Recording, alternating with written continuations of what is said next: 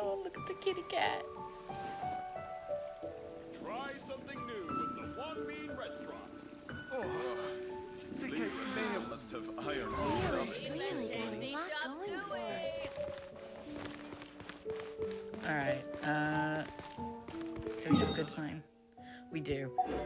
So, I'm trying to get this one. Let me tell you how it is. I have one last achievement with, Come good signs, getting all the bad signs.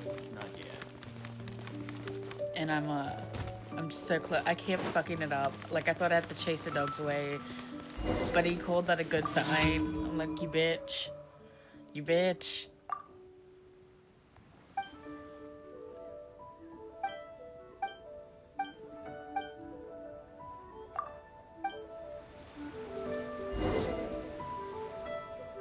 Also, today we just have Beelzebub. Nobody else wanted to join me in the room.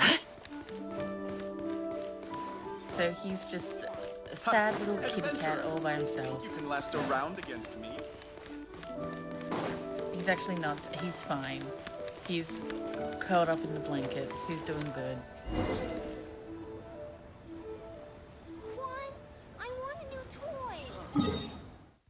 Okay, that one. I'm gonna have to pull out an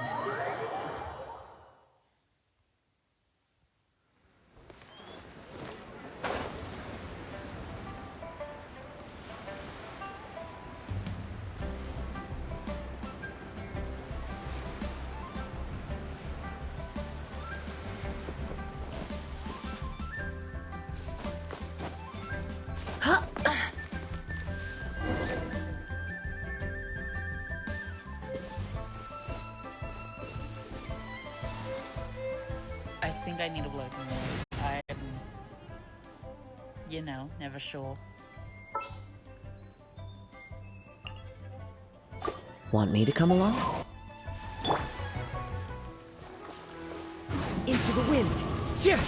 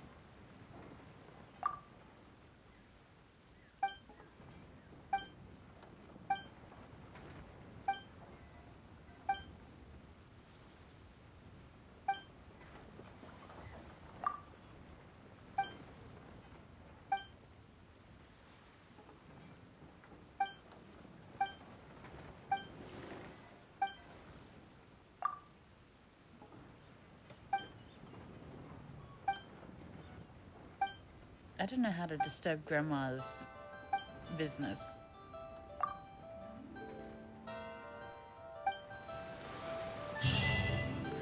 Yes!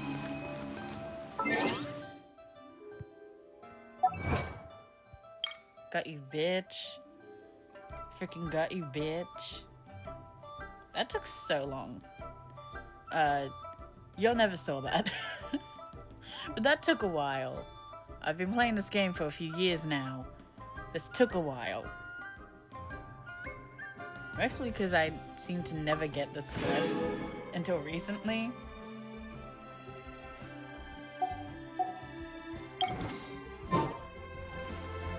Wait, hold on, I gotta check my achievements quickly. Is that a week?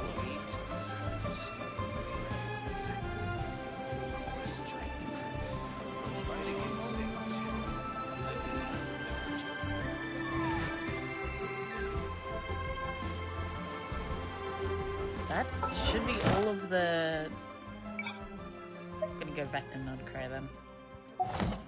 That should be, all of the little hidden daily quest achievements I've gotten. Fantastic. No, that's the wrong thing. Look at my achievements. Look at this shit. I've gotten so many. Who sit up on the counter? So long. To welcome our clients, of course. A kitty's gotta earn it. Now, we still need to get, what is it? I gotta stop clicking my tongue. I'm sorry, that's annoying. But we need 10 more, I believe, to get Miss Ma'am here up to level 90. 10 more of her boss.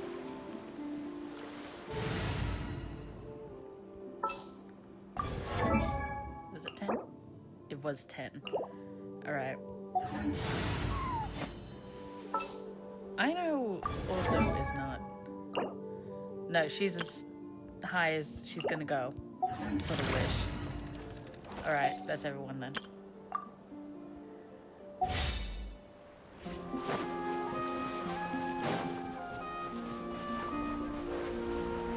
I've gotten better at fighting.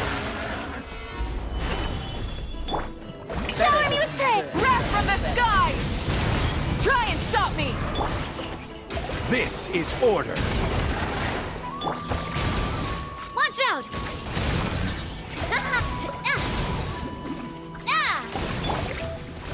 Gather. Okay, so during this, Strike a pose! hit early Ja! Full throttle! we got and Ja! go and pick one of the elements to fight. No more mistakes! That shit.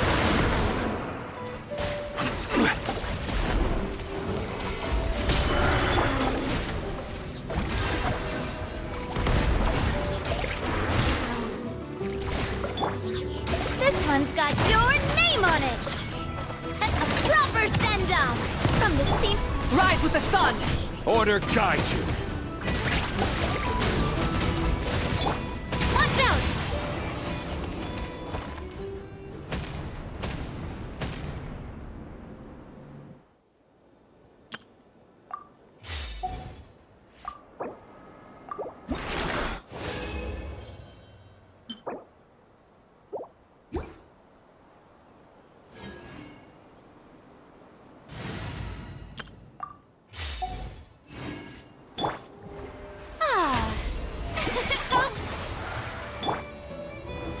Solidify.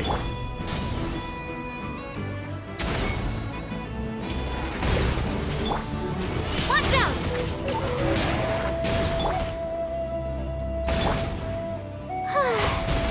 Let the world collide! Light of the blazing sun! Rev A proper send-off! From the Spina with love.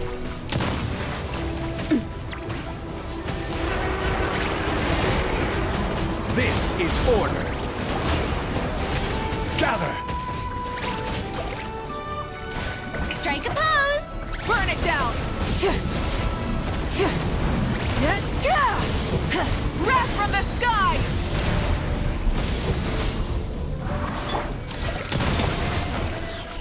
Hey there! Attack! Stabilize. Hiya! Watch out!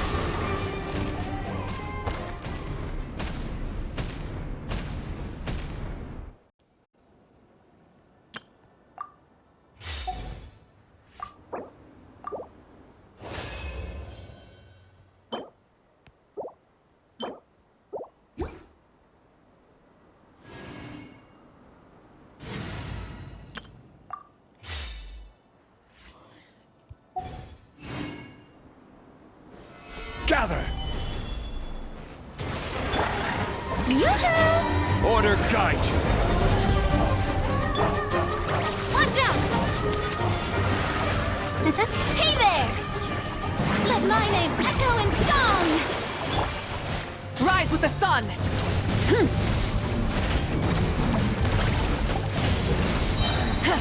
Light of the blazing sun!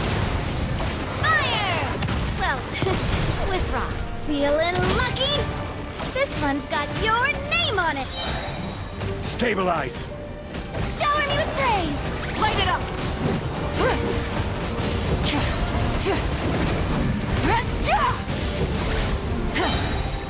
Wrath from the sky!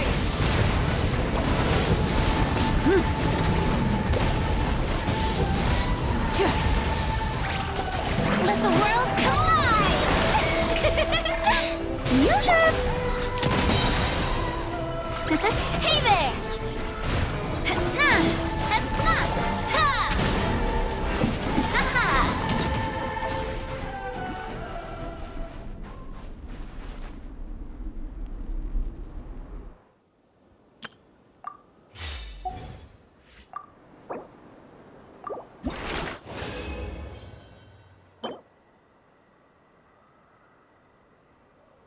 Alright, might keep that one.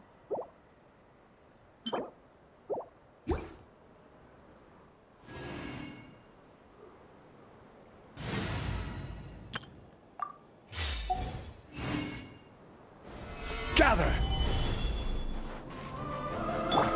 Shower me with rain! A proper send-off from the Spina with love.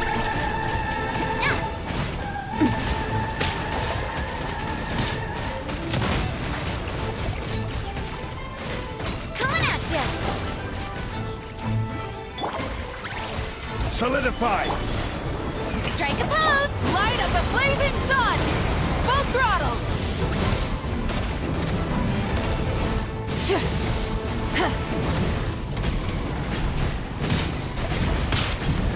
Switching gears. Is this our fate? Gather!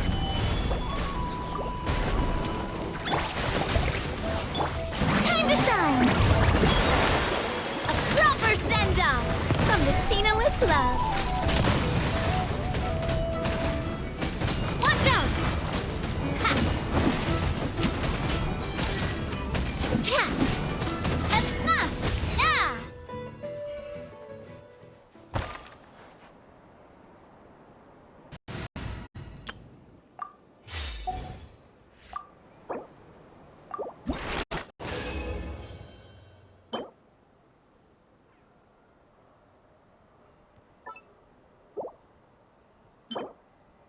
Damn, one off. Okay. Go over here.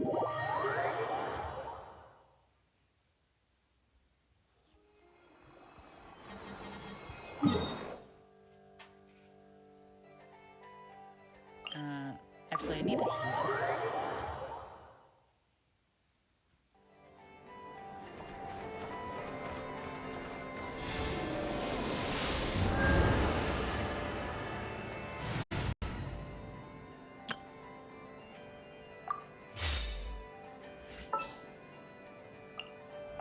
Let's get to work.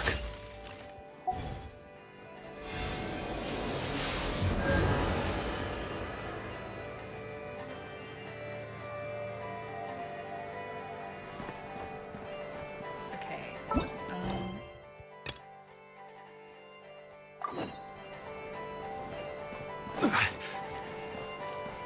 I'm excited to start the quest that I've been ignoring.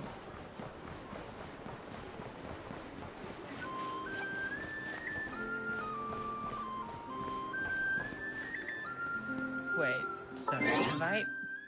Did I check anything before starting?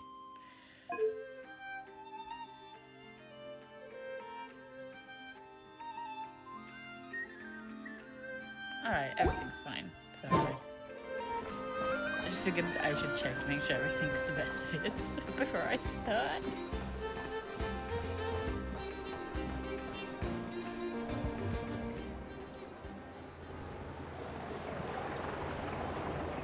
Oh, it's been a few days since we said bye to the others in Nasha Town. Still no We news just about got here, Ruru, we're though. already leaving. Where could he have slunk off to?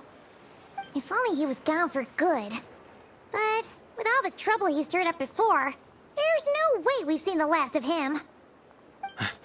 Hello! You must be the traveler in Paimon? Mr. Flint has been looking for you.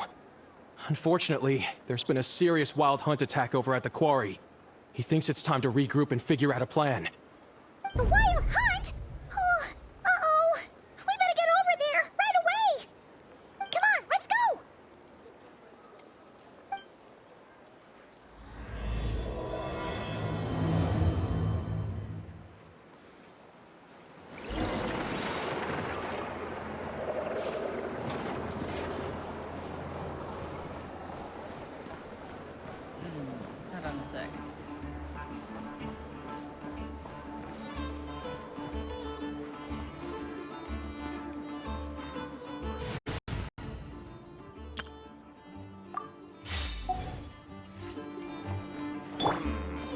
I'd better get me some alpacas. Once they hauled everything Vacation. Can't hide the truth.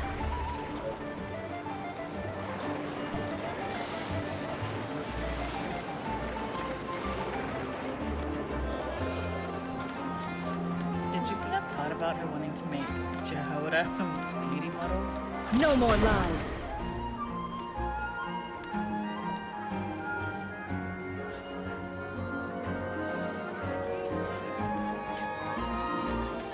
You. Oh, come on. We can't get any info off Pokemon.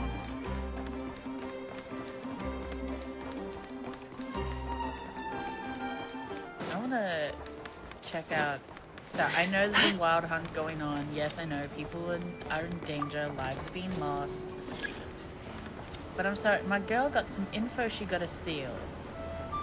I'm hoping Jehoda will be free in the same way that I hope there's going to be a free Ratnik character in order to do these shits. Because it's getting a little ridiculous that you have to Lately, maybe I should start get the flags. Can't hide the truth. It should be more lucrative than newspapers and books, right?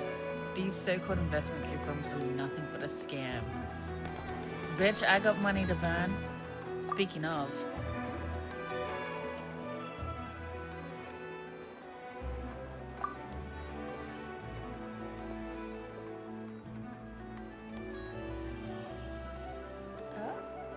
Is she just coming here to expose the scam?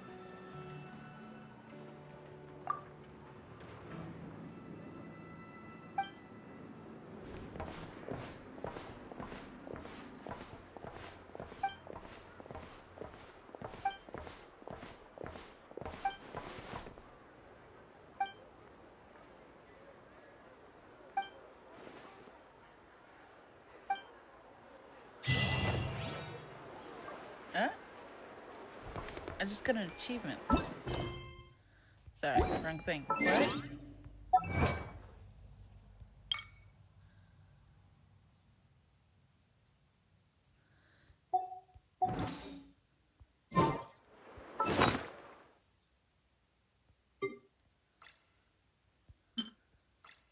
No, not that. Sorry, I'm... Oh, right, yeah. Sorry. This is Minikins. Weren't there 6, though?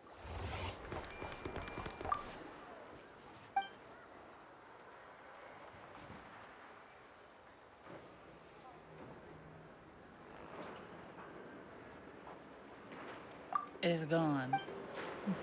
Okay. But I had 6. I was like, did I need her for that? I'm gonna be real mad. I need to find someone who didn't have her and see if they got the same thing. Okay. Utter bullshit.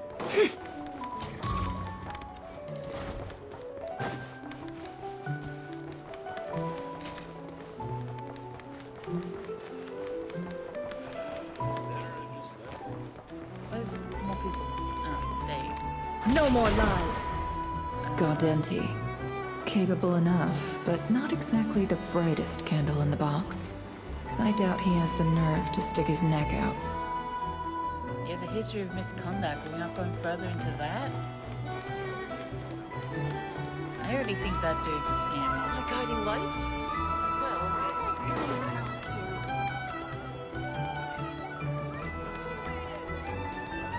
It all adds up. Looks like this little agent from the Marechaussee Phantom is having another fruitless day. Oh. But we respect her, and that's all that matters to me. Use your head, kid. Look more. Can't hide the truth. Nothing? No more lies. Trying to do my duty as a lightkeeper.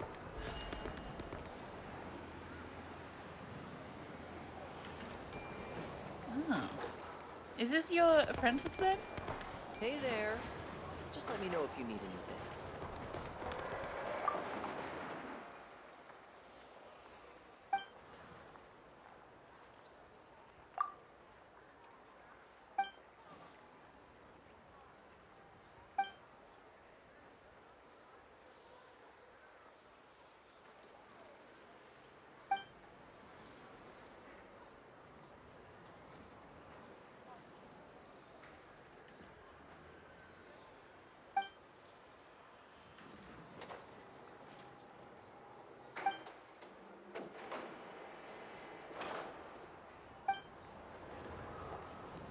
Alright.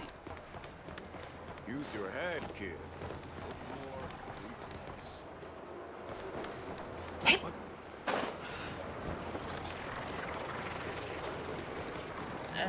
Rich already got her sugar sculptor, but just in case.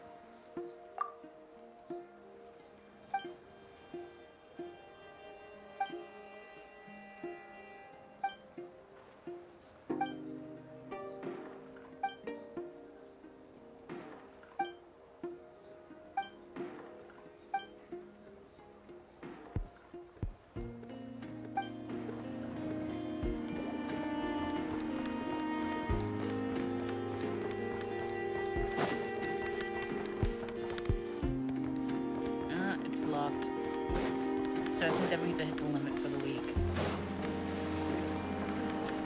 Alright, time for a break. That's enough intel for now. Ad Astra Abyssosk. Welcome to the Adventurers Guild.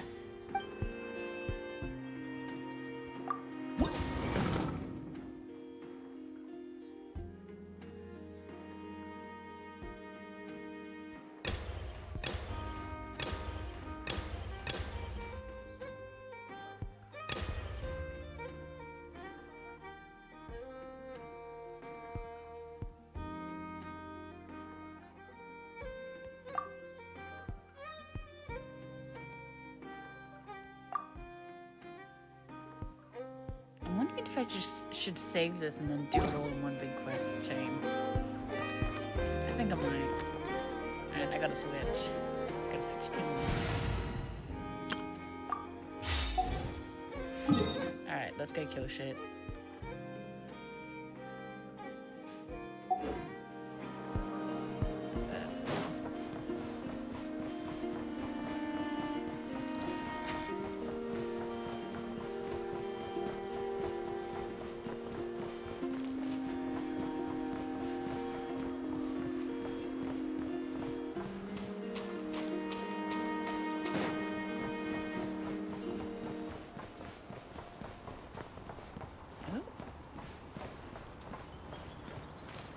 Alright.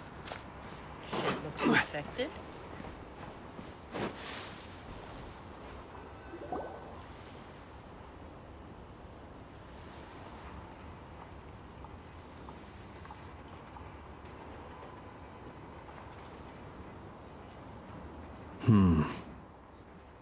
I can barely sense any Kuvaki at all. This whole area feels like a soulless husk. Looks like his appetite truly is insatiable. As if the power of that energy cannon wasn't enough. He's not seriously still getting stronger? What's his endgame here? Ah, everyone's here already. Hey, we made it. So, what's going on? We've all been on high alert since we split up a few days back, expecting Rerir to strike again. But it's like he just vanished into thin air.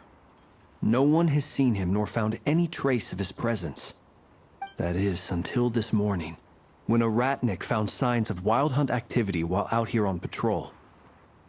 As you can see, the crystalline itself is physically intact, but the Kuvaki it contained is all but completely diminished. And we're sure that Rarier did this. Who else? He's the only one who could pull off a stunt like this. Kuvaki loss has reached critical levels. Reikir of Solnari set to maximum threat level. Warning, unless de-escalation measures are taken soon, he will pose a threat beyond our ability to contain. The consequences could be catastrophic. Traveler, do you remember when we encountered Rerir just after regaining his body? There wasn't a shred of sanity left.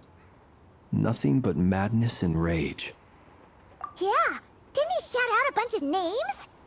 Then he started raving about how nothing in this world mattered to him. Oh, Paimon gets chills just thinking about it. Oh, but the thought that he's still out there, lurking somewhere in Notcry, waiting for his chance to strike? Oh, even chillier. Last time we fought, we were already at a disadvantage. If he has such overwhelming strength, why would he suddenly go into hiding? Yeah, if I were him and I wanted more Kuvaki, I'd just take it by force. No point staying in the shadows. Unless something went wrong. His whole resurrection thing didn't exactly go smoothly. The other thing is, how does someone who's completely lost their mind still have the wherewithal to cover their tracks so perfectly? Beats me. According to certain medical studies, insanity does not always entail a complete loss of rationality. It may be that he is simply living in a world of his own. That actually sounds about right. He was ranting away to himself the whole time, like he had zero interest in talking to us. There are many unanswered questions here. He could be right under our noses, and we'd still be in the dark. Besides his name and title, we know little about him. Certainly nothing about his past, or what he might be hoping to achieve. Exactly. And we wouldn't even know where to begin looking. Even Boss hadn't heard of the Rahir of Solnari before all this. I'd be willing to bet that even if we gathered together every scrap of intel in Nodcry, we still wouldn't find more than, like, 3 useful facts about him. So, if we do nothing, he'll just keep getting stronger. But if we want to investigate him, we have no idea where to look. Last time we had Marionette and her big robo-buddy to help us, and we still barely held our ground. If we had to face him alone... Oh, Paimon's head hurts just thinking about it. What are we supposed to do against a threat this big? Well, I do have a little hunch about his next move. Given that he attacked the quarry, I'd say it's likely he'll target other places rich in Kuvaki. Somewhere like the Eye of Krati, or the Pillar of Embla. One thing's for sure. If we just sit back and let him keep absorbing Kuvaki, we really won't stand a chance against him. A perfectly reasonable hypothesis. However, it is worth noting that these 2 locations are quite far apart. To investigate them both, we'll need to split up. I agree, we should split up. Right now, Rarir's goal seems to be gathering Kuvaki, not fighting us directly. Once we're done, let's regroup on Hisi Island. Wait, why Hisi Island? If I recall correctly, your largest goddess statue was carved from Kuvaki-rich ore, was it not? That's right. Yes, it could well be a potential target of his. I should head back and start evacuating the pilgrims.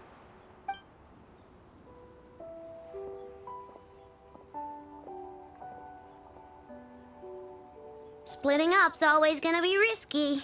But I guess we don't have much choice, right? We're in a race against time here. And if we do run into Rerir, what then? That's when you follow the 3rd rule of treasure hunting. Run like the wind. Didn't you say the 3rd rule was go with the flow? I don't know. Did I? Anyway, whatever. In this situation, go with the flow means go find backup. Agreed. If anyone finds so much as a trace of Rerir, do not pursue him. Get out of the area and alert the rest of us as soon as possible. We need to put safety first. All right, we'd better get moving. Come on, Anefa, let's go.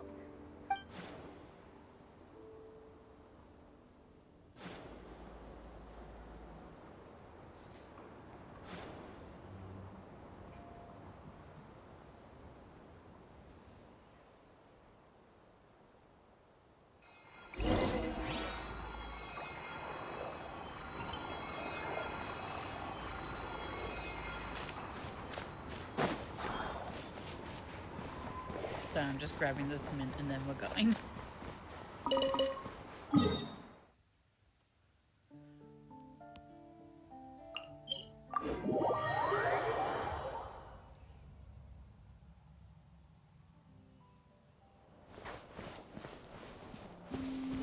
Wait, are there any optional things? No. Okay.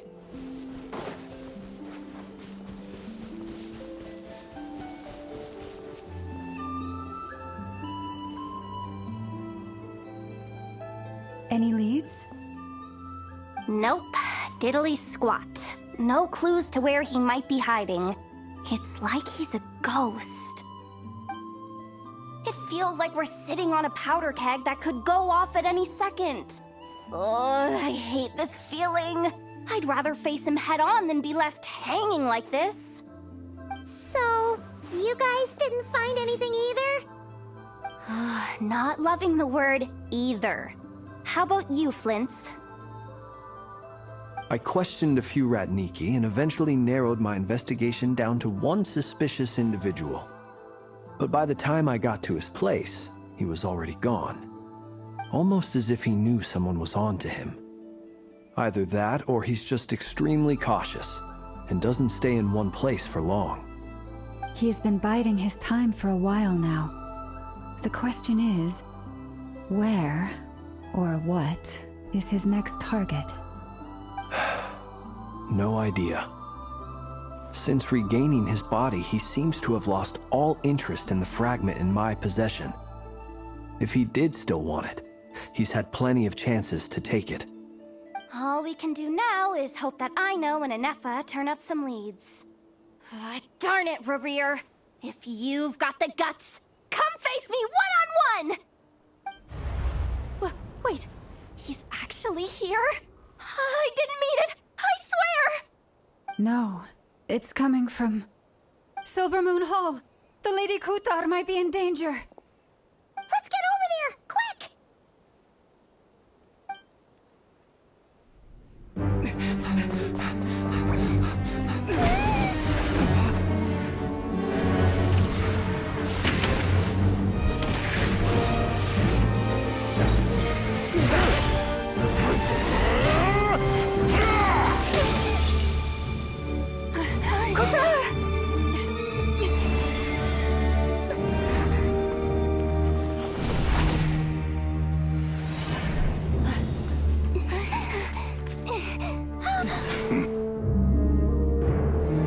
Why is he attacking the damsel elect? What's going on? No time for questions.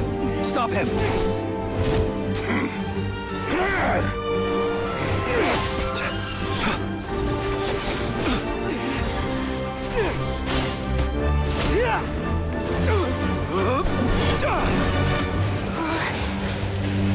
This is insane. Yehoda, get Kutar out of here! On it.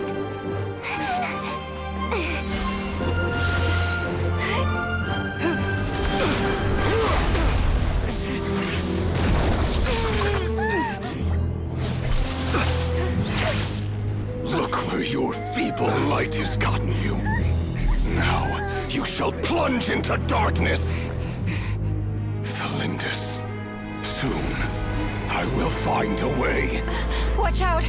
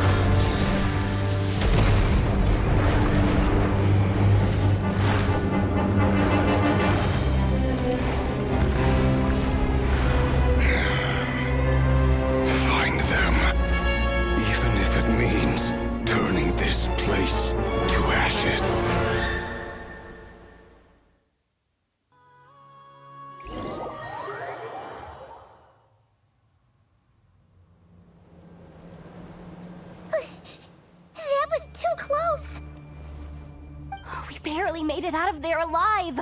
What's that guy's deal? How'd he get so crazy strong? He's a threat to this entire nation. I doubt his strength could even be measured by conventional standards. I have a question. When me and Anetha showed up, we saw him chasing after this lady like he wanted her dead. What was that all about? We weren't there for the whole thing either. They were already duking it out by the time we arrived. Yeah, we didn't see how it all started. It all escalated so quickly, we had no choice but to step in.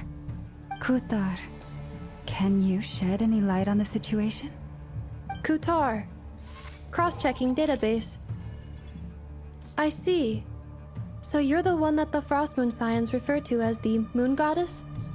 Wait, she's the moon goddess?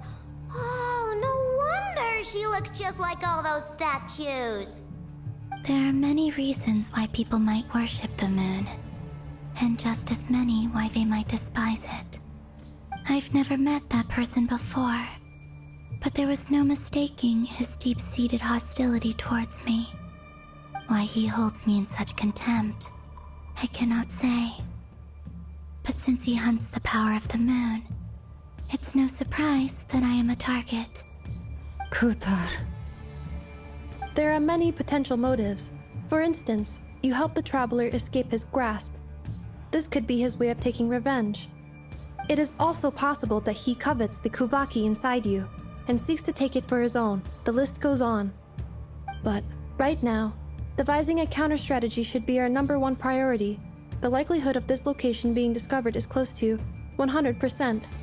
A counter-strategy? But we don't stand a chance against an enemy like this. Surely our only option is to run. He's not gonna chase us to the end of the world, right? So as long as we can sneak out of Nodcry undetected... No, I can't say that. Come on, Yehoda. This is serious stuff. You can't suggest we all just chicken out. Running is our only option. Huh? You seem surprised, but what other choice do we have? We are facing an enemy we cannot possibly defeat in battle.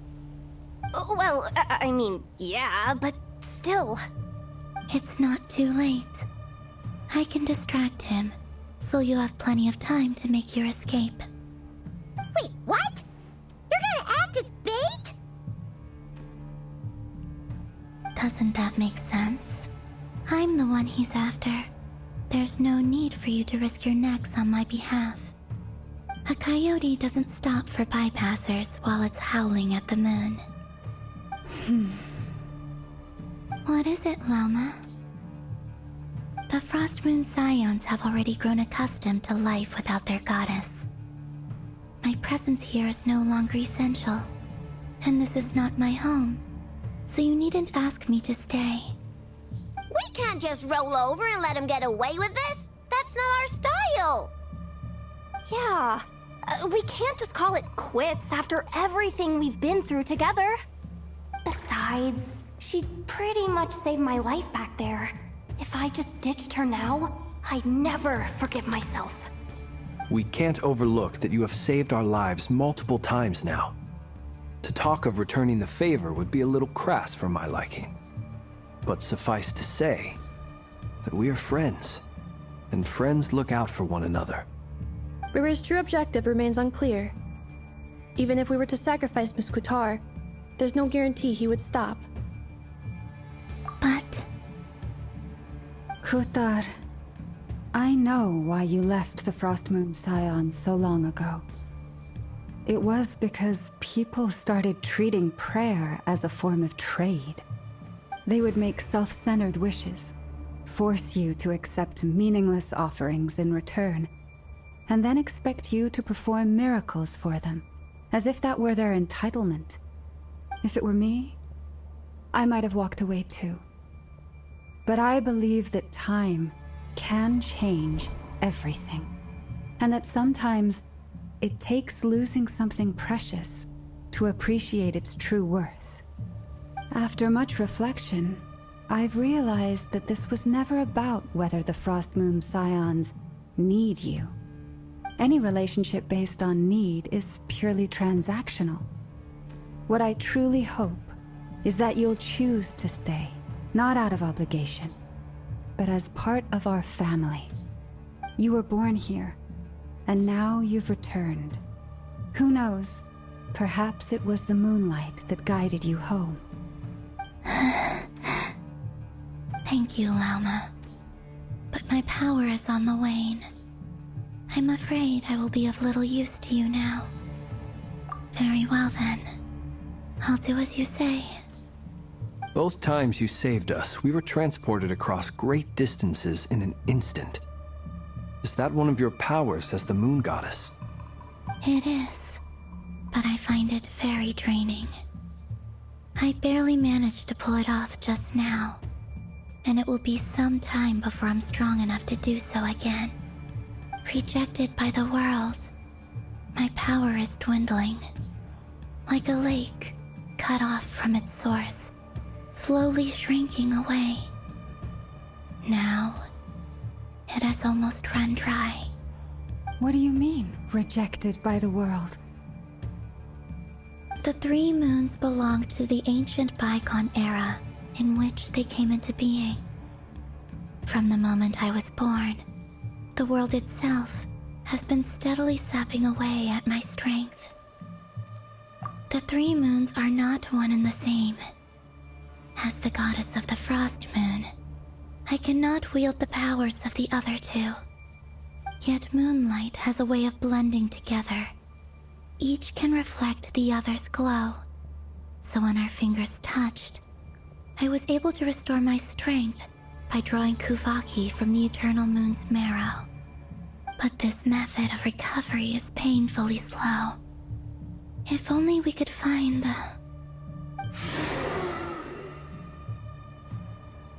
It's the Wild Hunt! Even faster than we expected. We'll have to finish this conversation later. See how those Wild Hunt creatures are running away from us. They're likely just a scouting party, which means Rerir won't be far behind. Then what are we waiting for? Let's get the heck out of here!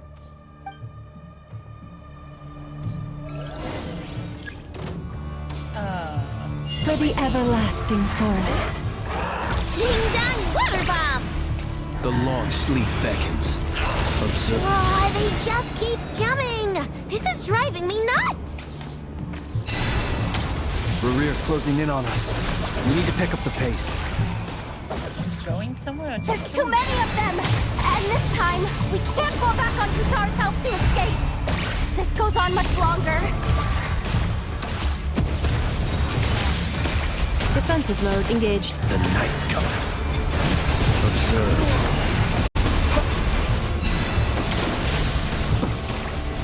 Look, a rainbow! Annihilation mode. With one heart, we pray. Leave this place. Be silent. Close your eyes. Fear the dark. Observe.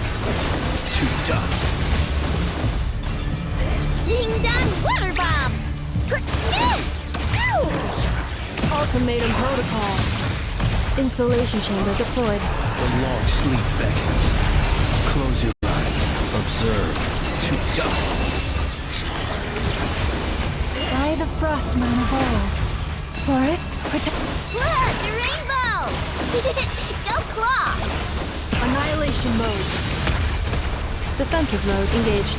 Close your eyes. Beware the creatures of the night. Observe. Be silent.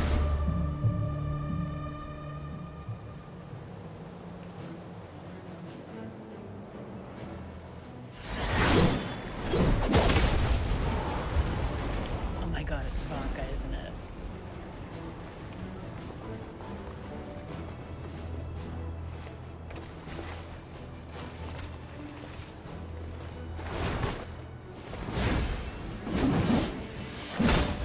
Damn, swing me like that, blade. Why did he need to appear so hot? That What's was- the matter? Okay. Bit off more than you could chew?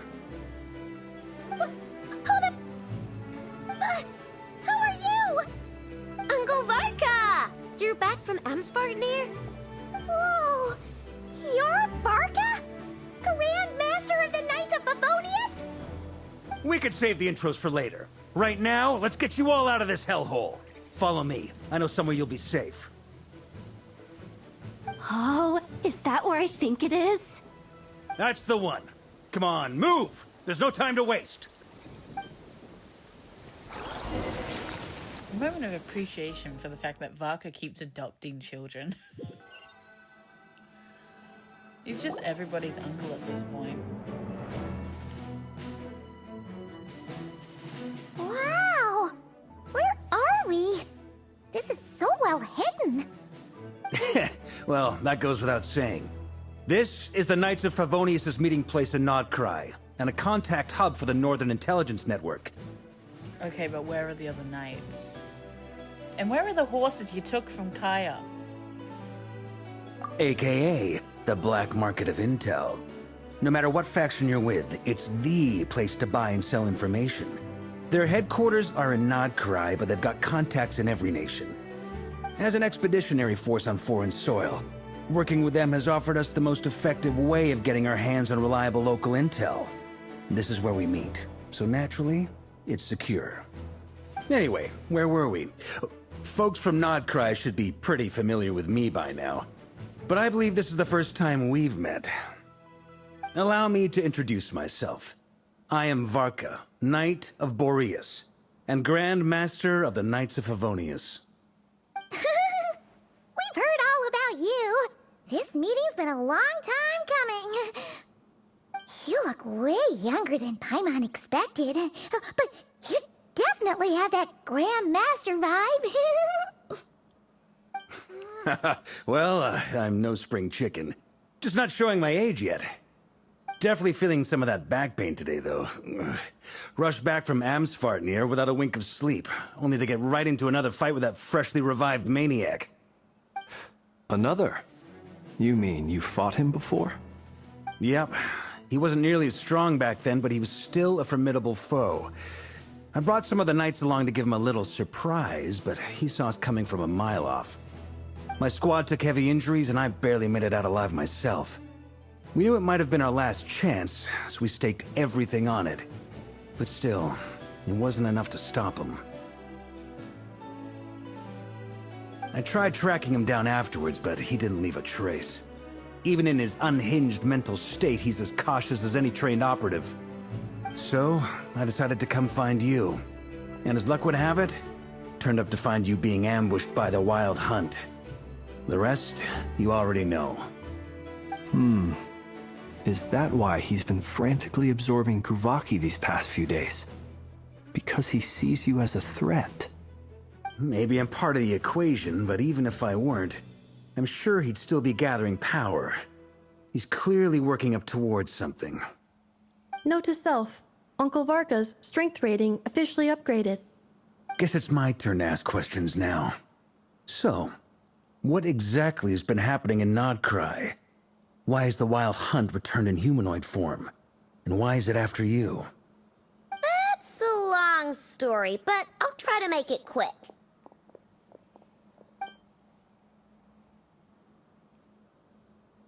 Wow, I had no idea so much had happened. Sounds like you guys have really been through it. So, the Kutar is actually a Fatui Harbinger. And all this Wild Hunt activity in Nodcry is the work of the Raker of Solnari, one of the 5 sinners. That's a lot to take in. Need some time to wrap my head around it all. I'm truly sorry, Mr. Varka. You stood with us against the Wild Hunt, and did everything you could to stop it from escalating into a full-blown catastrophe. And then, the one time you're away, it all comes to a head and all your hard work gets undone. You've got nothing to apologize for, Miss Moonchanter. You can plan 100 steps ahead and still slip up. That's just life. No one knows what tomorrow holds. You can't predict which way the wind will blow next. And, to be perfectly honest, I can't say I'm surprised. For all the times we've defeated the Wild Hunt in the past, we've never been able to completely wipe it out. Turns out, we were just delaying the inevitable. But now that a new variable has come into play, fate may well take a different course. A new variable? You mean us? Who else? And in a strange way, I think his resurgence might not be an entirely bad thing. The Wild Hunt is like an unrelenting force of nature, but Rerir is an individual with an agenda. He's gotta have a weak spot somewhere. That said, while I was explaining everything just now, some of the points that Mr. Flint's added caught my attention. You mean about our mystery ally? That's right. From what you've said, not only did they lead you straight to some key files, they also shielded Hisi Island from a lethal Kuvaki blast. I don't know who or what could pull something like that off. Heck, even Miss Columbina doesn't have a clue. I hadn't heard the story about those files. Would you mind repeating their titles for me? Wild Hunt Phenomena Log, a Nodcrian Ratnik's Field Journal, and Kuvaki Survey Log. Oh. No. Still doesn't ring a bell. Another dead end. Guess all we can do now is hope that our mystery ally keeps showing up when we most need them. Still, it's safest to assume they won't be intervening again. From here on out, we'll have to resolve this crisis by ourselves. Your intel also explains something else I've been wondering about. The reason I led my team to Amsfarnir was because we'd had reports about a possible source of the Wild Hunt showing up there. But once we looked into it, it turned out to be a red herring. I don't know who was behind it, but clearly, it served its purpose. I doubt it's by chance that he happened to make his comeback while my attention was diverted. And from everything you told me, it sounds like his scheming began well before his return. So maybe luring me away was all a part of his plan. But is it even possible that he orchestrated all of this by himself? The Moon Maiden and the Raker of Solnari, Nodcry of all places. The way everything is unfolding, it can't be a coincidence. So, what do we do now? Got any ideas? Right now, we've got at least 3 things to consider. Let's go through them one by one. First, we need to figure out how to take down Rerir. If we can't beat him in a straight-up fight, the rest won't even matter. To my knowledge, the bulk of Nodcry's fighting force is already gathered here. But even with everyone united, we're still no match for Rerir in his current state, let alone with his power still growing. What if there was a way to tap into a new power of our own? How so? Have you thought of something, Columbina? 3 moons once watched over this world. The Eternal Moon was the largest. The Frost Moon was the brightest. And the Iridescent Moon was the most mysterious. They say that back then, the 3 moon goddesses wielded immense power. Enough to shape the workings of the world itself. I now bear the Frost Moon's power, and the Eternal Moon's marrow resides within the Traveler. Hold on. Are you suggesting... The Iridescent Moon, the last piece in the puzzle. That's right. If we can find the Iridescent Moon's marrow, I will be able to regain my strength much more quickly. The 3 moons are said to stir the tides and illuminate all things. Perhaps they hold further secrets beyond our understanding. According to my analysis, the solution is feasible. However, it is subject to one major condition. How do we locate the Iridescent Moon's marrow? I know a way, but... we will need to visit the Fatui's Experimental Design Bureau. The Experimental Design Bureau? Are you saying we need to involve Marionette? Yes. I must speak with Sandrone. It's a long way from here to the Experimental Design Bureau. There's a high chance you'll be spotted. You shouldn't go alone. Then that's settled. Next up, our second priority. Somehow, we need to figure out Rerir's end goal. As you saw for yourselves, when he was still in his Wild Hunt form, everything he did was for the sake of recovering his body and resurrecting himself. His first act since then, after laying low for a while, was to try and assassinate this young lady. People's obsessions often reveal their greatest vulnerabilities. There must be a reason why he despises the moon so deeply. Perhaps it sheds some light on his title, the Raker of Solnari. The Wild Hunt has plagued Nodcry for centuries now. If we want to stop it for good, we have to get to the root cause of what's driving it. It's true. We still know very little about him. If Kuthar hadn't given us that lead, we wouldn't even know his name. But where would we even start? I doubt even the Intel Queen of Nodcry has a clue, and she has info coming out of her ears. Oh? That's a rather hasty conclusion for someone who's so painstakingly meticulous when it comes to dealing with machines. Ah, she heard me.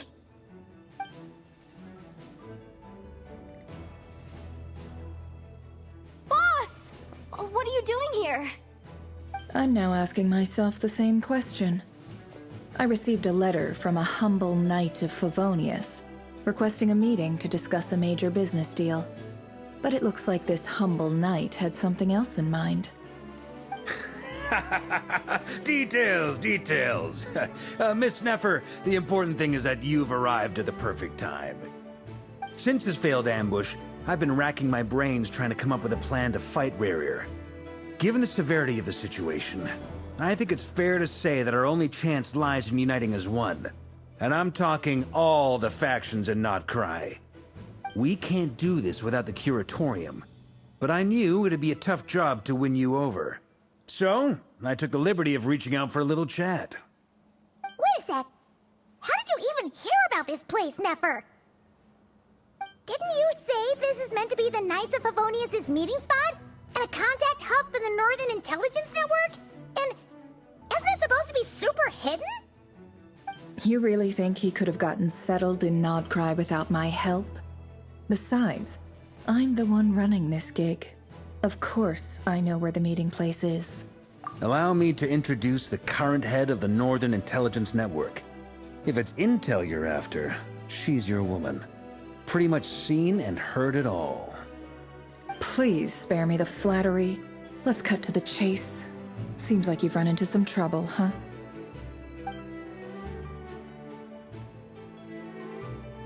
Well, this certainly qualifies as an unforeseen crisis. On behalf of the Curatorium of Secrets, I wish you all the best of luck. So you're just going to sit this one out? Why should I get involved? What could possibly be in it for me? What if we told you we can't do this without you? Oh? Then I'd say you'd better make it worth my while. I don't work for free. I can't put a price on something like this. It's just not in my nature. But then again, you and I have always been polar opposites in this regard. So I can't exactly say I didn't see this coming. If you insist on compensation, I will pay you. Consider this a formal commission. Sound fair? You just don't give up, do you? Too bad. I know you well enough to know you can't afford my prices. The riskier the job, the more it'll cost. And a Moonchanter's stipend isn't exactly generous. Unless you're planning to start passing the donation box around among the faithful. Boss, just a thought. If they come up short, maybe you can take the difference out of my next few paychecks. Things got really dangerous during the fight with Rerir. If this girl hadn't saved me, I'd be ley line fodder by now. I'd be gone for good, boss. If there's any way we can make this work, I'd really like to help her. Please? I'm begging you. This is why I'm always telling you never accept favors. They are the hardest debts to repay. You have to be careful who you get involved with, or you invite all kinds of misfortune. Very well, Yehoda, I will help. But just this once. Don't count on this happening again. Flynn's, that fragment that Rerir was after, Do you still have it on you? Of course. Let me borrow it. I need it to follow up on some leads. Wait, you actually have some leads? Shh. This is top secret information. I get it. We all have things we'd rather keep to ourselves. Plus, I know we can count on you, so we'll leave the intel gathering in your hands. And that brings me to the third and final item. We need to find a way to distract him. We need time to make our move, so someone will have to stall him. I'm in for this part, no matter what. Anyone coming with? Count me in too. Come off it, you two. Quit playing heroes. I'm way ahead of you here. Nefa did a scan of the Moon Goddess's Kuvaki signature, and we're gonna use it to make some decoys over at the Kramkake craft shop. Anyone who's in, follow me. Once they're ready, we'll deploy the decoys across Nogcry. So as long as the rest of you keep moving, he won't catch on to your scent and won't be able to track you down. I like it. Genius idea. No biggie. All right then, we'll split into 3 teams. Once your team has finished their mission, return here and wait for the others. Dismissed!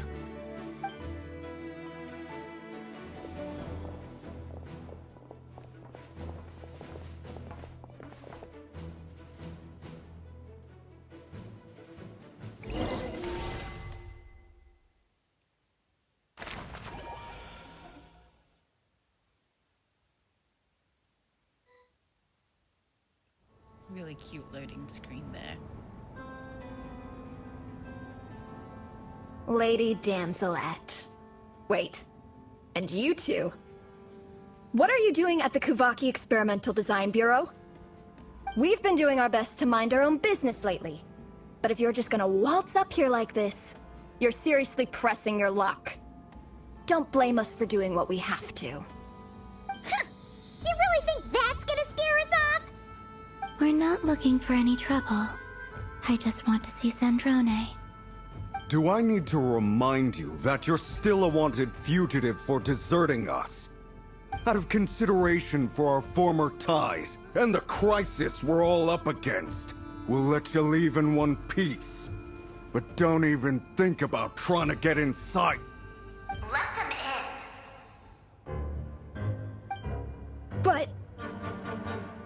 Are you going to make me repeat that? No, my lady. Sandrone seems to be in a good mood. Must be maintenance day.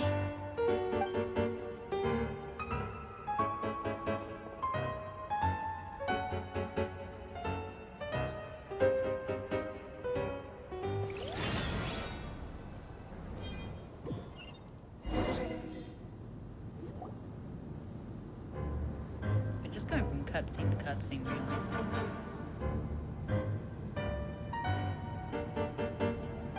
So tell me, to what do I owe the honor this time? Actually, before you answer that, just so we're clear, we're not colleagues anymore, Columbina.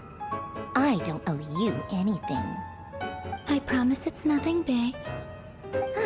It seems like you've gotten the wrong idea here. The only reason I let you in was because I was bored. It seemed like a way to kill some time and satisfy my own curiosity. Whatever miscalculations I may or may not have made in the past, I haven't lost the plot enough to even consider sticking my neck out for your sakes. I'd like to speak with Arlecchino. What? Huh? You mean the knave? I'd like to speak with Arlecchino. Is she in Nodcry? No, she's not. Once the work on this facility was completed, she went back with the Rooster and Regrator. The only ones in Nodcry are me and... What is it you need to speak to her about anyway? Rerir is hunting me. If I'm going to face him, I must first retrieve the lost moon.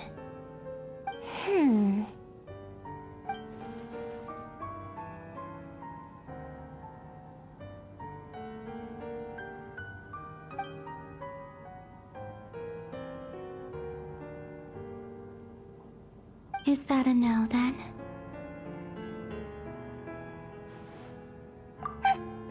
I need reminding. I was this close to settling things with him before someone decided to whisk me away to their weird little garden.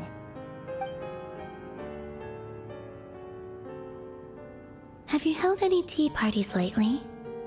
Tea parties? Yeah, obviously. You don't seriously think we'd pack it all in just because you aren't here. If anything, they've been more eventful than ever. Just me, Arlecchino, and a bunch of insolent, insensitive guests who won't stop asking where you've gone. Oh, they've been a real joy. I bet you served them the worst tea you have. Just like you used to do to me when I upset you. Who cares about how good the tea is when there's no one around to drink it? I keep losing people. First Rosaline, now you. I'm running out of people who can make me laugh. Honestly, what could be more ridiculous than the multi-centenarian goddess, who's only ever had the plain herbal tea she received as offerings? You'd always brew a different type of tea for me each time. Was it really just to see how I'd react?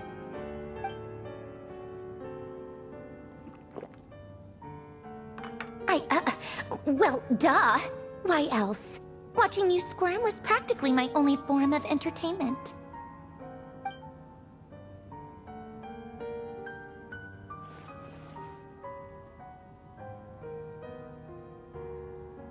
Oh, yeah. And Capitano sometimes used to bring Tartaglia around, too. But I guess we won't be seeing him again. Well, I guess we are overdue for a get-together. Polonia! Have Fevronia pass a message to Arlecchino for me. It's time for tea. Will suffice. Pass along a message for me, too, if you would. My body cannot contain the marrow of 2 moons, so I'll be leaving one of them in her care. Excuse me? Who said you were on the guest list? If my tea meant that much to you, maybe quitting the Fatui wasn't your brightest move. Back when you were under the Tsaritsa's protection, no one would have dared come at you so openly. But that protection didn't come for free. In fact, I paid dearly for it. At the end of the day, it was just another transaction. I just got tired, that's all. I never wanted any part in their grand ambitions, and I've had enough of being treated like a bottomless supply of power. It brings back memories from the old days, when I was still worshipped as the moon goddess. Centuries on, it may be a different group of people, but I see the same greed in their eyes. I figured you'd leave eventually. You didn't have as much of a reason to stay as I do. The Tsaritsa gave you shelter and protection, but that was it. Nothing more, nothing less. Meanwhile, the Fatui demanded everything from you in return, until it was more than you could bear. I get why you left.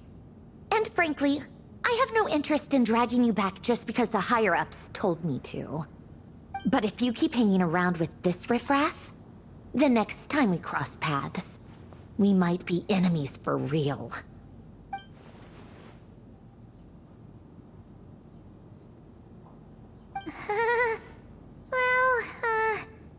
Guess that's our cue to leave. That might be your plan. But it sounds like someone else wants you to stay a little longer. Huh? What do you mean? Listen.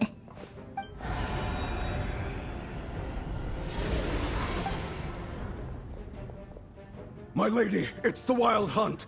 A horde of monsters is headed straight for the facility. Another uninvited guest trying to crash my tea party. Clear the area. I'll handle this. Are we gonna play as her, or do we get around? Wait, what? You want us to leave you here by yourself? You'll be lucky to make it out of this alive. You really think you can afford to worry about me? Go on, get out of here. You may have stopped Polonia from crushing him last time, but I've made sure that won't happen again. The entire Experimental Design Bureau is rigged for war. stay and watch if you want. But it'll be at your own risk. You're not flagged as friendlies in the weapon system. Don't tell me what to do! Ugh, look, if you're leaving, make it quick. Or you'll just get in my way. There's a secret passage on the second floor. It'll take you right to the plains out back. Stare all you want, Columbina. You're not getting another invitation to my tea party. I know. But thank you anyway, Sandrone. Ugh, this is exactly why you shouldn't hang around with those people. All their melodrama and sentimental nonsense is rubbing off on you. Can we actually stay and watch the fight, or we just no?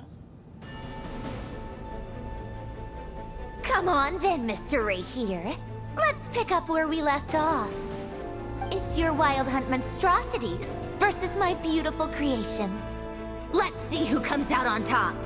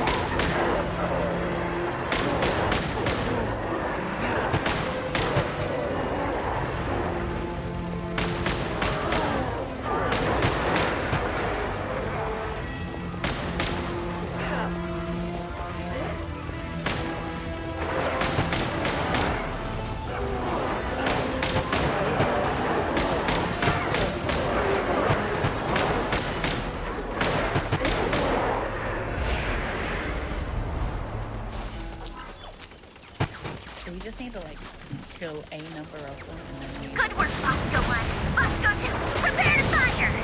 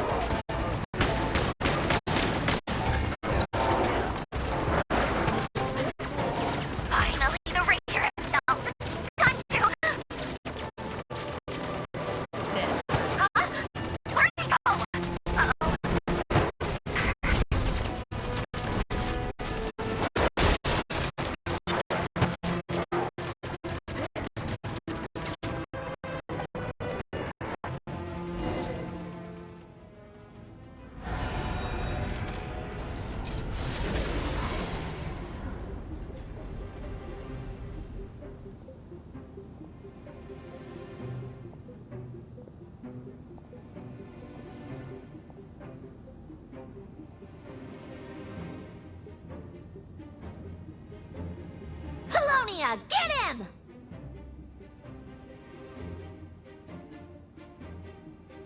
I've upgraded Lilonia again since our last encounter, and uploaded every last scrap of your data. So let's finish this, once and for...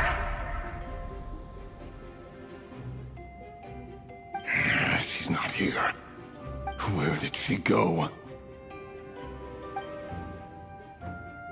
Hey! Over here, you big... Cursed moon. Go. Keep searching. She cannot have gotten far.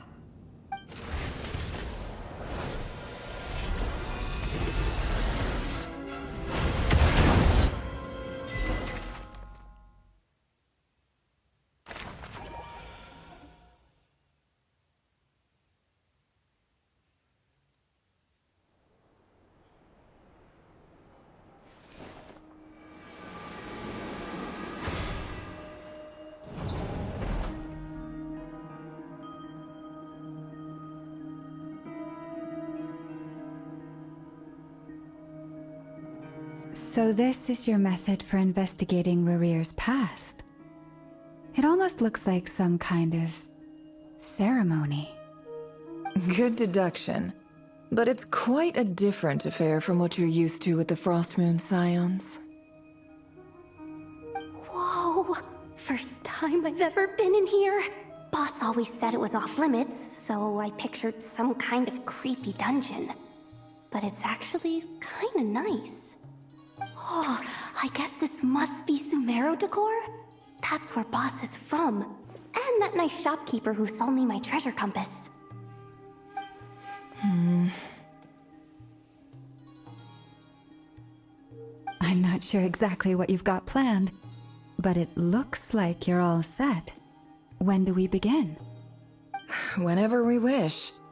But for some reason, I've got a feeling this isn't going to end well. I've never faced Rarir myself, but from what you've told me, his power is beyond anything I could imagine. I, on the other hand, am just an ordinary businesswoman. Our paths should never have crossed, yet here I am, forced to make an enemy of him. If you ask me, you're about as far from ordinary as it gets. So what are you saying? You're getting cold feet?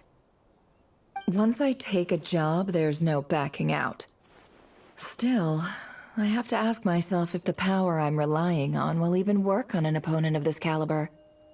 And also how to make sure I come out of this alive if things spiral out of control. Death is the one thing we can take for granted. It is the great equalizer, however fortunate or unfortunate we may otherwise be. So it's important to consider how to spend what lifespan we have left. Come on, boss. Lighten up. Quit talking about death. It's bad luck. For once, I agree with you. When you're up against a foe like Rarir, there's no such thing as being too prepared. Is there anything I can do to help? That won't be necessary. I've already made up my mind. Time to cash in a precious favor I've been saving for a rainy day. Yehoda, I need you to find someone for me. The sooner the better. Eh? Find who? That shady merchant who sold you an overpriced treasure compass the other day. Come on, boss. You're pulling my leg again. In what way is she shady? She showed up when I was completely lost and sold me a neat little gadget that was exactly what I needed. Trust me, she's a good person. Anyway, I know who you're talking about. Don't go anywhere. I'll be right back. Please don't be Dory. Please don't be Dory. I'm begging you. Quit dragging me. I genuinely can't run any further.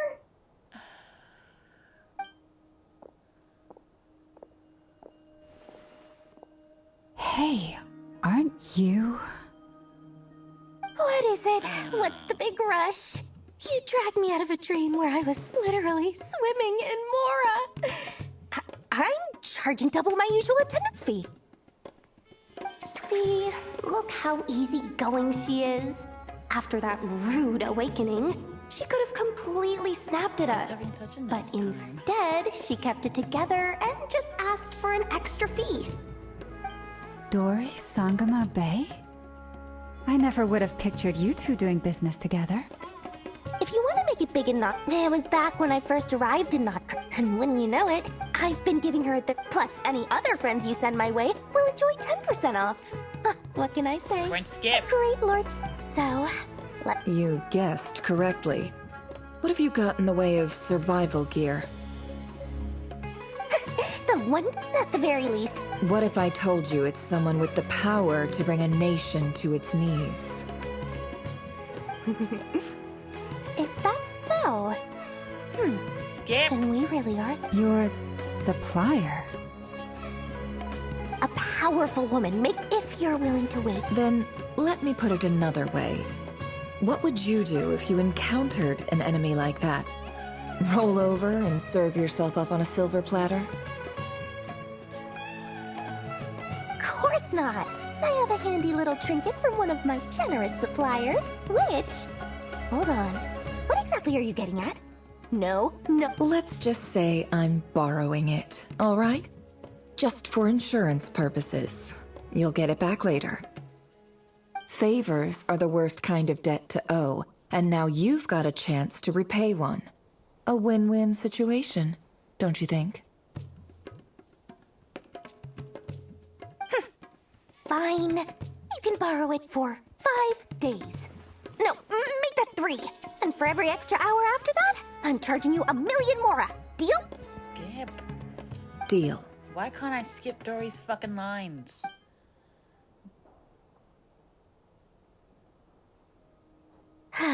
What a way to start the day. Now, was there anything else you wanted? Or can I go back to bed now?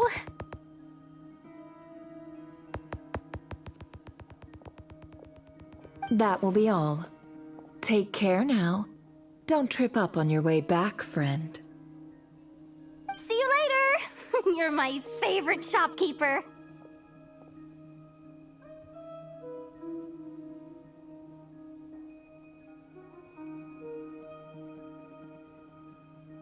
Excellent.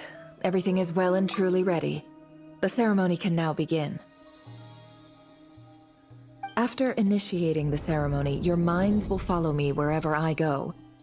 You will see many strange things in your mind's eye. So remember, don't be frightened, and don't make a sound.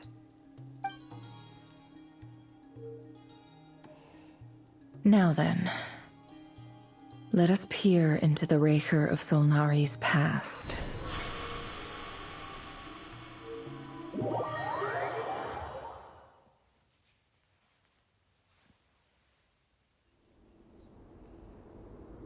I made it. I don't recognize this style of architecture. Must be Conrian. Simple furnishings, table and chairs.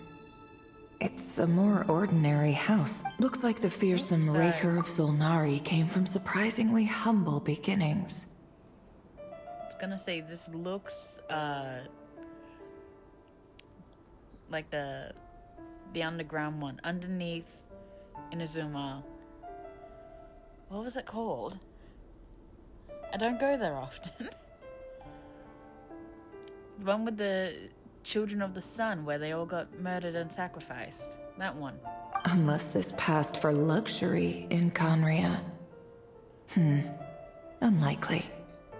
It was said to be a very prosperous nation in its heyday. Anyway, I'll keep exploring.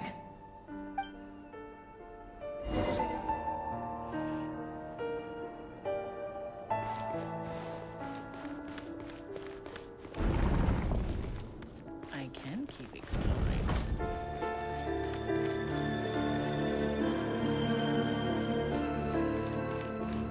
Ooh, flower. Wait, can I? Economia. This place. This is what it looks like. Hold on a second.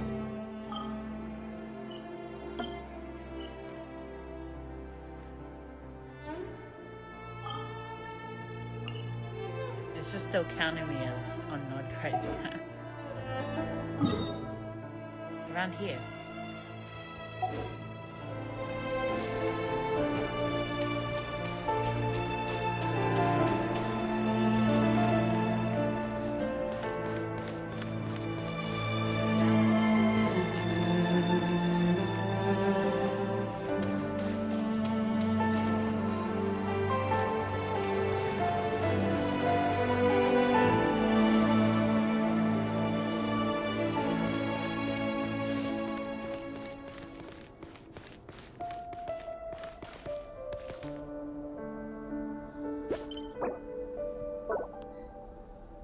Can't use camera here. Alright.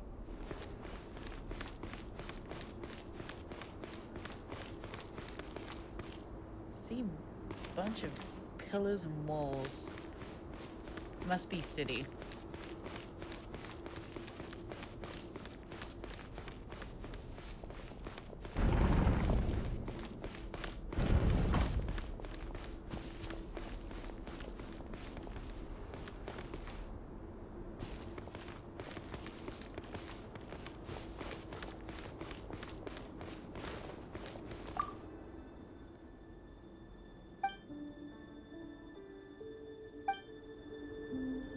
So this is like a studio apartment.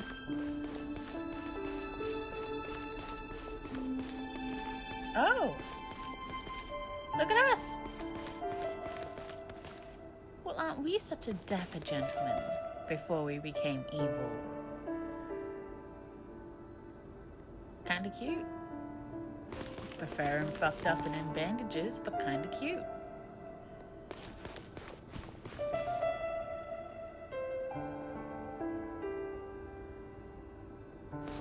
See out the windows. That might be the point.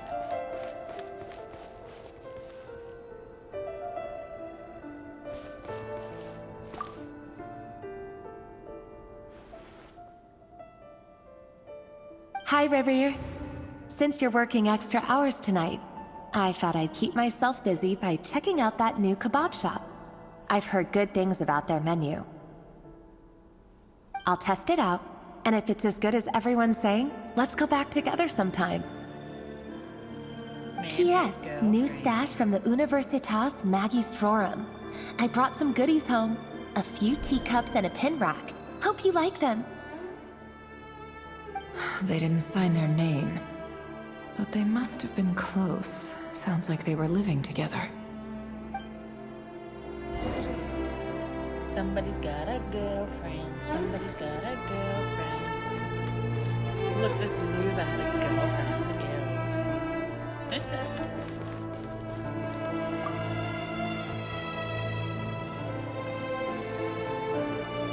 I went over to Joseph's for drinks today. They have a fine collection, but I went alone. Felindis was tied up with something and couldn't make it. Joseph asked why I came alone, but I didn't really have an answer. He then went on to ask about other things. If you ask me, someone who asks that many personal questions is too nosy for their own good. But if he invites me again, chances are I'd still go.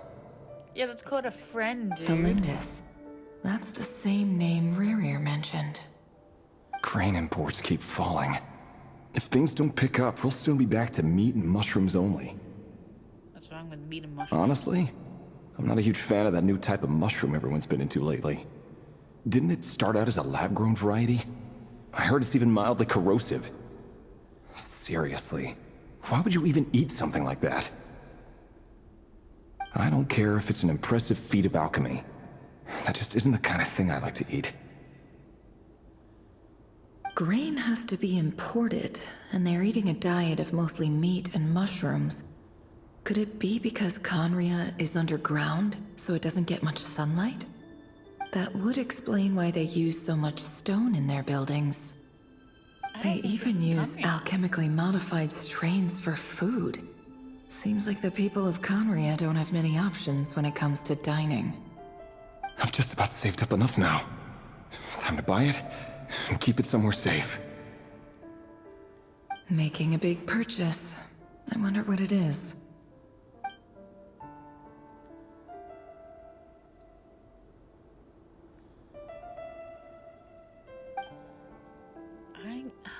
went Ikonoma, not Konria?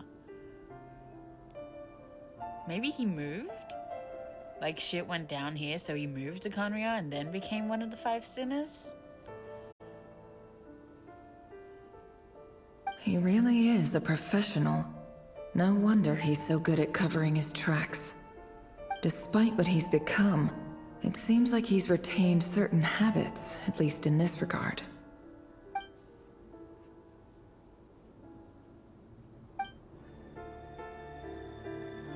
Did Rary rip it out himself?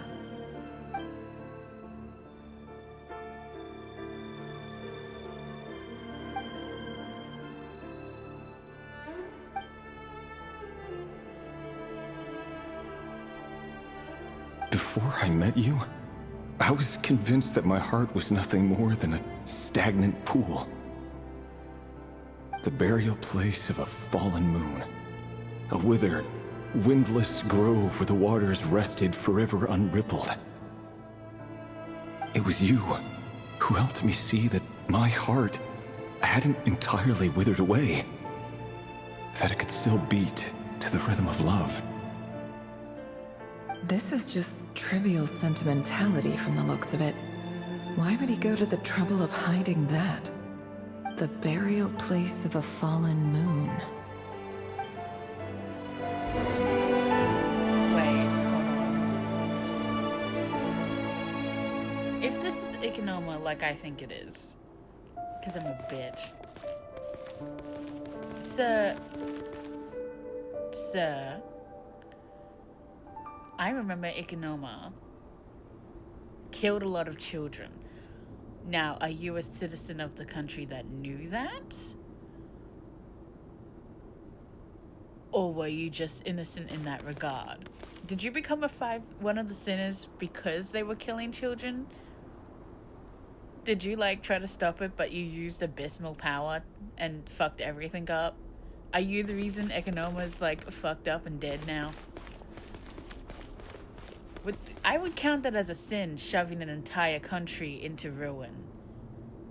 I mean, it's kind of small for the countries, but you know what I mean. There were layers to it. Could have been a layered city. Also, I'm sorry, that's just such a cool little detail that he's in the mirror.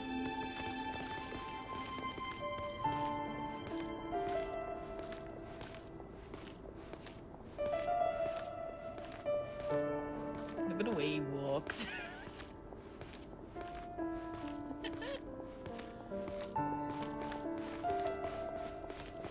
It's been a long time since I looked at Ikonoma, so the lore's a little fuzzy, but I know they were killing kids. Over here.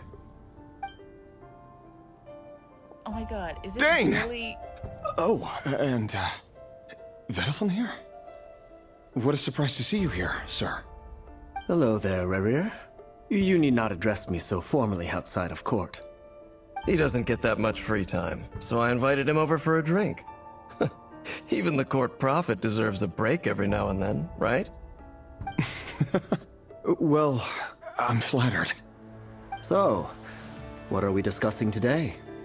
No, I'm sorry. Hey, James lives here. don't look at me. As far as I see it, we don't need an excuse to have a few drinks. I'm sorry, if Danes lives here, this really is Konria.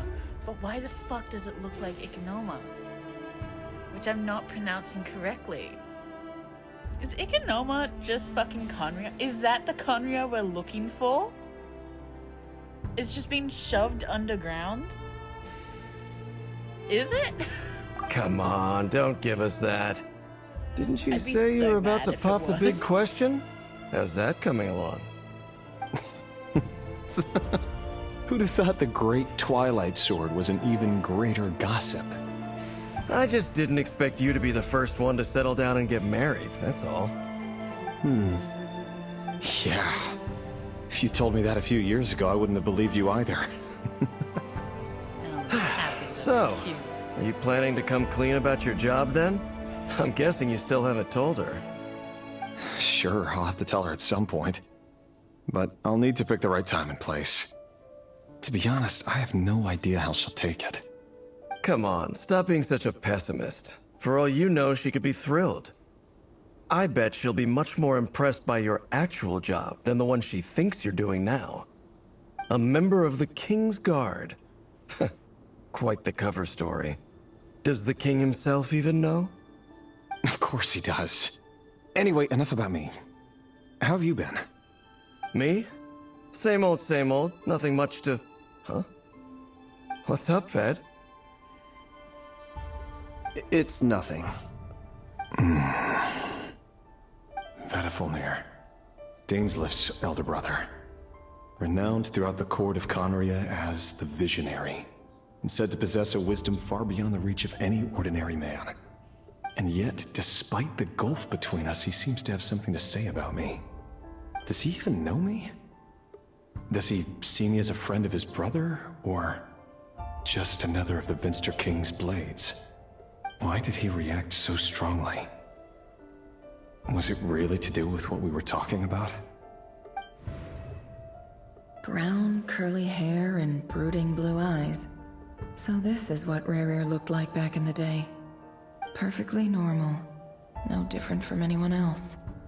As frightening as this monster is in the present, there's something even more unsettling about seeing the human he used to be.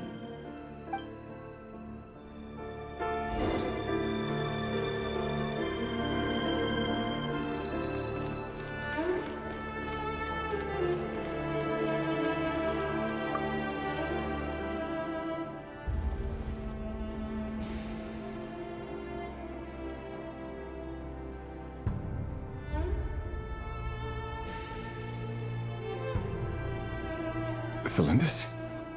You're back early? Our equipment's being serviced today, so I got off earlier than usual. How's your day been? Aw, why the long face? Is something the matter? Has your boss been giving you a hard time again?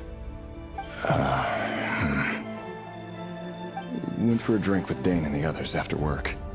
Isn't that a good thing?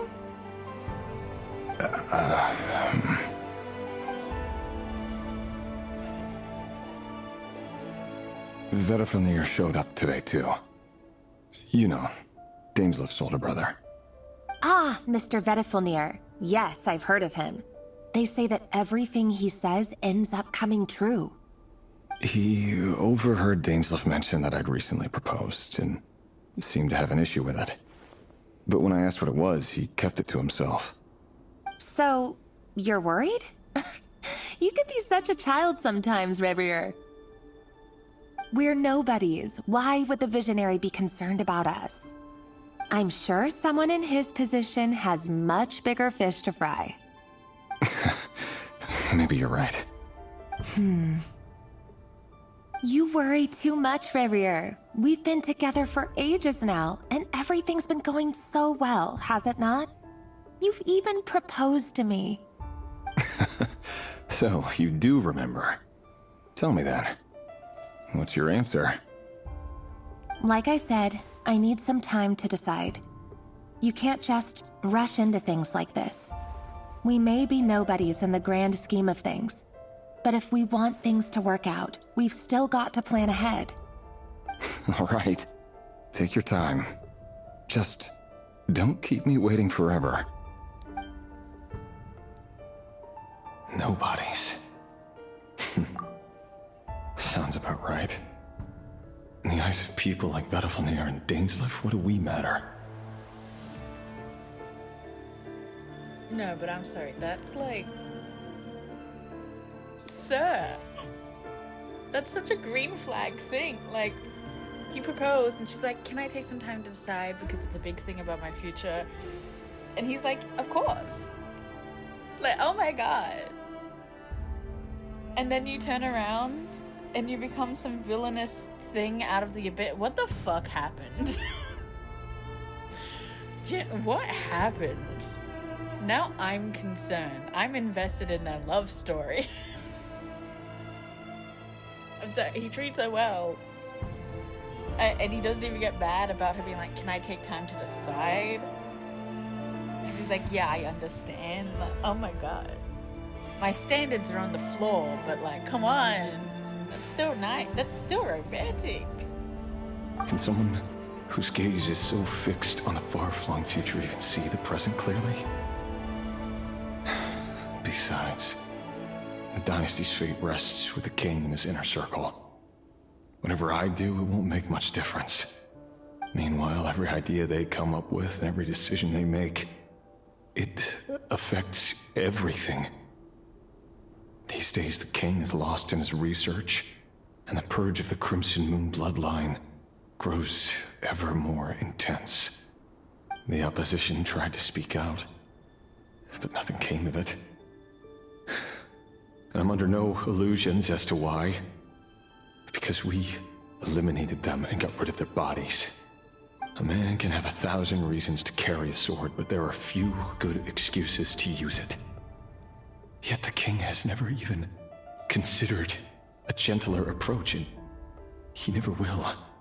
What becomes of someone who kills on another's behalf? Can he ever find true peace?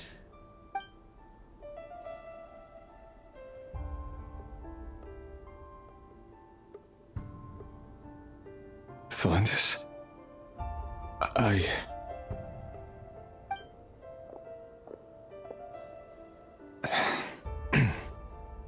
It's nothing. You were right. Fate has never smiled upon nobodies like us. But by the same token, it's unlikely to bear a grudge against us either. There's no reason we can't keep living happily together, cherishing the simple joys of each day as they come. See? You just need to stay positive, Revere. I can feel your warmth, your breath. You're right there, right by my side. Just seeing you makes me happy in a way I can't explain. And that's something that no one could ever take away from me. So smile, my love. Let go of that frown. You're right, Thelindis. I've just been overthinking things. That's better. Getting caught up about things like this will only ruin our evening. Speaking of which, all set for the ball tonight? I need to go get ready. You go ahead. I just have a few things to take care of, then I'll come join you. Even busier than the big shots, huh? Fine, I'll go get started. But don't be late. If you keep me waiting too long, I won't be a happy bunny. Relax. I'll be there. Seriously, though, you drive a hard bargain. You're really gonna leave my proposal hanging and still expect me to take you to the ball? Well, that goes without saying. I already told everyone I'd be coming with a dance partner. Besides, they're two completely different things. Let's take it one thing at a time, all right? All right. White outfit it is. It seems like Rerir was deliberately hiding his ties to the intelligence services by giving the impression that he was just an ordinary member of the Finster King's Guard. He clearly doesn't want his would-be fiancée to know about his other life. Then again, that's hardly surprising. People in the intelligence trade rarely do. Who'd have thought we were in the same line of work? Let's dig a little deeper.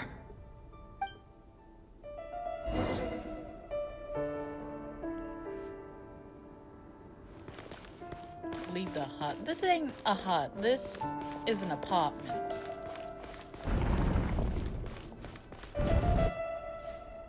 Our last operation was a resounding success, and all thanks to you, Rehir of Solnari. In total, we apprehended 32 dregs of the Crimson Moon, and 67 accomplices. After all these years since the dynasty's fall, so many of them still linger on. Indeed, it cannot be denied. Yet it was destiny that the Crimson Moon should be overcome by the eclipse, and that His Majesty, the all-seeing Finster King, now guides our nation on the path to prosperity. Conria has no further need for a dead moon. But alas, there will always be those who refuse to see the truth, choosing instead to romanticize the past. Oh, villain. That's not entirely true. Much about the Crimson Moon era was worthy of remembrance. And that's exactly why they keep trying to see it restored. Many of its secrets remain unsolved to this day. As it happens, that's precisely the field of study my partner is devoted to. You still haven't told her what you really do for a living. Where would I even start? How do you tell someone that you're one of the king's hand-picked executioners? That your hands are steeped in blood? You didn't choose this life, any more than I did. Orphans like us don't get a say. But I'll sure as heck be the one to pay for it. Speaking of which, we need to be more rigorous in the way we identify direct descendants of the Crimson Moon. Someone, it seems, has strong opinions about my future plans. Most likely my marriage in particular. I have a feeling that we may soon become targets of the Crimson Moon's retribution. Your concerns are not unfounded. They've taken out many of our colleagues these past few years, and for that very reason. These are no helpless lambs we're leading to the slaughter. They're wolves in sheep's clothing. Take care, Rahier of Solnari. I look forward to toasting you at your wedding. Thanks, Thorkel. You look after yourself, too.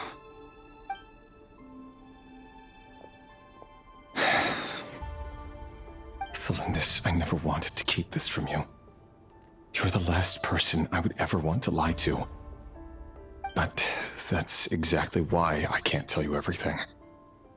There are things you shouldn't know. Things you cannot know. The moonlit dynasties are a thing of the past. Yet even now, with the sun shining high in the sky, there are those who would call forth a dead moon's ghost. Could that be why Vedalfnir held back? Or was it because of some court secret he's not at liberty to share? I have to get a clear answer from him. No matter what happens, I will protect Thelindis. Rerir seems to be very concerned by Vedalfnir's reaction. Vedalfnir and Dainsleif, the Visionary and Twilight Sword. So that's what they were really like. I've investigated this whole area now. There doesn't seem to be any other memories here. Should I try somewhere else? Wait a second. What's this black smoke?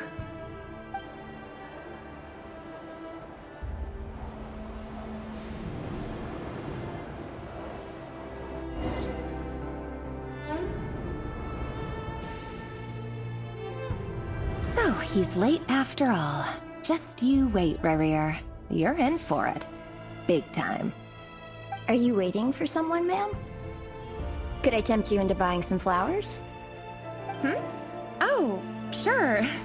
Pick me out a pretty bunch if you would. Thank you. But I'm afraid none of them are as pretty as you. For someone so young, you sure have a way with words, don't you? I'm only telling the truth. Look me in the eyes. You'll see I'm not lying. May we have a word in private? Who are you? And what do you want? It doesn't matter who I am. Too many of our kind have fallen lately, so I decided to take the risk of reaching out. Not long ago, the Rahier of Solnari led an assault on one of our strongholds. We suffered many casualties, and many who came to our aid lost their lives as well. Sorry, I don't know why you're telling me this. And I don't want to get involved. Wait, hear me out. This time we finally got a clear look at his face and learned his true identity. His name is Rerir, and he claims to be one of the King's guards. What did you say? A cruel irony, isn't it? The man you're set to marry leads a double life as a brutal executioner. But surely, you must have caught a whiff of the blood on his hands. Why are you telling me all of this now? Simple. It's because... How strange. Rerir was nowhere to be seen in that memory. It clearly belonged to Thelindis. Rerir couldn't possibly know what happened if he wasn't even there. Why would her memories appear in his fragment? The ceremony won't last much longer. I think it's time to call it a day.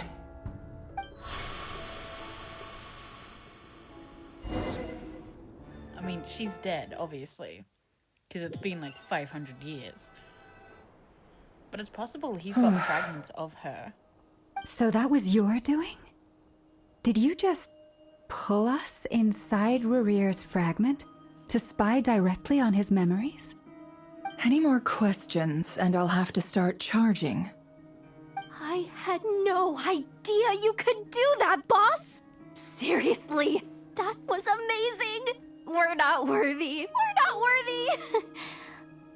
I gotta admit, though, I'm itching to see what happens next. Feels like we barely scratched the surface. I'm just as curious as you are. But the ceremony only allows for limited time inside. That's all we can see for now. Luckily, we managed to learn quite a lot. So far, so good. I just hope the others are doing okay too. Especially the group with the Traveler. Their mission is a risky one. Let's hope it's all going smoothly. If you're worried about them, go see how they're doing. If I know boss, she's gonna need some time to write up all the details and make sure it's all coherent. I'll stay behind to lend a hand, but feel free to head back and meet up with the others.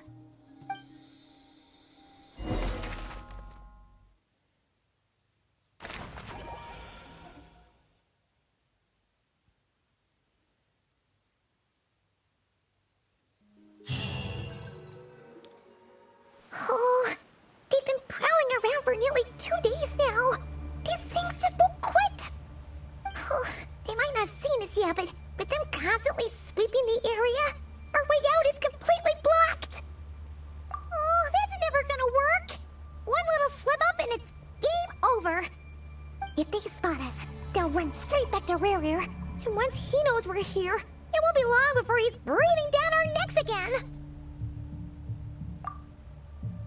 Oh, guess you're right. All right, time to zip it. Okay, I have a question. If I fail, do I just restart? We almost got spotted. I'm trying. You fucked with my camera. Phew, that was a close call.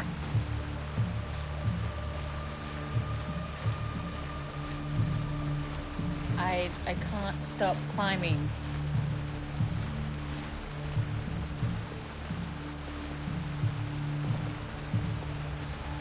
Am I meant to be climbing? No, that wouldn't make sense. Why the fuck would I be climbing?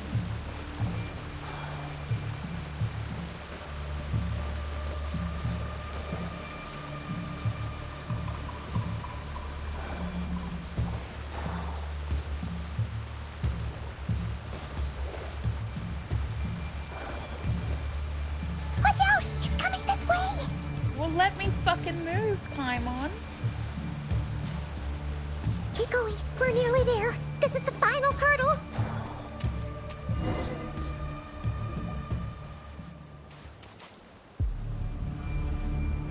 Oh, there's no end to these things.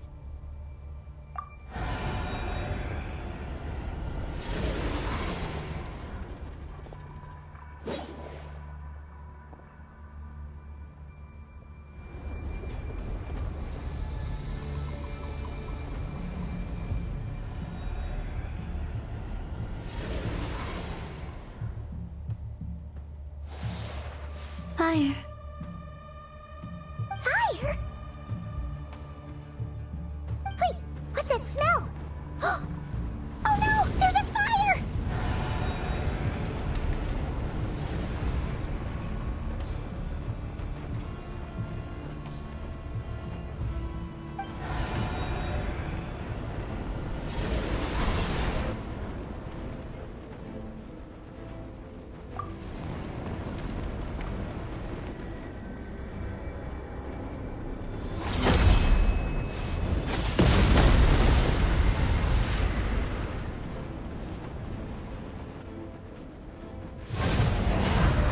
Sandrone was right.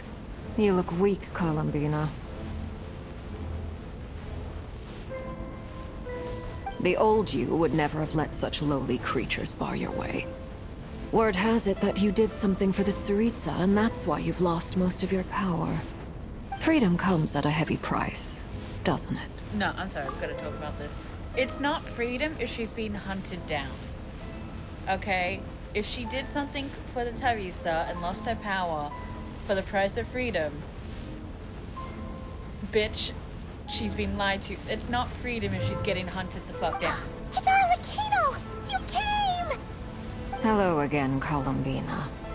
And greetings, guests of the House of the Hearth. It's been a while, Arlecchino.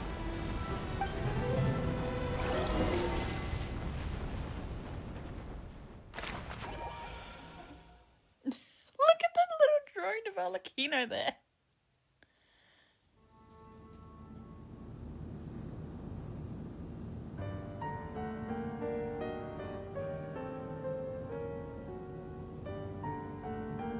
Stupid right here of stupid Solnari. Ugh, whatever. I've got all the data I need. Next time we meet, you're finished.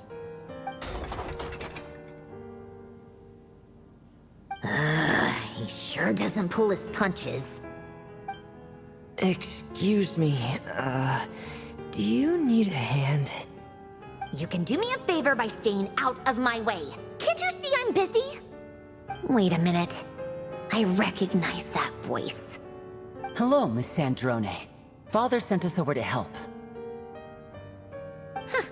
How considerate of her. Hey, Fremine, get over here and help me fix this. Lenny, you do your thing. Just keep your sister away from my machines. Nearly every machine that Catgirl touches ends up going haywire. Go put her on cleaning duty or something.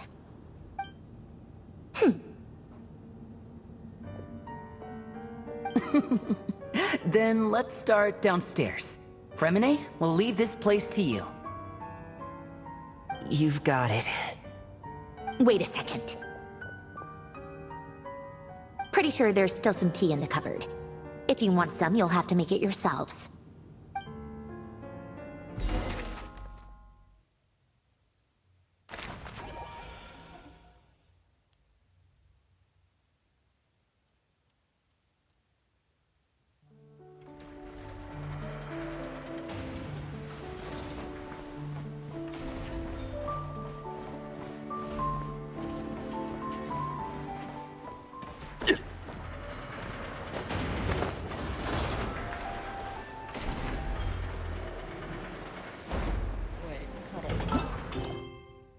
Okay, there's no optionable things, so I don't think I know this down there.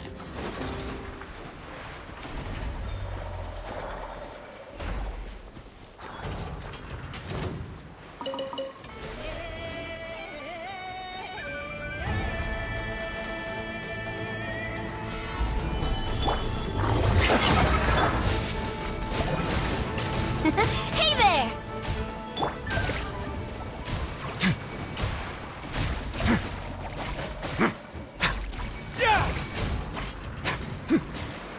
I'm actively fighting, don't regain any health. Stabilize!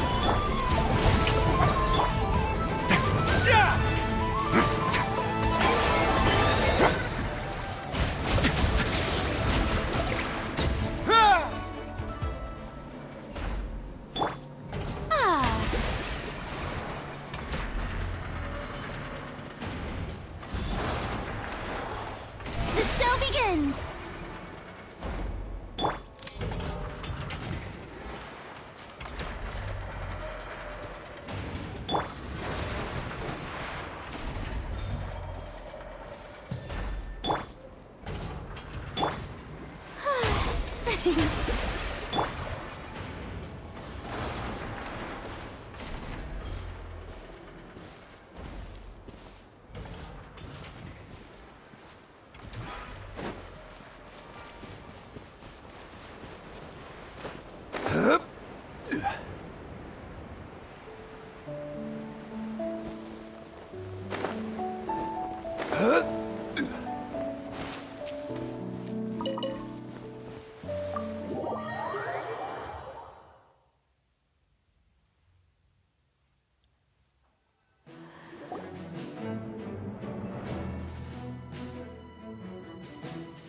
It's a relief to see you all made it back in one piece.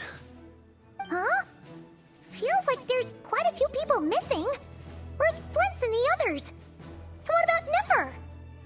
returned ahead of them. Flint is helping Aino and Anefa to set up the decoys and buy us some time. As for Miss Nefer...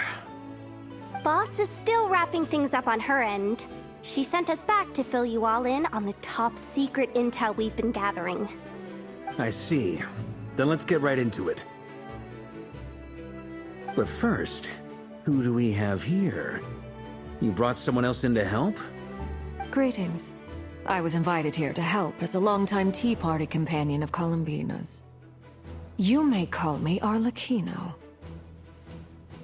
Surely it can't be. Those eyes. Oh, where have I seen them before? Wait, of course. In those memories we just saw. The only Arlecchino I know is the fourth of the Fatui Harbingers. So either you share a pretty uncommon name, or you're more than just a Tea Party buddy. You're well informed, Grandmaster. A man from Mondstadt living all the way out here in Nodcry, and yet the people and affairs of Snezhnaya seem to hold a special place in your heart. Oh, the feeling's mutual. Sounds like you know all about who I am, too. A Fatui Harbinger. The atmosphere in here just got really tense. Guess we can't just start trusting Fatui Harbingers, even at a time like this. I must admit, though, I'm a little curious. Seeing as the Moon Goddess no longer belongs to the Fatui, what makes you so willing to put your neck on the line here?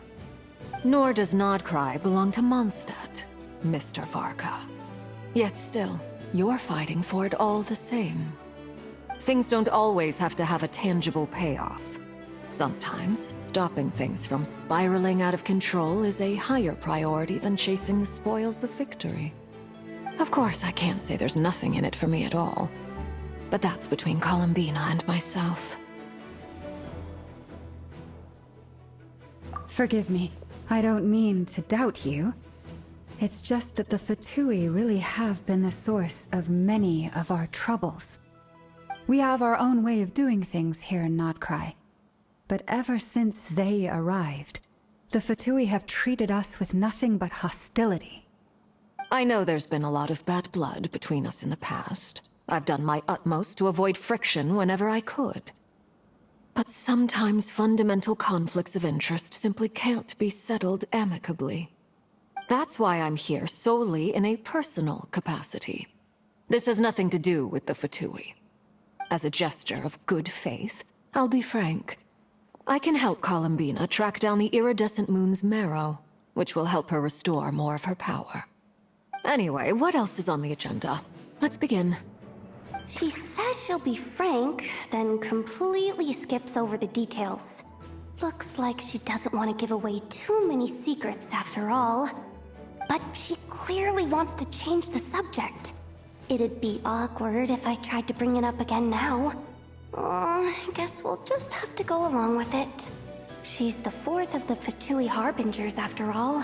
One look and you can tell she's not someone you'd want to mess with.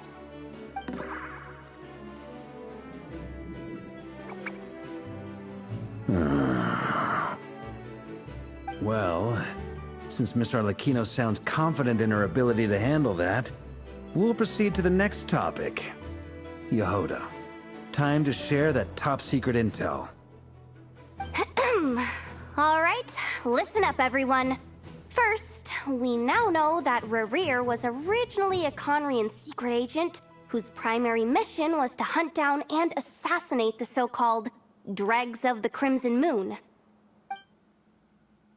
The Dregs of the Crimson Moon? Mm-hmm.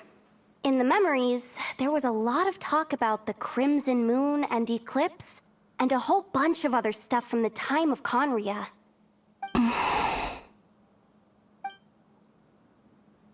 To my knowledge, those were the names of two different Conrian dynasties. Long, long ago, it is said that the people of Conria worshipped the Crimson Moon, drawing a mysterious power from its reflection. But one day, a coup saw the Crimson Moon eclipsed, hence the name of the new dynasty that replaced it. and how it became the new emblem of Conria. Still, long after the Crimson Moon dynasty had fallen, the last ruler of the Eclipse dynasty, the Vinster King, still coveted the secrets it left behind. So, he sent the Rehir of Solnari to secretly hunt down the Crimson Moon's few remaining followers. In those days, Rerir showed no signs of madness. In fact, he was as normal as any other person. Oh, and he had a fiancé, or at least a would-be fiancé, called Tholindis. What's the matter?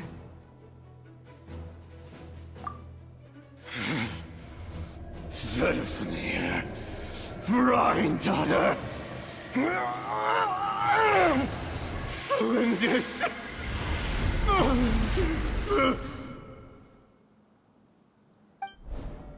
Interesting. Anything else? What about this would-be fiancé of his? Do we know anything about her? Well, she was a researcher at the Universitas Magistrorum, but it felt like she was hiding some kind of secret. Oh, and one more thing. For some reason, Rerir's fragment also contains some of Tholindis' memories, though only a very small portion. Well, no shortage of potential leads, I'll give you that. In any case, it sounds like we can conclude that while Tholindis was still around, Rerir appeared to be lucid and quite normal. Tholindis, it seems, must have been the one thing in this world that he couldn't let go of. Tell me, though, were these pure-blood Conrians we're talking about here? Why do you need to know that? Hold on. If she was a pure-blood Conrian... Oh yeah! Just like how it was with the captain! If we could somehow find her, do you think there's any chance Rerir might regain some of his sanity? It's possible, but it would take a miracle. We can't pin all our hopes on that. That merchant who Nefer knows, Dori Sangama Bay. No. Maybe we could hire her to look into it. No, I'll do it All right, myself. then. Please. Let's keep working in our separate teams. Stop including her. Traveler, Paimon, Kutar, and Miss Arlecchino will go look for the iridescent moon's marrow. As for the others... On the way over here, I noticed that the Wild Hunt monsters had grown even more frenzied in their search for Kutar. At this rate, the people living here will be in grave danger too. So I'm thinking of gathering together some of our followers to go wipe them out. I'll head back to the curatorium and meet up with the boss. Feels good knowing we've all got something to be getting on with. Given that the Wild Hunt has been a lot more active lately, the Lightkeepers have likely begun their own operations too. If that is the case, someone will need to pass the news on to Flint's. I'll hold the fort for now, then discuss our next move with Flint's, Aino, and Anefa when they get back. Alright then. Well, the clock's ticking. If that's everything, we'll be on our way. We'd better get moving too. We'll try to buy you as much time as we can. Relax. Just do your thing. I decided to call in some backup since things are getting so hairy. Our reinforcements should be here any minute now. Stay safe, everyone. Dismissed.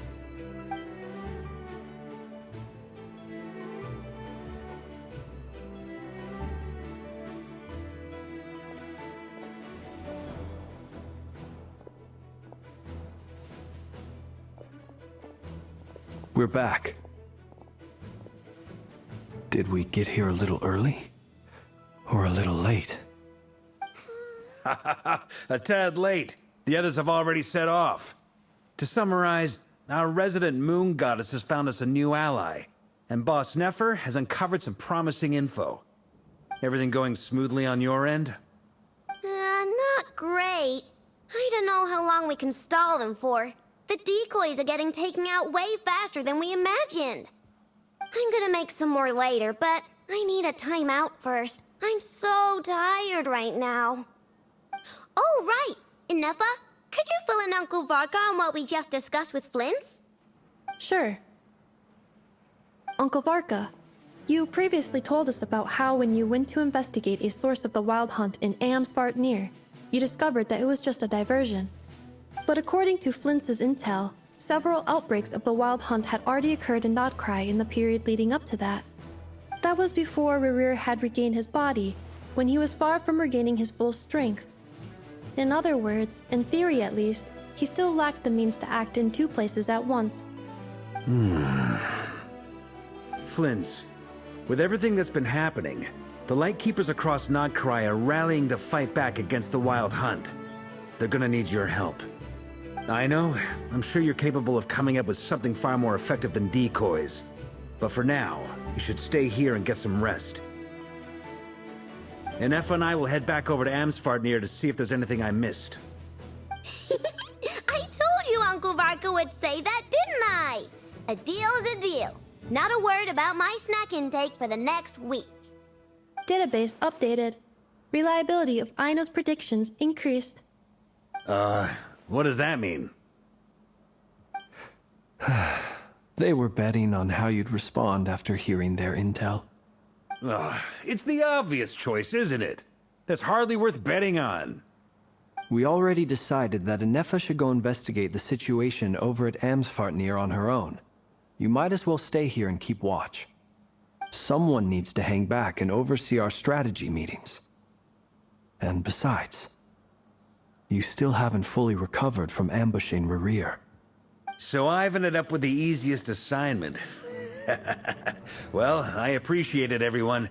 See you when you get back.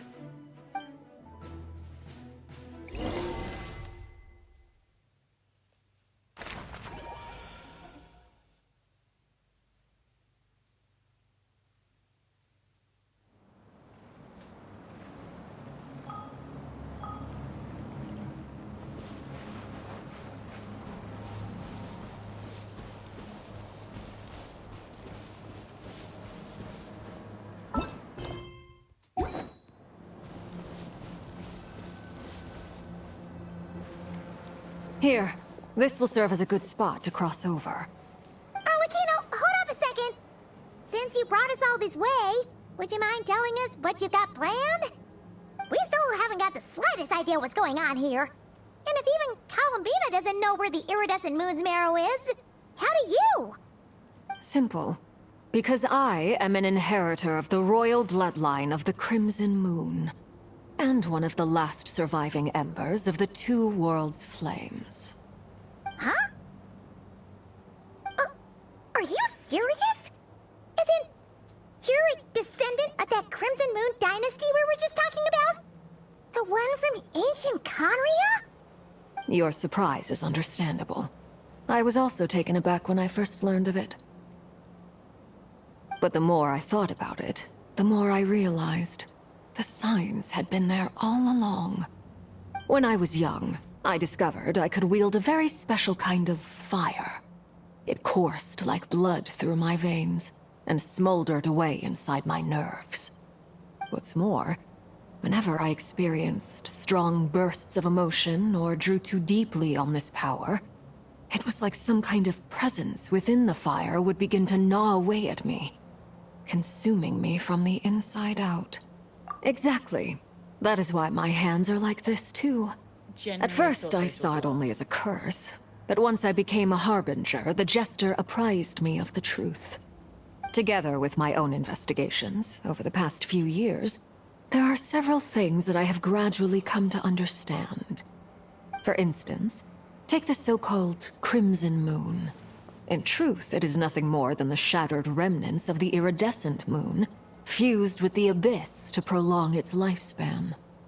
Since this blood flame was bestowed upon me by the Crimson Moon, it is a fusion of the iridescent moon's former power and the corruption of the abyss. You all understand the nature of the abyss well enough. I draw upon its power, and in return, it hungers for my soul. This strange blackness is the mark of corruption it has left behind.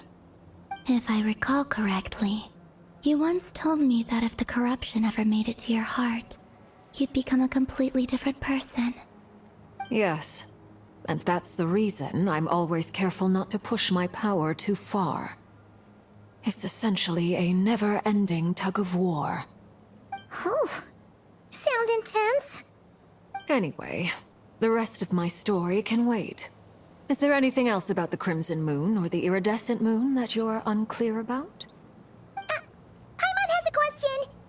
So, the Crimson Moon that the Karians used to worship was actually the Iridescent Moon, right? Which was one of the three Moon Sisters. Does that mean that the Karians were to the Crimson Moon as the Frost Moon Scions are to the Frost Moon? So much of that history has been lost.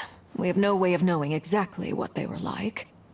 But I would suspect that the Conrians weren't as devout in their moon worship as it might appear.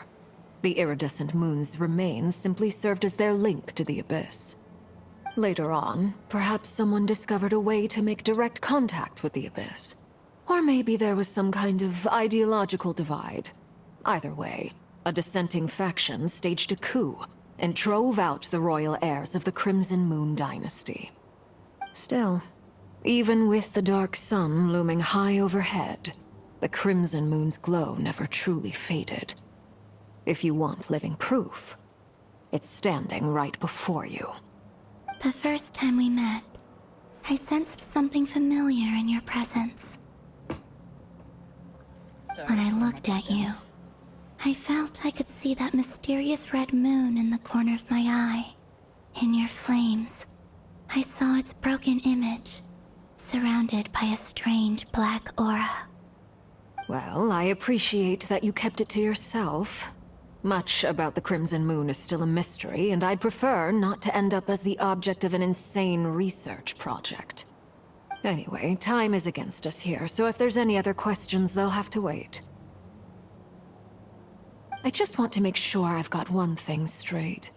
In her letter, Sandrone mentioned that since you are unable to contain the iridescent moon's marrow yourself, you intend to leave it in my custody, correct? That's right. For now, it's the only way I can pay you back for your help. The iridescent moon is already part of who you are, so with its marrow in your possession, you'll be even more powerful than before. Deal. Then let's get started. Get what started? What does this place have to do with the Crimson Moon? When I first became a Harbinger, the Jester gave me a book called Paranhari, also known as Leobranto Inamorato. You should be able to buy a copy next time you're in Fontaine. It's a love story set in the Crimson Moon era. But setting aside the tangled romances of its characters, it also records a few interesting details.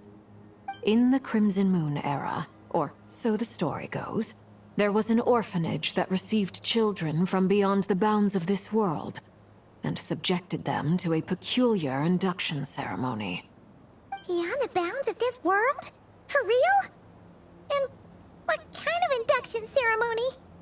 The Crimson Moon Sages looked beyond this world for beings with powers that surpassed the gods. But fearing they might lose control, they subjected these children to a process of refinement. They made these children crawl up a fireplace and kept asking them, "Have you died? Did you see it?" Until they finally admitted to having died and seen a crimson moon. The adults embraced the children who passed the ritual, telling them, "Within the fireplace, you have traversed the flames between two worlds. Here and now, you are born anew." The book leaves much unsaid, but I suspect that this was their way of branding the children they had enrolled, leaving an indelible mark upon them so that they would forever live in the Crimson Moon's light. That explains why I can't sense the Crimson Moon's marrow in this world. It makes sense that it would be sealed in a special space that can only be accessed temporarily through some kind of ritual. But there's no fireplace here. Do you see a chimney anywhere? Oh, are we supposed to build it ourselves? Okay, fine. Paimon will go find some bricks. That won't be necessary. The fireplace is purely symbolic. The key to the ritual is crossing the flames between two worlds. In other words, the flames that burn within me. Those burned away by such flames leave behind a kind of ghostly afterimage in the world. In the days of Conria, people believed they could be used to bridge the gap between the two worlds of life and death. In short, I can open a passage to that space for you. That's the easy part. The catch is I'll need to stay on this side to keep the passage open, so I won't be able to come with you. Once you're inside, you'll have to find your own way. Alright. Before we do that, I have a little boy. Beelzebub. Beelzebub. You've been asking for attention. Hi. Hello. He's got a little bell. That's what's been jingling a lot. Want to say hi? No. He's very quiet.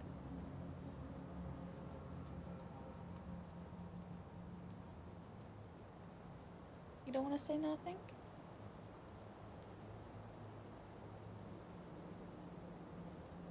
Oh. He's a very sweet boy. He's a big cuddle boy. He's just been laying here. He's stolen half my blankets just so he can curl up in them.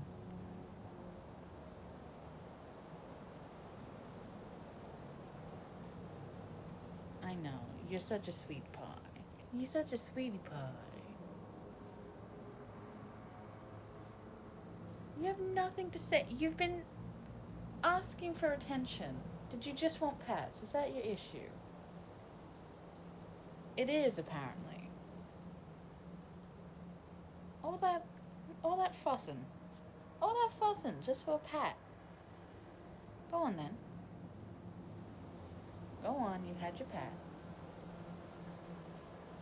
Go steal more of my blankets and pillows, you little shit.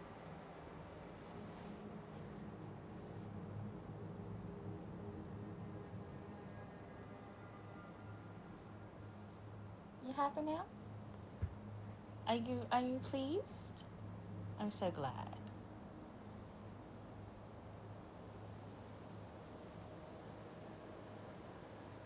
Alright. Very well. Then I'll open it up. Traveler, spare me a little more moonlight if you would. Oh, sorry, I clicked too early. Thank you. I feel like I've recovered some of my strength now. It should be enough to move us across short distances and confront whatever dangers might await.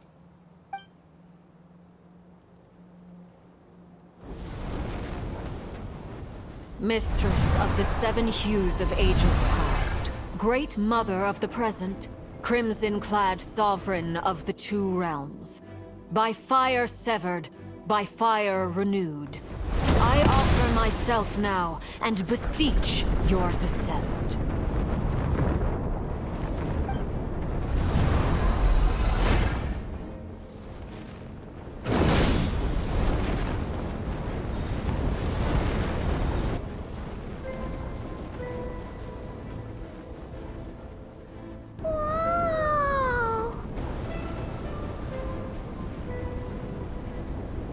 One word of advice. As you're crossing over, no matter what voices you hear, do not answer. Got it! I sense a sinister gloom inside, but also the familiar light of the moon. I feel that I am about to meet an old friend who has changed beyond all recognition. All right, let's go.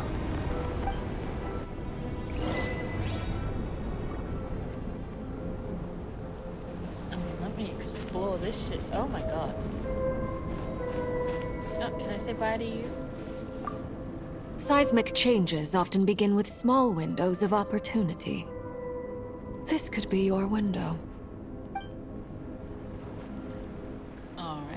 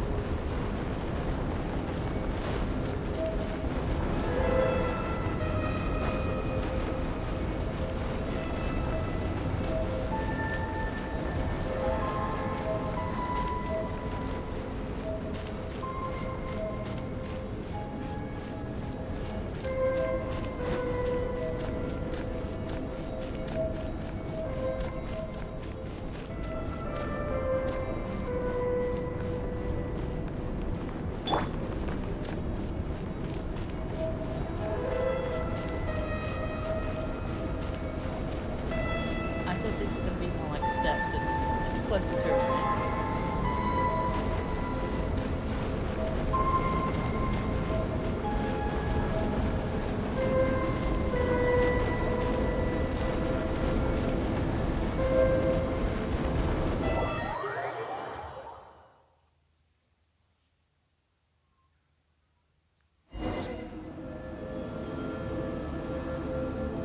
I sense your presence and grant you death and rebirth. Wait, why are you? You have crossed over from another world, transcended fate itself. I have no right to. I'm just gonna stop here for more voices to talk. Yes.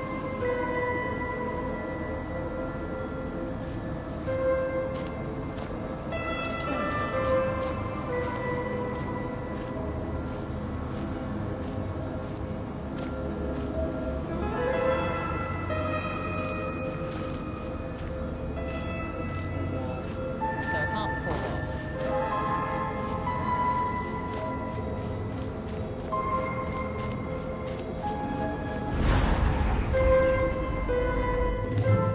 Hey! Look up at the sky! A red moon! This must be the spot, right? Is that the abyss? It's practically filled the entire place! What now? What a tragic sight. Fragments of your broken body, seized by the abyss, and hung up aloft like mummified remains. Iridescent moon, was this truly what you wished for? Careful! There's something spooky about this place. Feels like something is lurking in the fog. Haimon's right behind you. Whatever you do, don't run off without her.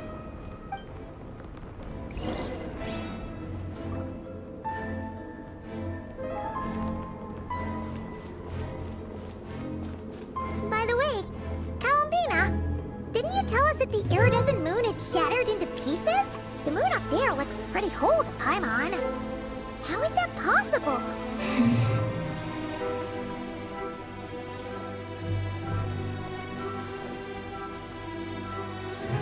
I'll have to go to Ikonoma after this. Just to go look. Because these are trees from it. These are buildings from it. Like, same from the memory. Like, it is Ikonoma. Which, like, I mean, these little things here look like they're from the Chasm. But there's a building that looks like this too, with this style. So, like, is the Lost Land of Conria literally just fucking Ikonoma and none of us noticed? I could change my pie, but I'm not going to.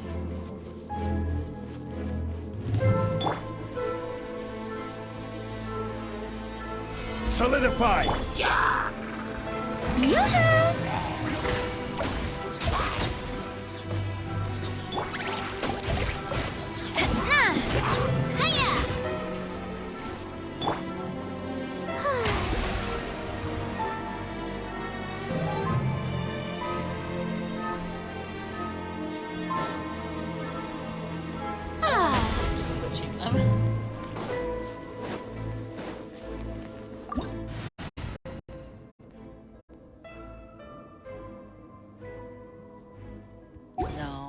No, there might be a big enemy amplified. So I'll keep Raya's leg.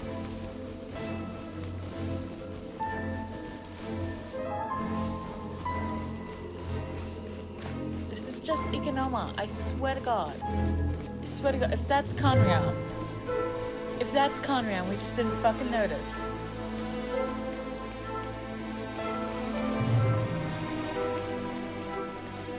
Just like I thought. It was only a facade. I mean, I don't think facade is the right word. I think perspective might be. Stabilize! Yeah!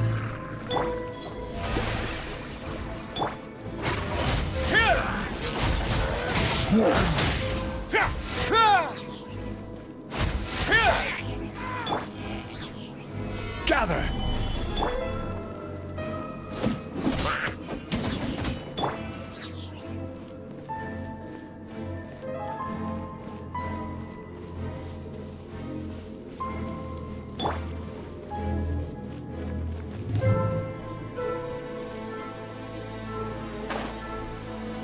Fuck.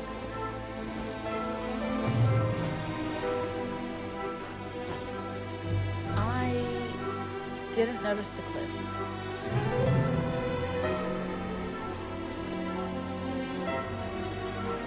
Okay, well.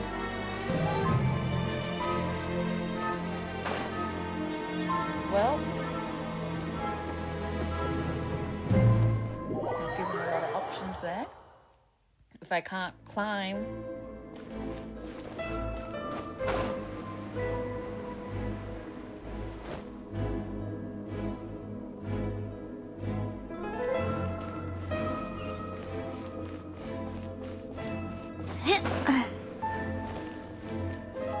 oh, there's a chest though.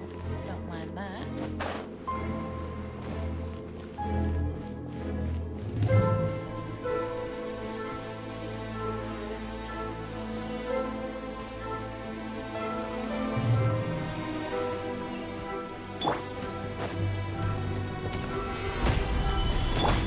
Shower me with praise!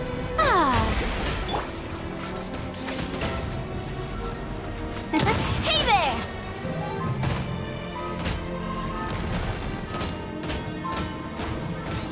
Yeah! Watch out!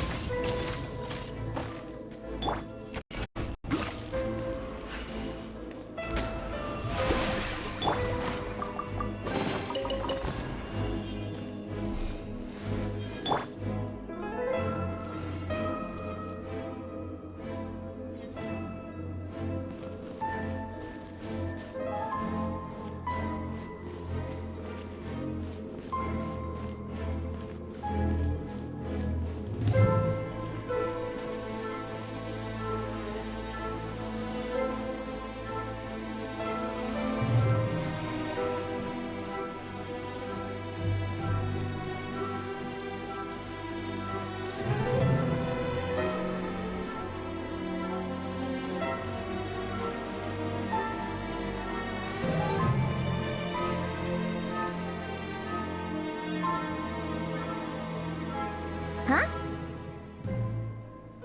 Huh? For real? That's way too high! There's no way we'll be able to reach it! Challenge No. accepted. I'm not sensing anything up there.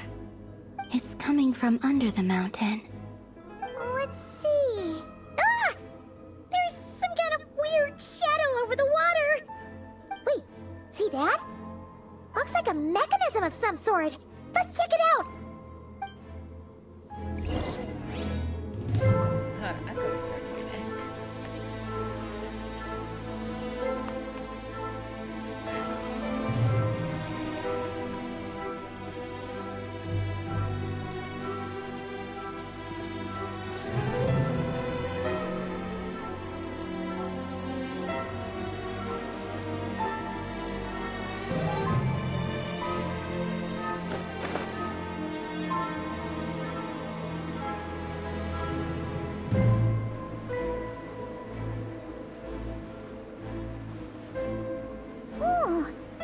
Looks like a device from the time of Conria. Maybe people once came here to study the Crimson Moon's domain, and they left this behind. Oh, if we can activate it, we might find some clues.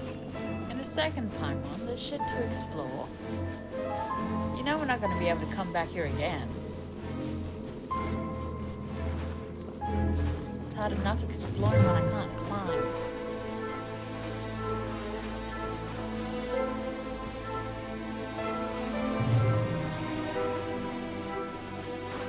Okay, right up my ass there.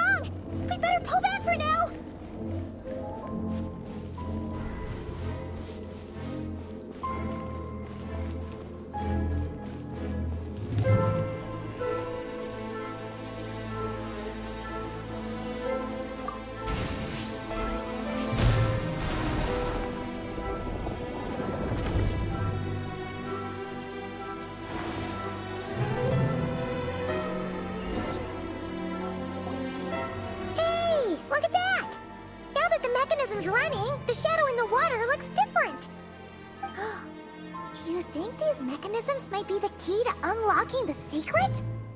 Let's try to find more of them! Thelindis, we'll leave the rest of the research in your hands. We'll be heading back now. I hope this isn't ruining date night. Ugh. Mind your own business. Just leave me some snacks on the table. Thelindis? Is that Rear's girlfriend? How come we're hearing her voice here? Oh yeah. So, do you think she was studying this strange space all along? The Abyss has made this space extremely unstable. Maybe that's why some of the things she said and did were preserved here. Like echoes. Or after images. Whenever I see this view, it takes me back to a poem from my childhood. Waning moon, oh lifeless damsel, weeping on the mountain crest. Mourning still in wistful tone, her fragile soul now laid to rest. For me, of all people, to be here investigating the mysteries of the Crimson Moon space. Is it a coincidence? Or something more?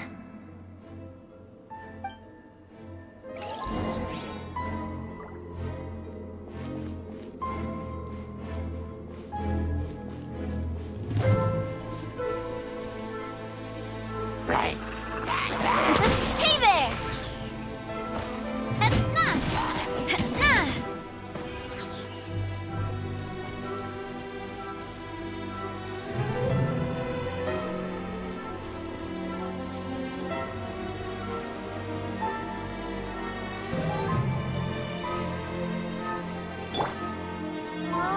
Looks like the Abyss has messed up this mechanism. We need to find a way to get it working again. Let's see if there are any other devices nearby.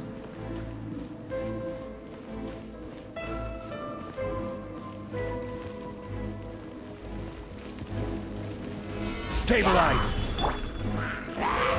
Oh, brilliant! Hey there! Ha! Ha! Ah! Watch out!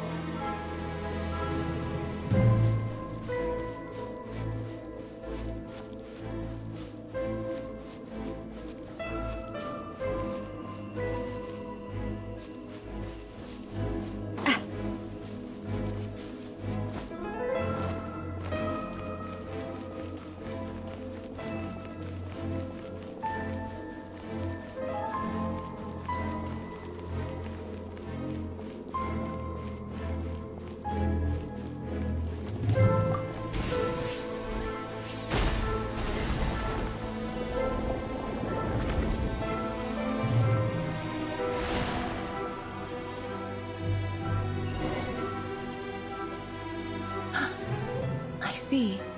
So the moon marrow, or rather the power of the 3 moons, is the key to unlocking.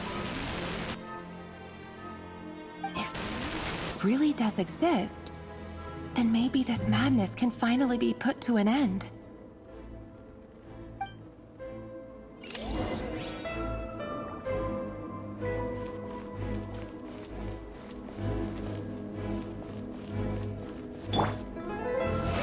Present!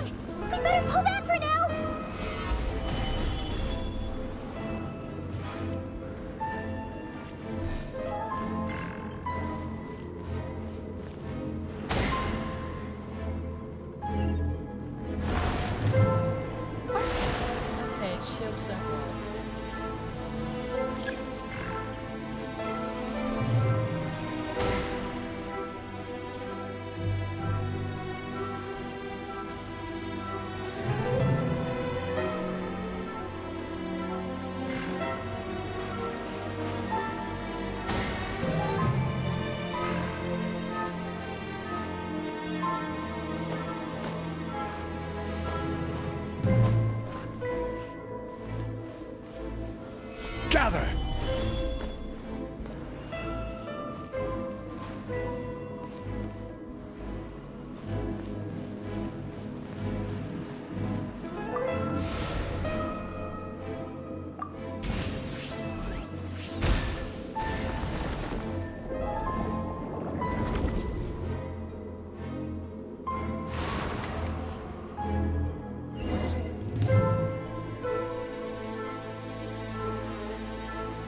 With the Abyss inhibitors in place, I should be able to access the chamber with the moon marrow.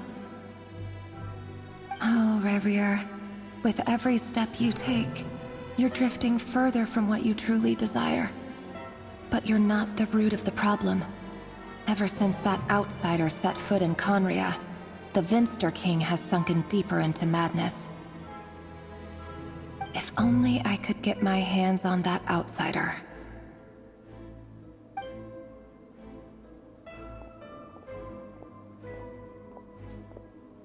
I think they're talking about our sister. Hey, look! The moon's reflection is back to normal! Elendis' voice mentioned a chamber with the moon marrow. Do you think maybe it's hidden in the moon's reflection? It must be. For within it, I sense the fragile aura of a dying soul. Then there's no time to lose! Let's go!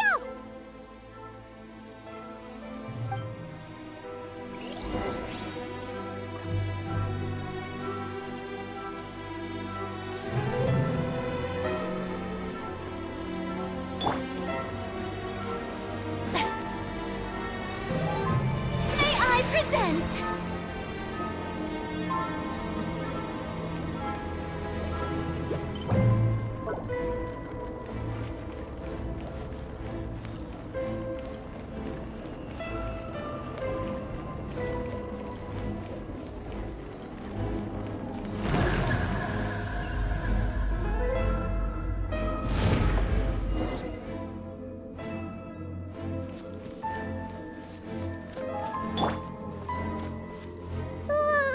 These things are so creepy!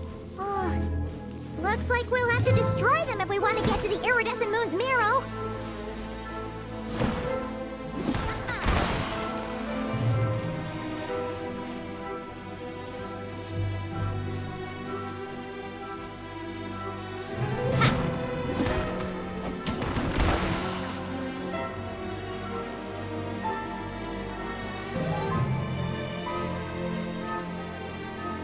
That must be the iridescent moon's marrow! Oh, we'll need to destroy these things before we can reach it! I'm keeping my team like this. Oh, that's wolves.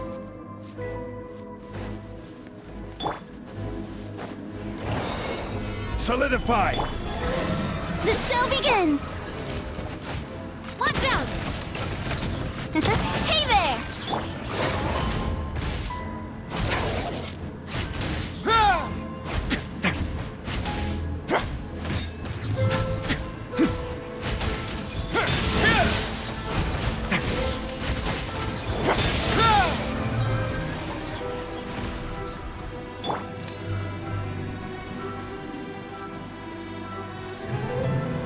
This one's got your name on it!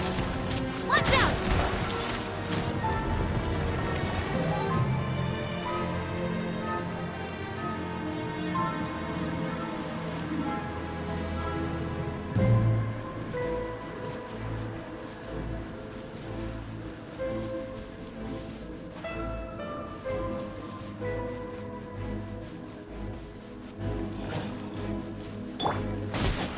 Gather!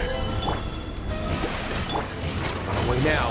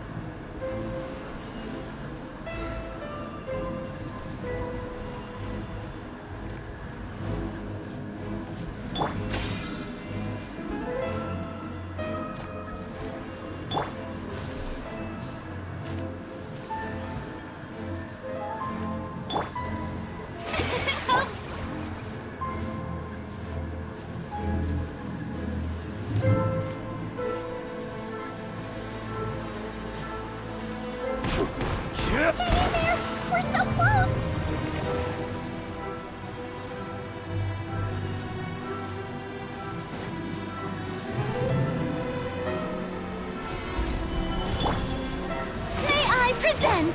Let's begin.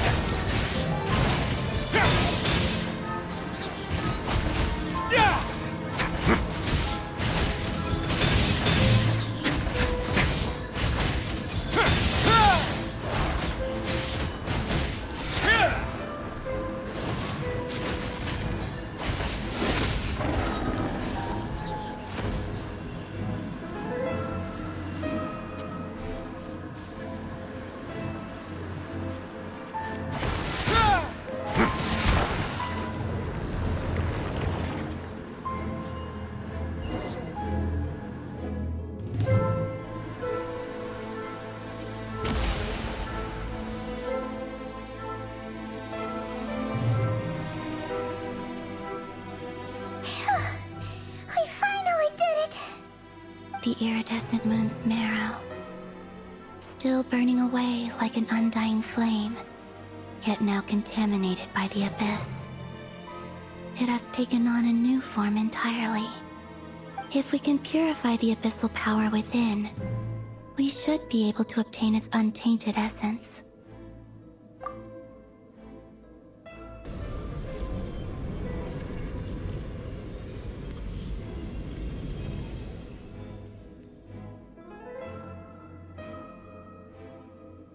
It's so cold.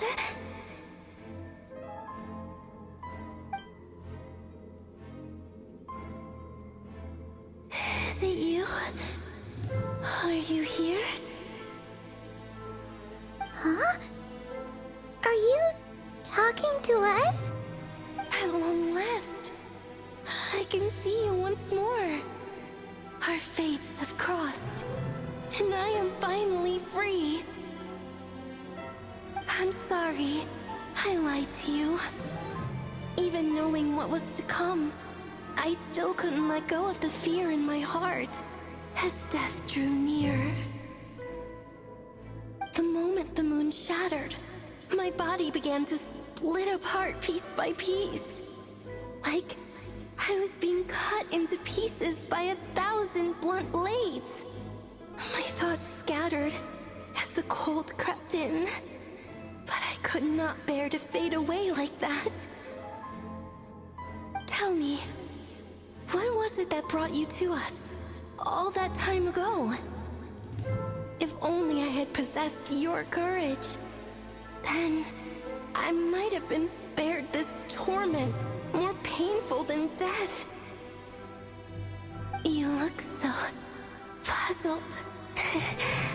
That's how I felt too when I first saw you.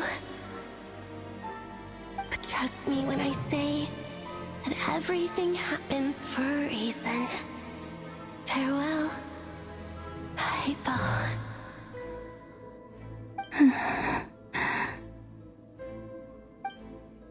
What was that all about? Was that the goddess of the iridescent moon? Oh, it sounded like she was speaking to a long-lost friend. But none of us have ever met her before, right? Perhaps. She took me for the goddess of the frost moon she once knew. For a fading soul like hers, our auras must be too similar to tell apart. But anyway, we've got the iridescent moon's marrow now. That should help you regain your strength, right? Alright, time to leave this place and meet back up with Arlecchino. Let's go!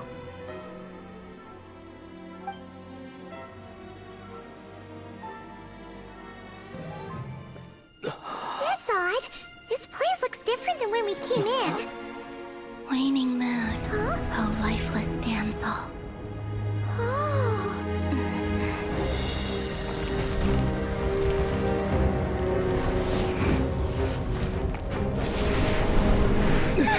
Hurry! The place is collapsing! It wants to trap us here. Who's it? The abyss? Now we've taken the moon marrow. All that's left here is a dark will. It will show us no mercy.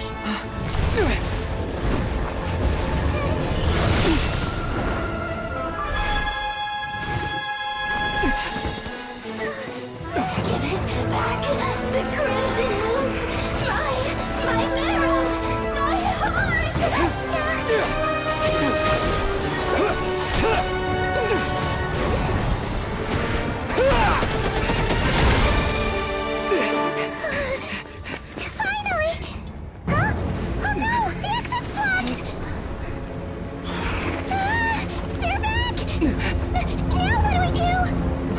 is where you fall. Witness my rise. What are you waiting for?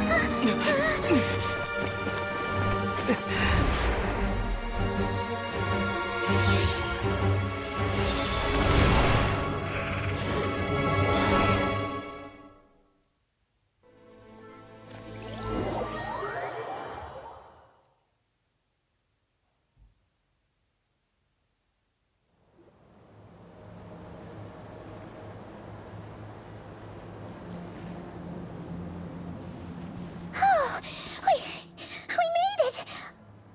Was that you, Arlecchino? Did you save us? Wait, your hands! They're... Oh, this? Don't worry. It's a small price to pay. The Abyss wanted to trap you inside, and I defied its will by bringing you out. No wonder it's a little angry. No. I have paid the price, albeit a small one, and it cannot be undone. My hands have already fused with the Abyss. Purification would simply destroy whatever's left of them. But surely... Oh... We're so sorry, Arlecchino. Paimon can't believe you'd make a sacrifice like this for us. As much as I'd like to call it a favor, the truth is I was simply holding up my end of the deal. Well, Columbina. Yes, you did your part. And as promised, I will leave the iridescent moon's marrow in your care.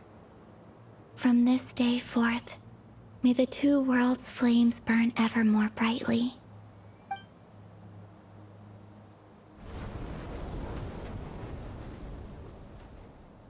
I'll take that as a blessing. Now, Columbina, give me your hand.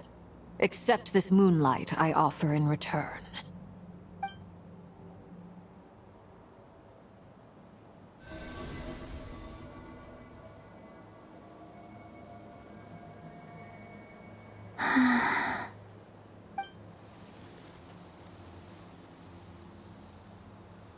Feeling stronger? Hey, Columbina, are you okay? I'm fine. Our powers are a little at odds, that's all. By the Frost Moon's authority alone, wielding the power of the other moons was always going to be a stretch. Still, I think it's fair to say that your strength has returned. At least to the level it was at as Third Harbinger. It's still not enough. There's no way I can hope to challenge Rayrier like this. Just one more ray of moonlight, if you would. It's okay. I can take it.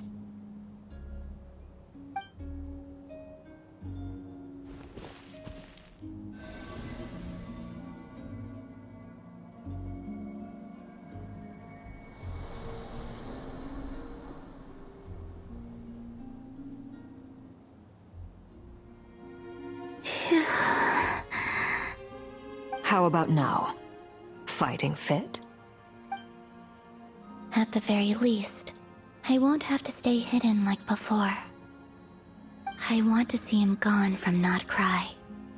The Rayheer of Solnari and his wild hunt must be sent back where they belong. Well, it's good to have something to aim for. You certainly seem more alive now than you did earlier. When I first met you, you didn't strike me as a ray of moonlight.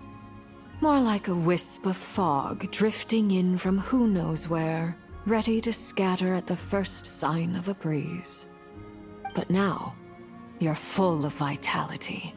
Just like the Frost Moon, once the brightest of them all. May you keep shining, Columbina. This is who you are. Thank you. Look after yourself too, Arlecchino. I know you have plans of your own, and that's why you're always seeking to grow stronger. But whatever you're after, don't let the Abyss take a hold of you. I do not wish to see you go down the same path as Rayrier. I appreciate the concern, Columbina. Although perhaps it's time you took a new name.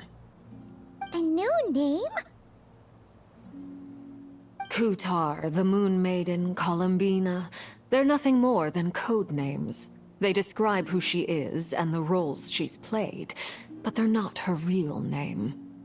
We often use code names in the House of the Hearth, too.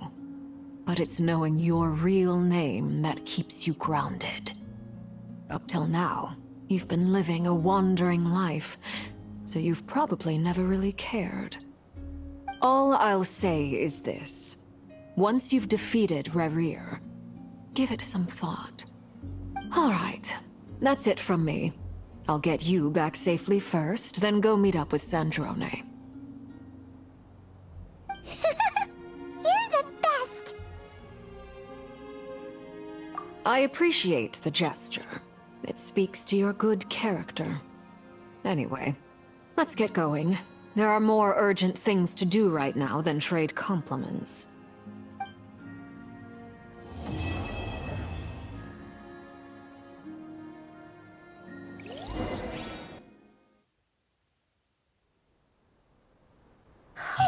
It was a close call, but we got the iridescent moon's marrow and restored Columbina's strength, and that's all that matters. In other words, mission accomplished. Paimon wonders how everyone else is doing. And I will check on them in a second, but I'm gonna take a quick BRB and have some lunch. So, I think it's safe to just wait here. Probably won't end up dead. No monsters immediately. Alright, I'll be back pretty soon.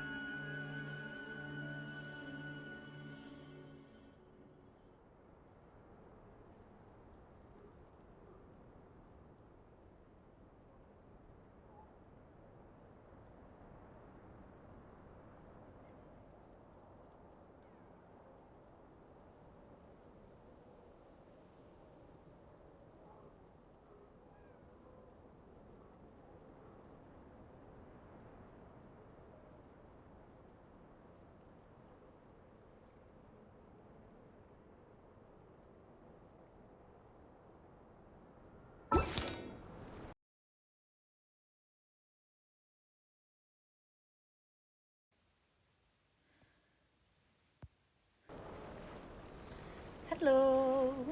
I'm back. So, one of the kitty cats decided to come join me.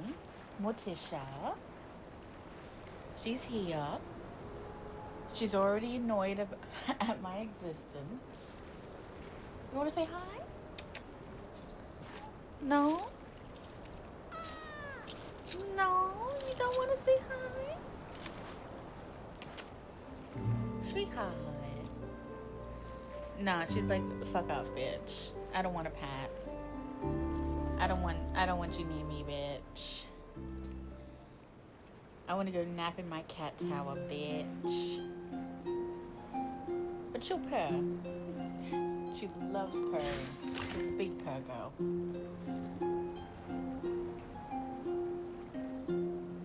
Hi. Alright, let's see where we were returning to base.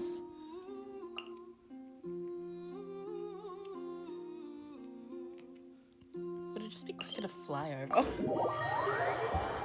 I think it might be quicker to fly instead of running around.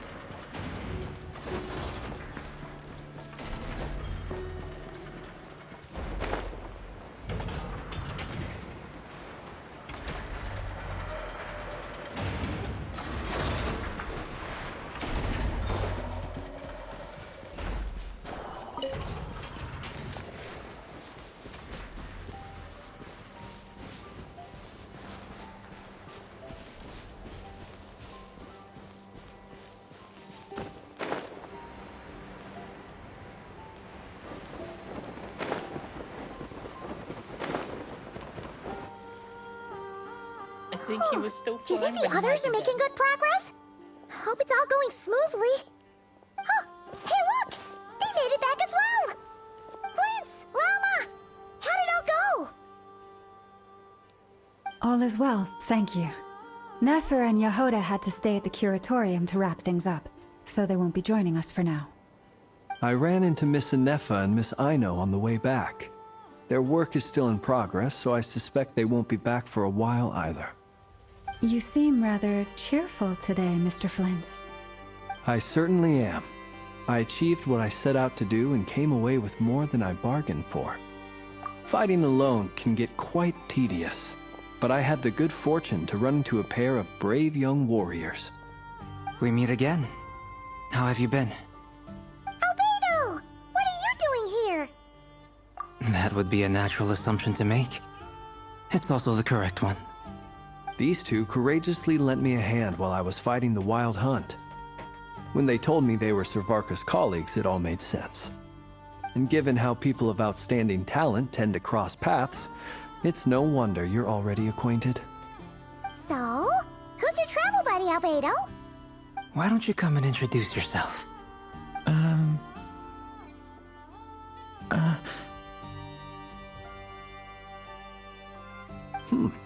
A gentleman of few words, I see. And a rather stern countenance.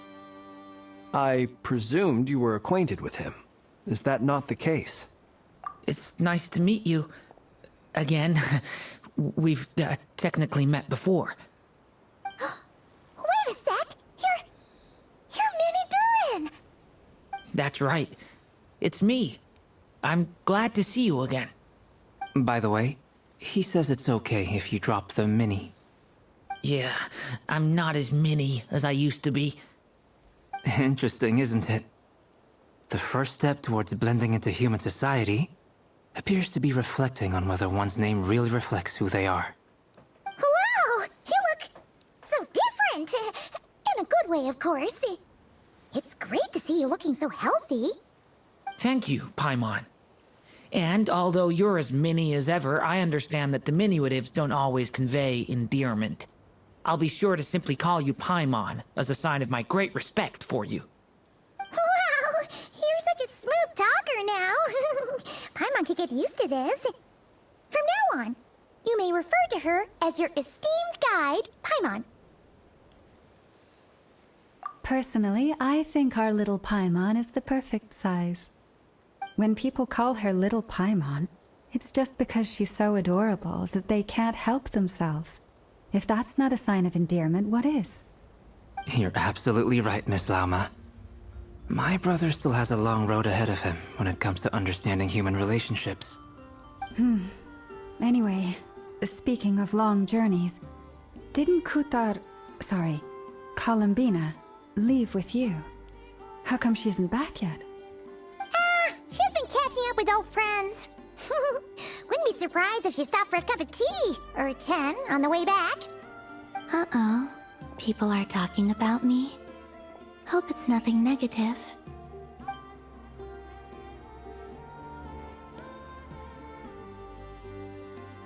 Judging from your expressions, I'm guessing it all went well? It's getting crowded here. I'll go grab some chairs. No need. This is a job for an alchemist. I'll whip some up momentarily. Thank you for your hospitality, ladies and gentlemen, but I was merely escorting my friends back. I'll be meeting Zandrone shortly, as we still have some things to discuss. It's been a pleasure, everyone. But this is where I'll say goodbye. We really appreciate your help. Oh, come on. Spare the formalities. I'm just glad I could help out some true friends. I understand. Well, bye for now, Harlequino.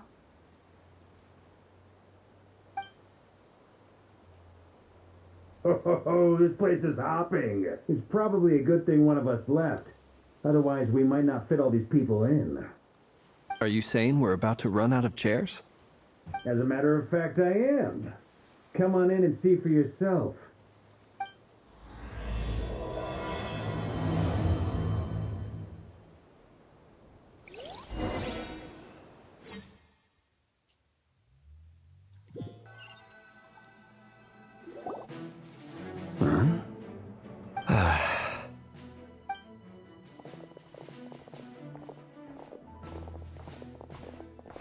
I overheard your little chit-chat outside, by the way. With Miss Columbina's colleague gone, we should be back to the original crew plus the other colleagues I brought in. Though, it looks like we have another new face. Someone else managed to rope in a colleague too? Frankly, you and Paimon are the only people I know here. This here is Deansliff, colleague of Teyvat's greatest guide, Paimon, and greatest adventurer, the Traveler. Well, not exactly colleagues, more sort of friends. When someone else jumps in to do the announcing, you know you're speaking to someone important. Let's hear what he has to say. Note to self. Once Paimon knows your name, the rest of the world will soon follow. When he comes looking for us, it's usually something important. Paimon's guessing you've heard about the Wild Hunt, then. From the looks of it, you're about to hold a meeting. If I were to say that the Wild Hunt is our mutual enemy, would that earn me a seat at the table? As the saying goes, the enemy of my enemy is my friend. Mr. Dainsliff, there's a seat with your name on it. Though, I can't promise the same for everyone else. Hey, Albedo, think you can rustle up a couple more chairs? After all this time apart, Grandmaster Varka's first order is to rustle up a couple more chairs. I've missed this. Is he being sarcastic? Hey, he's your brother. Why are you asking us? I've still got a lot to learn about the nuances of human conversation. Trying to decipher Albedo's way of speaking has been like jumping in at the deep end. Oh, good point. Paimon gets you now. Don't sweat it. There are people who go their whole lives without getting the hang of it. You're ahead of the game already. I wonder what's taking Nefer so long. Perhaps you should go and check in with her. If anyone can hurry her along, it's you. I just got back from the curatorium. Besides, aren't you curious to see what's taking her so long? Miss Nefer doesn't strike me as the type to share secrets. And since gathering intel is her specialty, I'm guessing she'd prefer to keep her methods confidential. Under such circumstances, would it not be tactless for me to impose? Oh, but it's fine for me to impose. What can I say? You have an unrivaled ability to garner people's affection, Miss Moonchanter. Besides, you have far more in common with her than I do. All right then.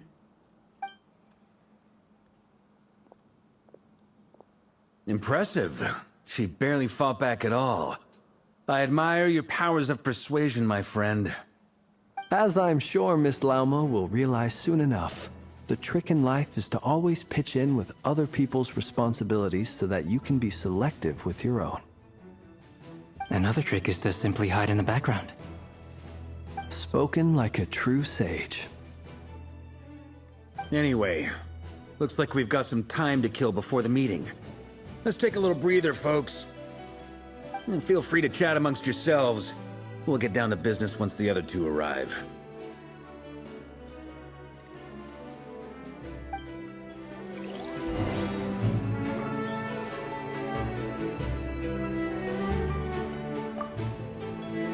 You're both awfully quiet.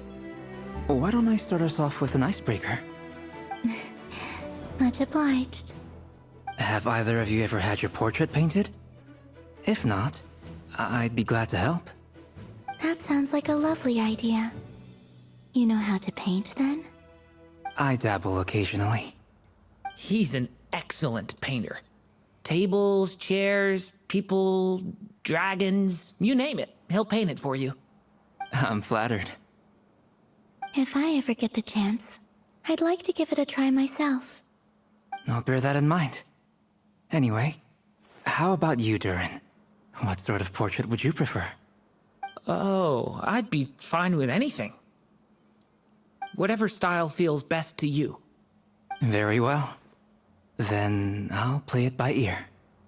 You can replicate any style I want? I can try. If you show me a sample, I'll do my best to match it. Thank you. In that case, I'll dig up some reference material for you.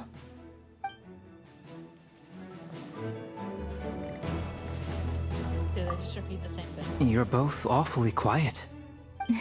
Have either of you... That sounds like a... I dabble. He's an... I'm flattered. If I ever get... I'll bear that in mind. Oh, whatever style... Very well. You can replicate... I can try. Thank you.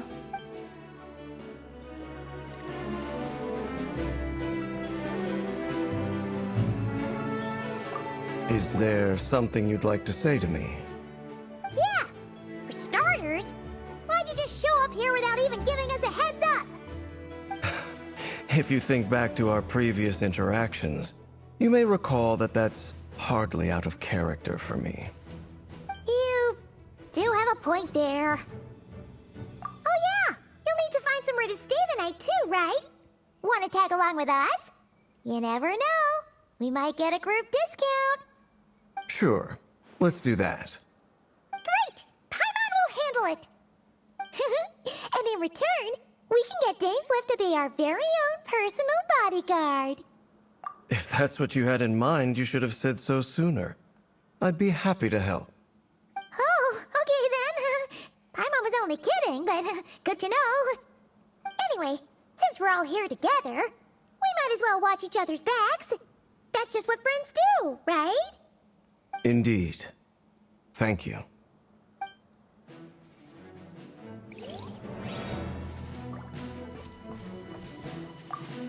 Truth be told, I can't remember the last time I was in a meeting with so many people. You're not alone there, my friend. The Lightkeepers also struggle to bring everyone together for a serious discussion. I don't doubt that. I've only ever met two Ratniki, one being you, and the other being that young guy, Itlua. Itlua is a good apple, I'll give him that. He's kind, honest, and regularly delivers supplies to my lighthouse. A true Ratnik to the core. In that sense, he puts me to shame. So you're what? A fake Ratnik? That's what it sounds like you're saying. But I get the feeling that's not quite what you meant.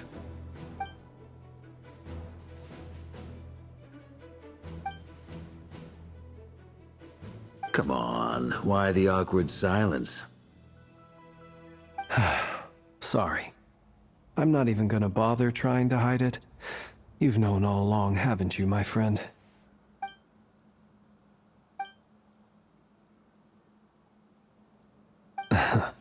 Now that was an awkward silence. Let's just keep this between ourselves. Probably best if Eloa doesn't know, huh? That goes without saying. Gotta be careful what you share with youngsters, after all. Anyone else in the know? Let me guess. The Traveler and Paimon? It's dangerous being too sharp for one's own good, you know. Then, in the name of the Animo Archon Barbados himself, I swear, your secret's safe with me. When we went for drinks, you said that you and Barbados were practically best buds. In the light of that claim, do you really expect me to take your oath seriously? Of course. Just as long as you don't go spreading around the fact that I'm close with Barbados, all right? Fair enough, then. Nothing like a bit of mutual leverage to seal the bonds of friendship. So I'm guessing the Ratnik guy that just mentioned is gonna be free. You know, for the Lightkeeper Lantern quest. In the same way Jehoda will hopefully be free. For people to get for this info quest stuff. Ah, Miss Nefer. You made it after all. But what about Yehoda? I'm here to give you an update on how things are going on our end. Once this is over, I'll be heading straight back to continue my work. I left Yehoda back at the Curatorium to watch over things while I'm gone. Huh. So much for just this once.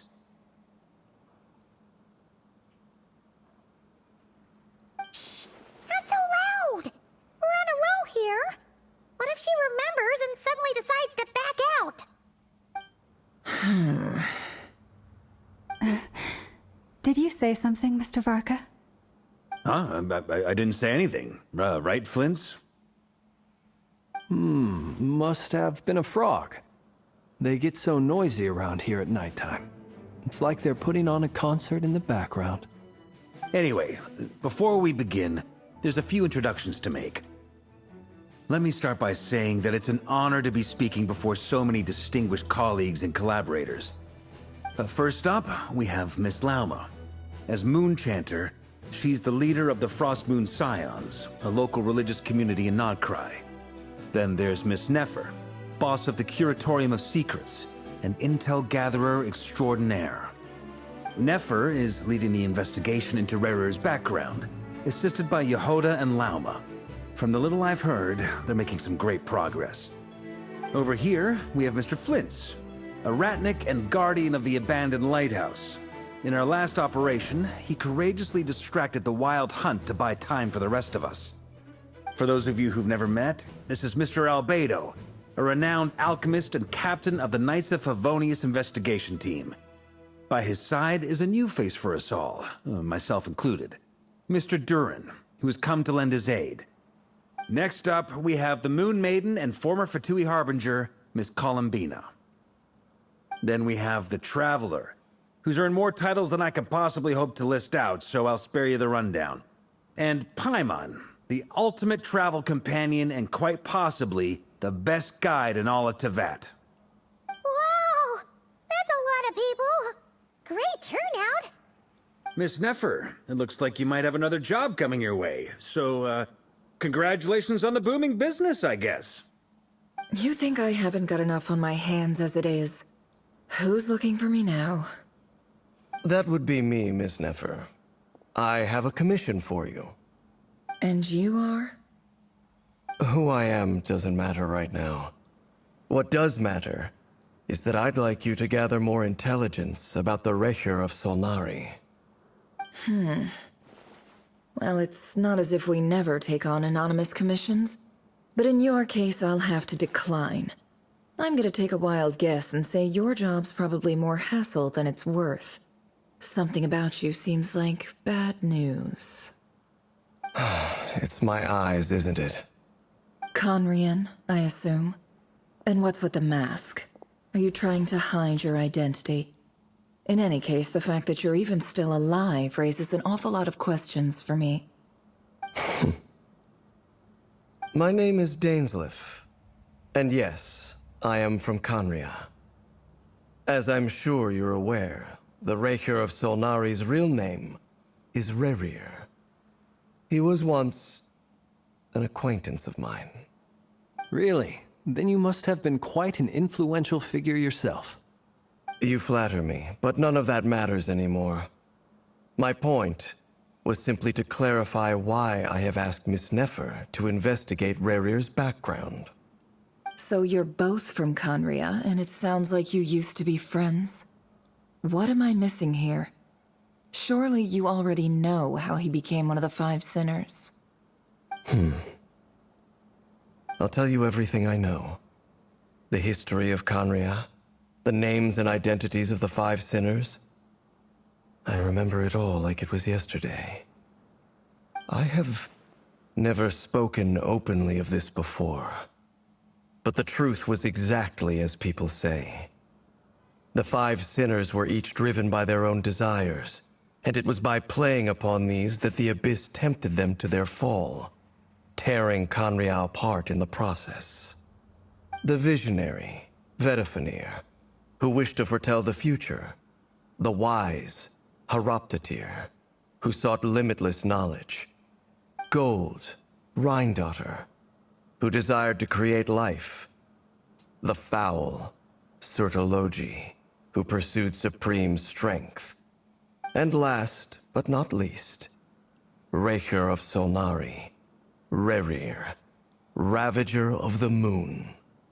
Of the five, Rerir is the only one who remains a mystery to me. He never harbored grand ambitions. So what changed in the space of a single night? How did he come to fall like the others?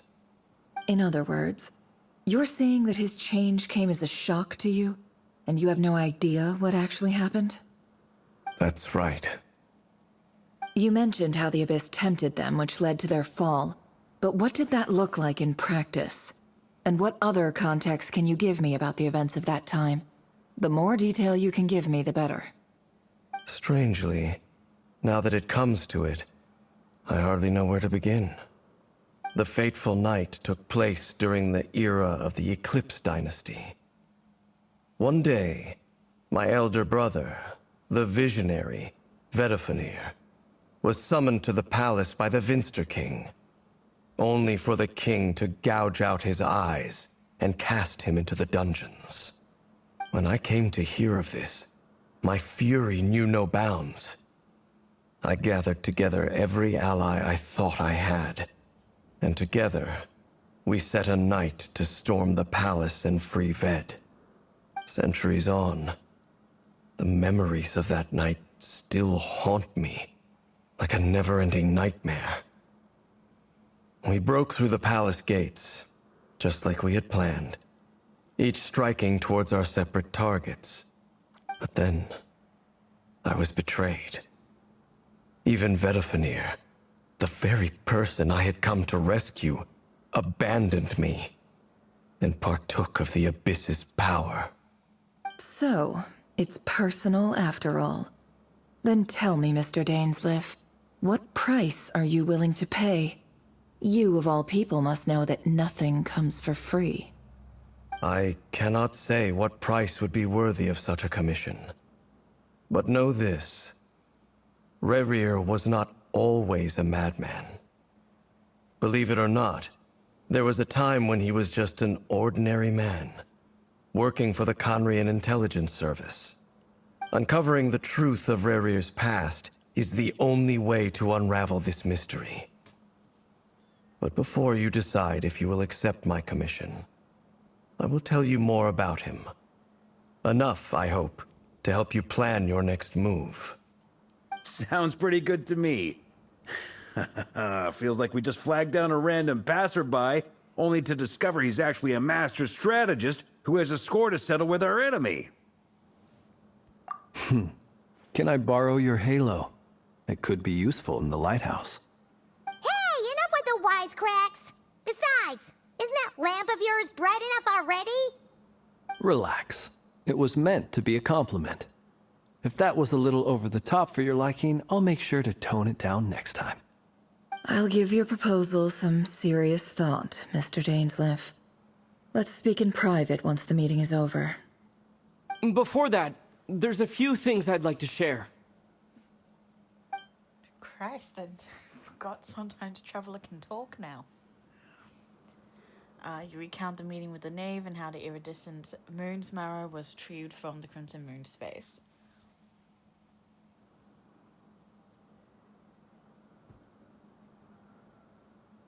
Hello. Hello, little boy. He's just curled up. He looks so cute. You make it clear that the Knave chose to help you of her own accord, then conclude by reporting how the hearts of the three moons are finally in your hands. Now that we've united the hearts of the three moons, your power should be greatly enhanced. But it seems like that hasn't happened yet? I believe it will take a little longer. You've done so much for me, so I want to be completely honest with you all. Even though I'm doing a lot better now, the truth is, my recovery will likely be an ongoing process. From the moment I was born, my power has been slowly ebbing away. And that is because Tevat has never accepted me. Even with the moons united as one, it seems my rejection cannot be undone.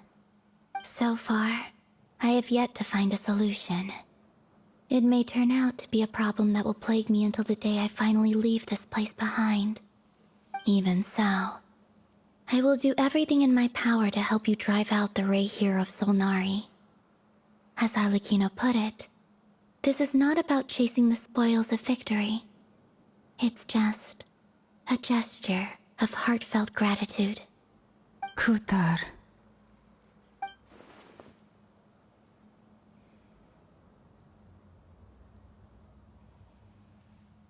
Defeating the Rayhir of Solnari will be no easy task.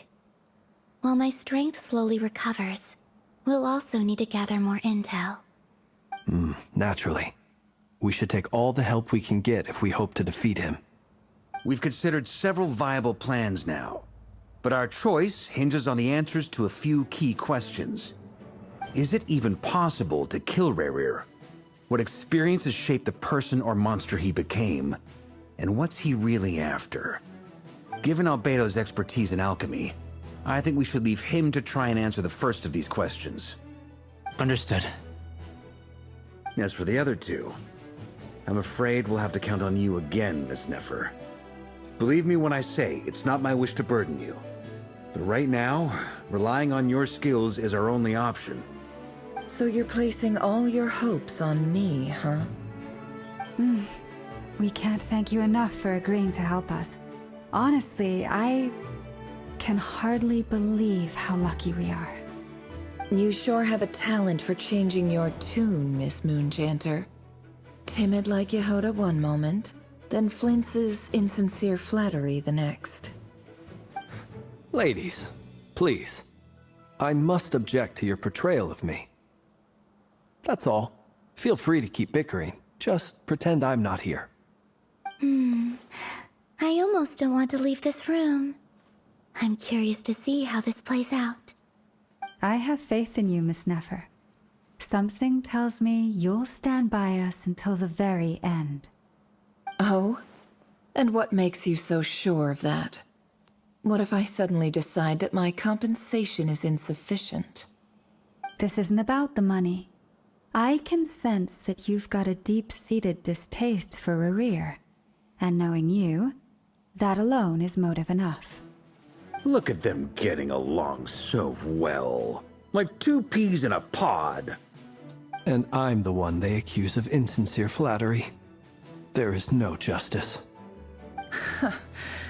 Miss Lauma, you have to understand something.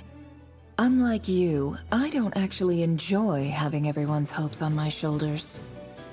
Is that right? Well, maybe the fact that I'm willing to put my hopes in other people says more about me than you. But the fact is, I also trust you. And that's because I know that you're someone we can count on. Anyway, we've got our plan, so let's get moving. Mr. Dainsleif, let's talk. And Traveler, once we're finished, if you've nothing else planned, I'd like you to come with me. This whole experience is teaching me a lot. For instance, I now know that when other issues come up in the future, I'll have far more luck getting Lauma to convince Miss Nefer than trying to do it myself.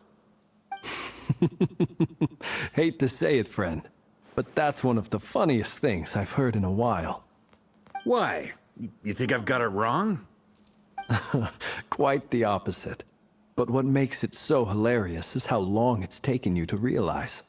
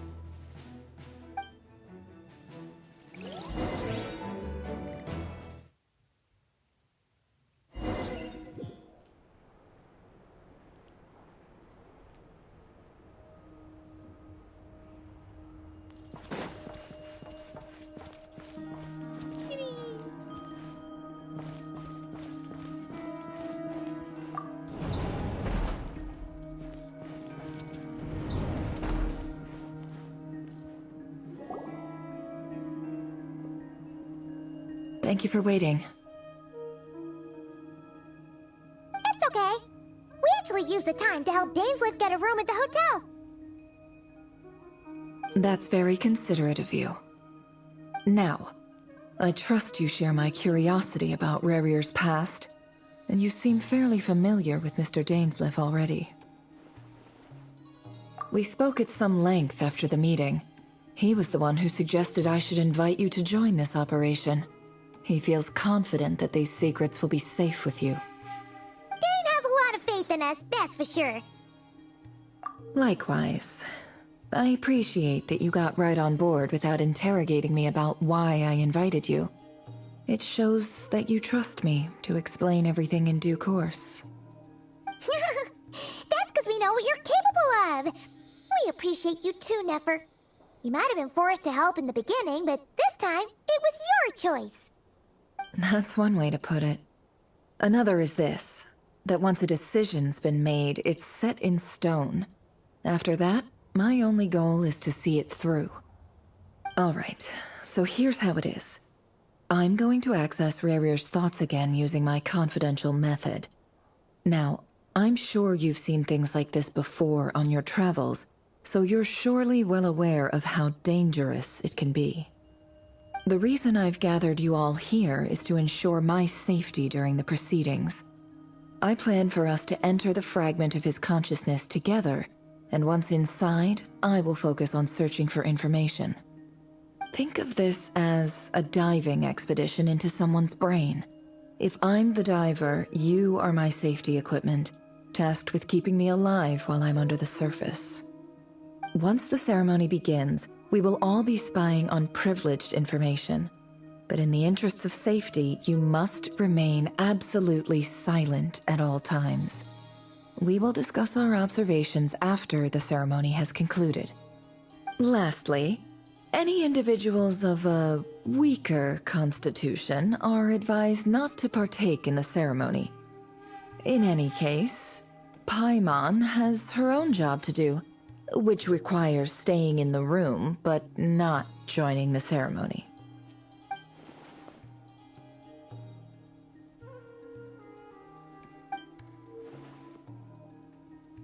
Well, good luck, everyone.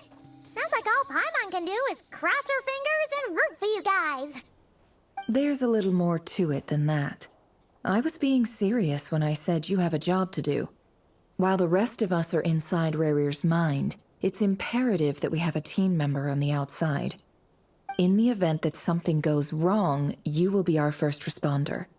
I don't anticipate any issues, but the extra level of safety will be greatly appreciated. I second that. This is a dangerous operation here, and you're our whole rescue team. That's pretty much the most important job in the crew. So, Paimon's like the lifeguard? Yeah, that makes sense. Alright, got it. Good. Please, take a seat. We'll get started momentarily.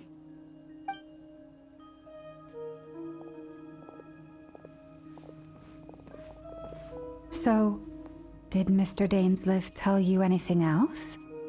He told me that he believes Rarier kept some big secrets in his life. He's not sure that they were the cause of his eventual downfall, but he's asked me to uncover what those secrets were all the same. But surely you're not planning to go through with this, no matter the cost. If you think that, you'd be overestimating me. I'm a businesswoman, not a mercenary. But I do have my own professional reasons for taking this job. You think I'd turn down the opportunity to get a first-hand glimpse into Conrian history? No chance. Well, as long as you don't let morbid curiosity get in the way of safety concerns, we're good. We'll do whatever we can to help you. You're such a killjoy.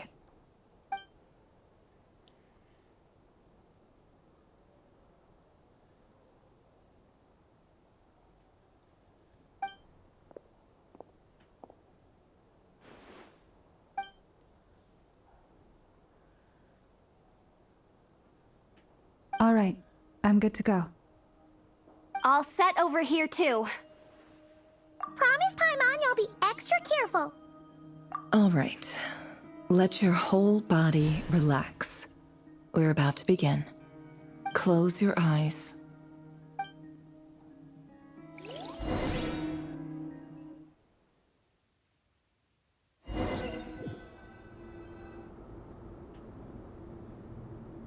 Phew. Could this be his office? Pretty standard setup. Bookshelves, paperwork, files. According to Dainsliff, Rarier used to be an intelligence operative. Chances are there's plenty of top secret intel stashed away in this room. Is this where you keep your secrets, Rarier? Can't say I'm not looking forward to this.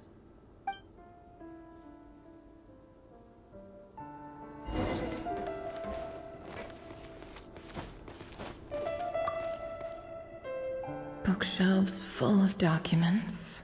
Looks like these are all files, packed with the personal details of individual Conrians. The Crimson Moon dynasty preceded the eclipse. Since Rarier worked as a secret agent during the latter, it stands to reason that he was tasked with purging remnants of the old dynasty. Yep, lines up exactly with what Dainsliff told me.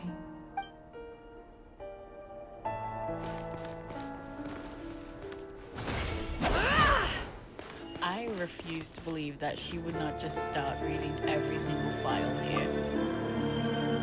A file tucked inside a folder. The title reads, Dear Breakfast Shop Owner. It's a list of names. But at this stage, I have no idea who any of them even are.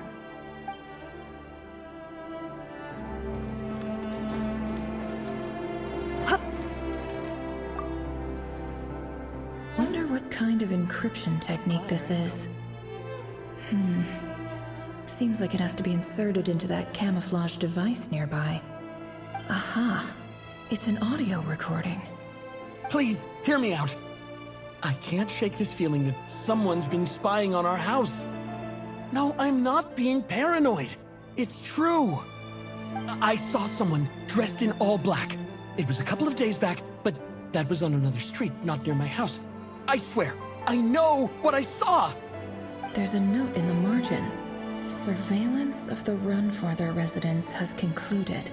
We apprehended the target and filed the mission report last night. Could the voice in the recording belong to one of Rarier's targets?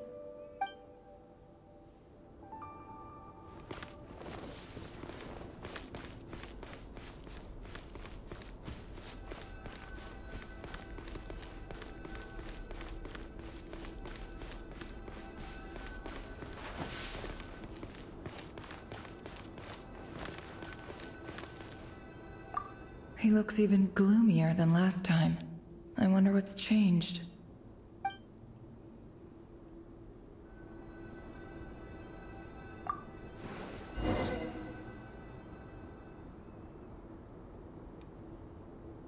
Today's files are in. Time to wade through them, just like usual. Male, 51. Occupation, cook. Confirmed Crimson Moon descendant. Has maintained frequent contact with other descendants over the past year. Poses a threat to the dynasty. Neutralized.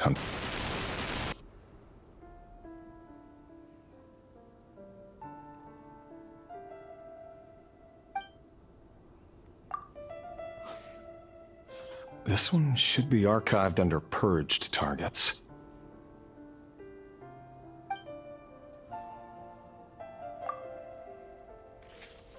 Female, 23. Occupation, office clerk. Confirmed Crimson Moon descendant. Has maintained frequent contact with other descendants over the past year. Okay, you Poses a threat to the dynasty. Okay, but are they a threat to a dynasty, or is she talking to her sister? You know, if she's a descendant and she's just talking to other descendants, don't you literally mean this person has relatives and she isn't treated like an orphan? Like, is that essentially it? That's all it takes to be a threat to the dynasty? This is why you have guilty conscience blood on your hand, okay? This is why you're just killing people who are casually talking to their cousins.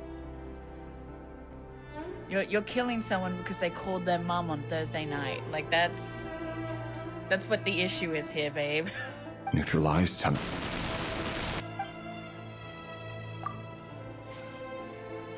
Another one for purged targets.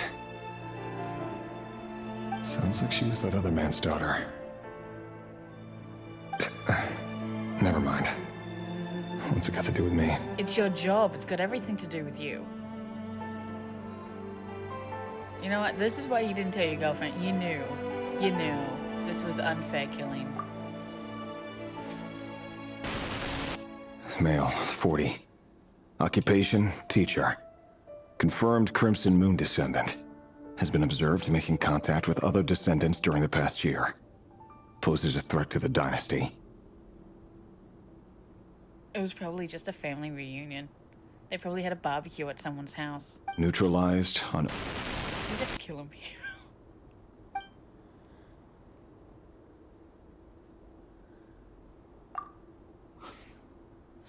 Just another nobody for the archive. Come to think of it, I remember surveilling this man. A case like his never would have been considered a priority in the past. Huh. He barely even interacted with other Crimson Moon descendants.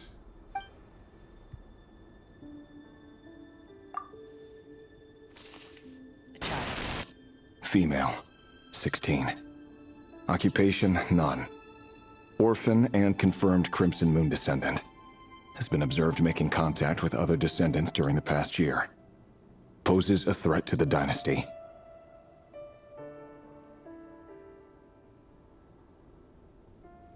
Neutralized on...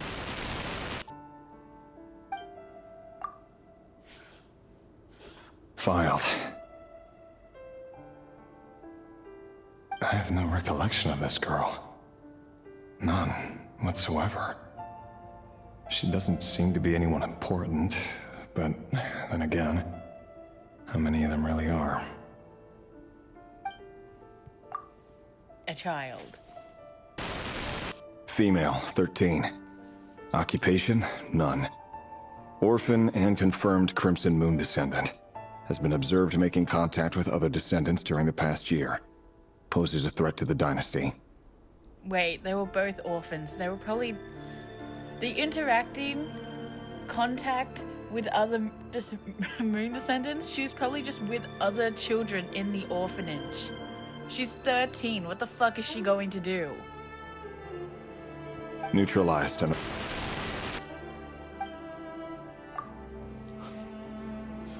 Filed.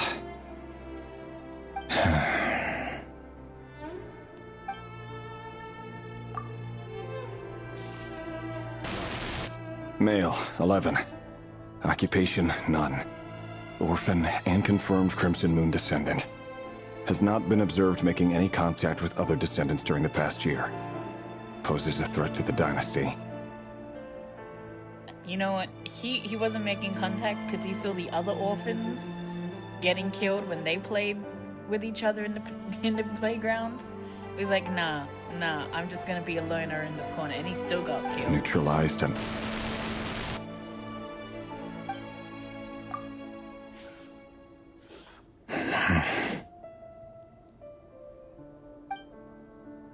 He wasn't even making contact. You have nothing to say about that? Male. He's 6. 6. Occupation, none. Orphan and confirmed Crimson Moon descendant. Poses a threat to the dynasty. Not even mention if he made contact anymore. Motherfucker.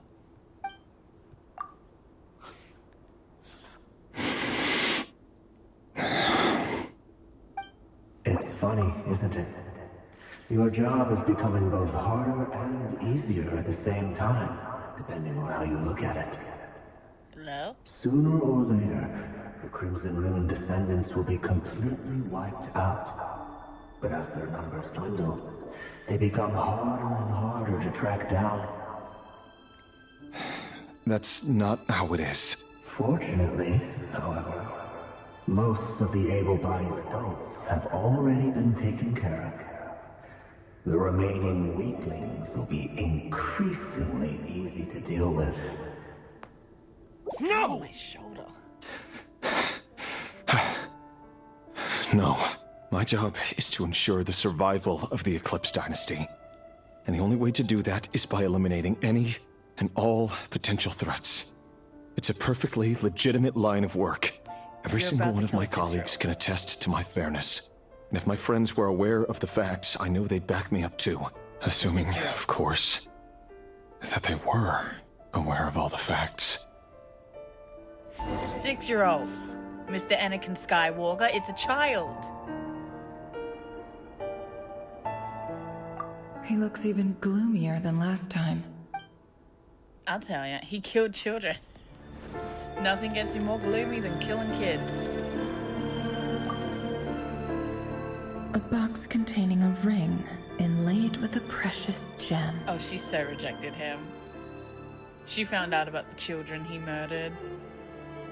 Found out he was... he was signing off on burning down an orphanage. Must be for his girlfriend. She's been downgraded from would-be fiance to girlfriend. Oh, she rejected him.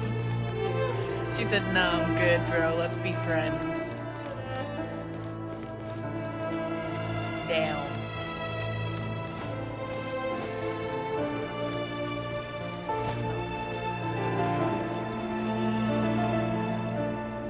This is... What?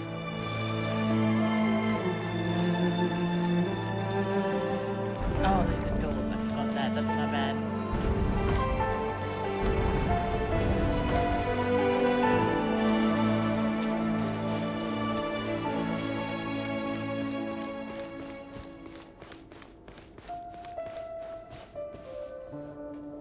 Mr. Vedifalnir, it's been quite some time since we last met. Revier, I trust you're here because you have something important to discuss. Forgive me. I wasn't tuning out, it's just, I noticed you didn't even phrase that as a question. As if you knew I was coming. Tell me, does someone in your position ever feel the need to ask questions at all? It is indeed within my power to foresee certain things. Things like your arrival. I was just thinking. It won't be long before I'll be inviting both you and Dane to my wedding. That isn't a lie, but nor is it a fact as such. It's a wish, isn't it? No fooling a prophet, is there? Ever since that day we met for drinks, I knew it was only a matter of time before you came looking for me. Does it feel good? Knowing how the future will unfold. I'm afraid the notions of good and bad fail to capture the complexity of what such a power entails. Once you've seen what will come to pass, it can be all too easy to succumb to fear and melancholy. Unless, of course, you learn to abandon these feelings.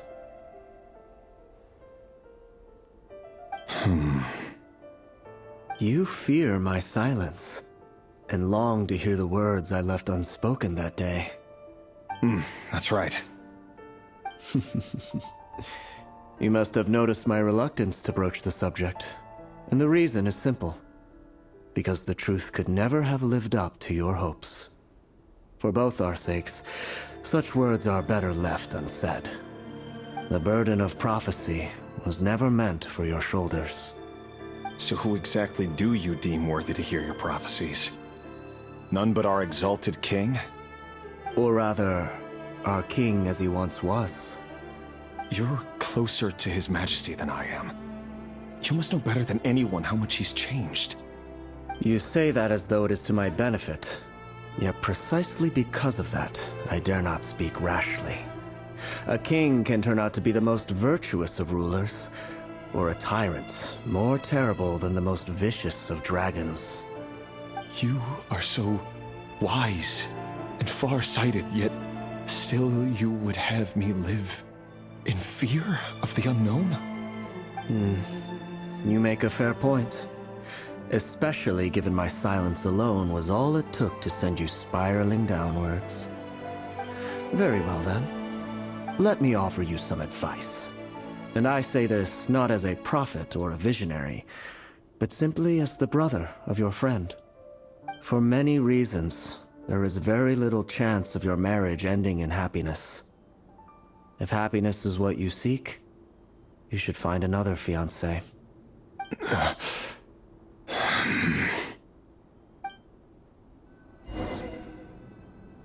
Hold on. There's that same black fog again. Could this memory belong to Thelindis? Guess I'd better tread carefully.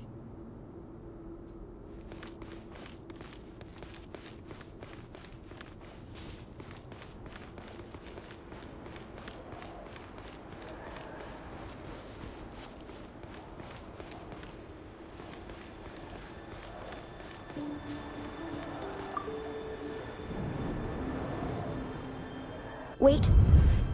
Hear me out.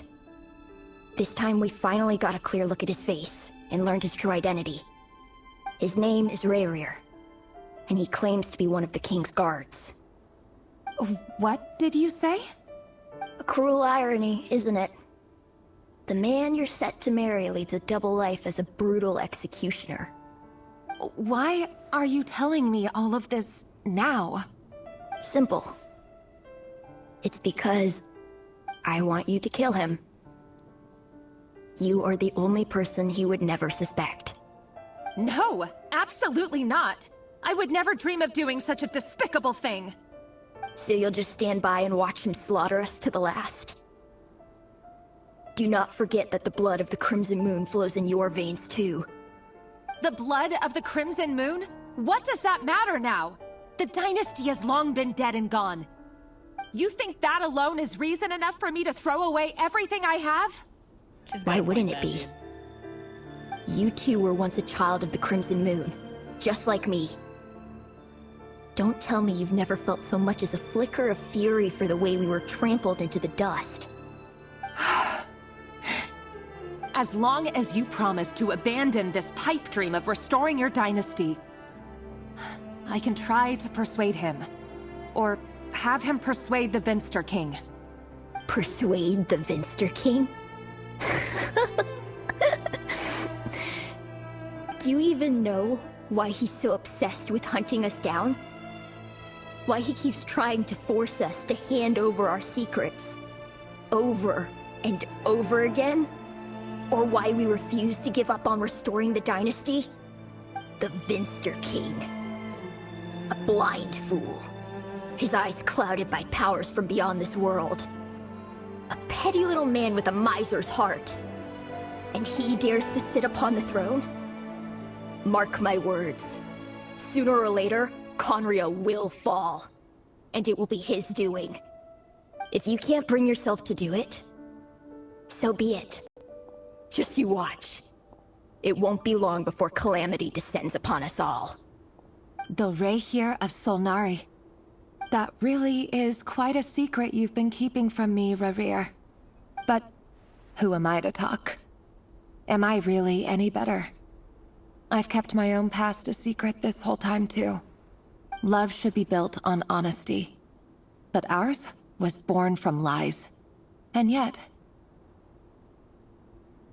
is it really so wrong to hide things that would only make life harder? If we don't cover up the parts that no one else should see, how can we go on pretending to be normal? Vedifulnir must have known all this. And that's why he made his prophecy. In the end, nothing stays hidden forever.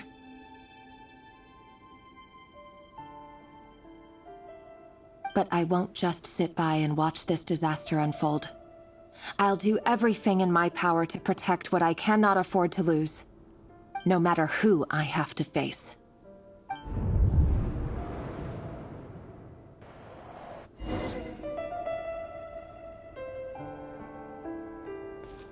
Can I go in here? No. Huh? Was that Rerir who just walked past the window? Doesn't it give you the chills that he still takes the same road to work every day? As if nothing ever happened. Those people at the deli. Enough already. They're clearly pretty taken by their own disguises, so just smile and play along. Pull the rug from under beasts like that, and you'll risk having your throat torn out. Deli? Oh. They're talking about those people from the opposition. Right. I'd almost forgotten they used to run a deli. People of no consequence always vanish so easily.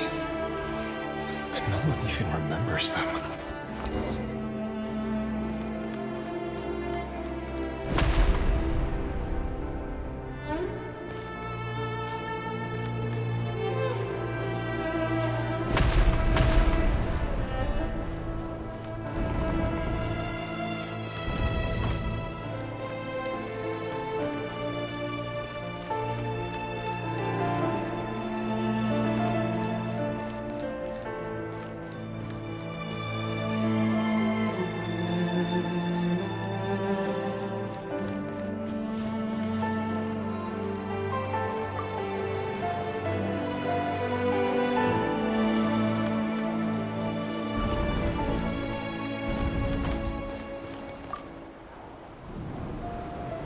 But surely you can see he's not the man he pretends to be!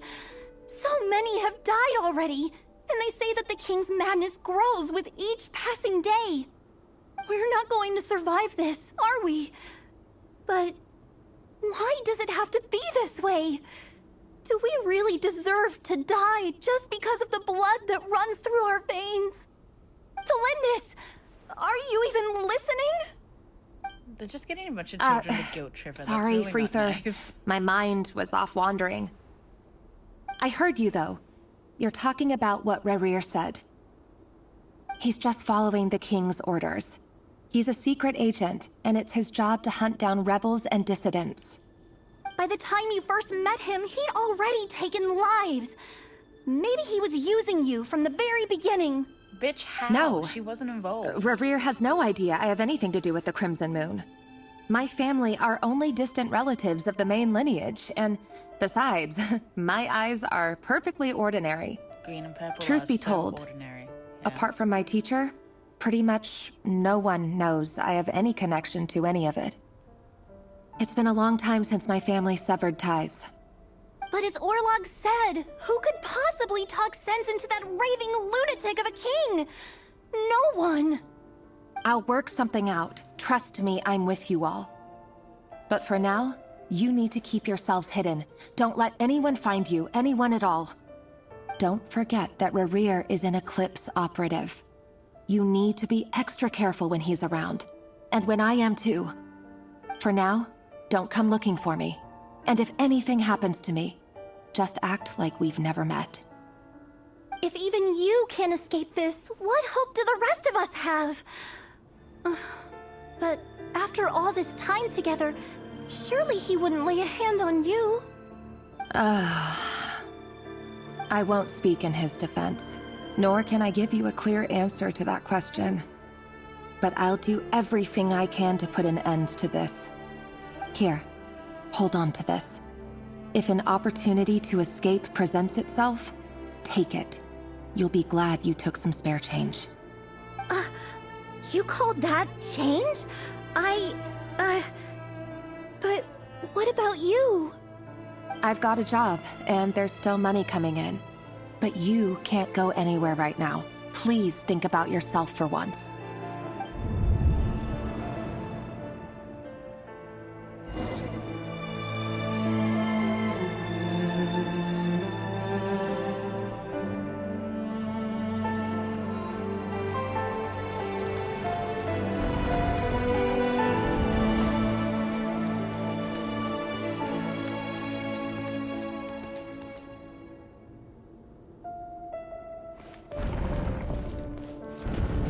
Another day, another round of assassination training. Training ground is just beyond this hidden passageway. When you kill a person, doesn't it bother you when you end up covered in their blood? Why would it? Aren't we all just walking blood bags? But not everyone is accustomed to hunting down others like prey. You've been a hunter for so long now, you seem to have forgotten that most people don't just go around killing one another. Leave me alone.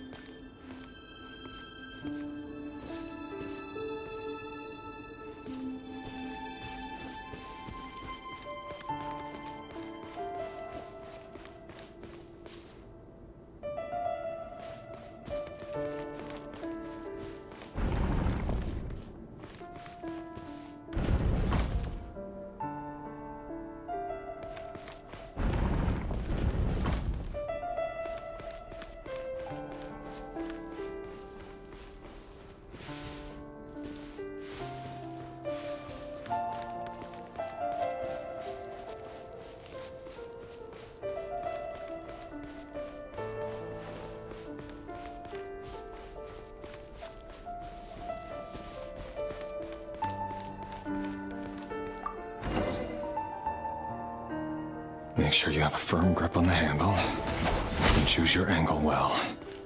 Keep your movements light and brisk, and the prey won't sense a thing. I doubt that no one's ever died a quiet life at your hand.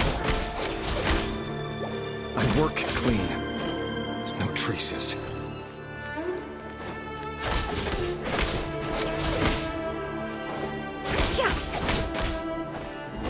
That doesn't make it open that door, though. The king just happens to need you right now. Or someday he does. That won't happen. It's changed ever since we found the cell of that power. In the beginning, I could take out a handful of it. But now... The ones I've dealt with have always been guilty. And I've carried out my work flawlessly.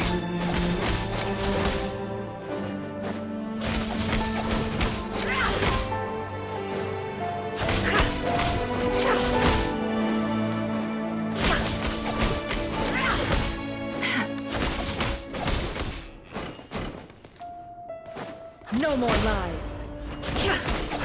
You know why Felinda didn't accept your proposal, don't you?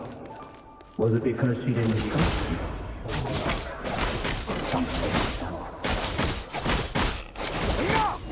Oh.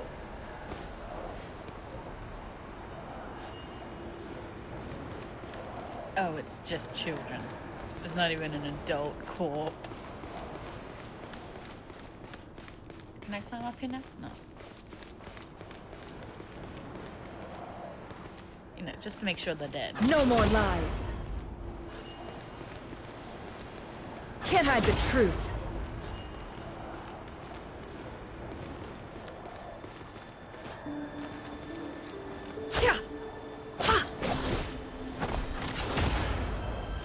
Just checking to make sure.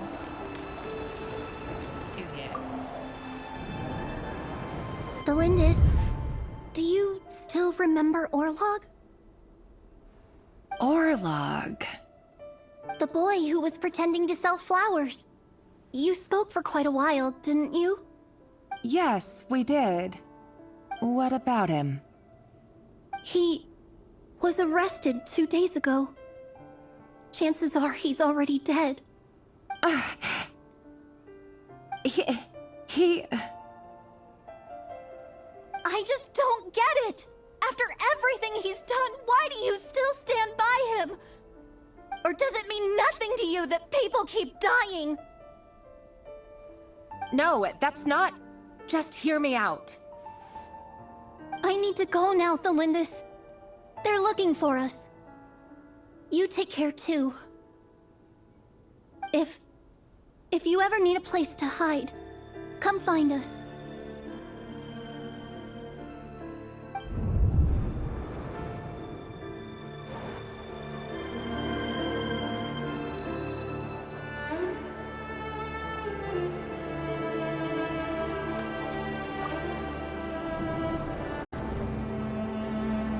Author Thelindis. Over the course of this week, the research object was subjected to interference for a total of 47 hours for experimental purposes. The results are as follows. All subjects of observation that were sent inside have now... The situation within is proving more problematic than anticipated. No progress whatsoever. What now? Won't you give me even a glimmer of hope? Things are getting worse by the day. I have to find a way or we'll all be in danger.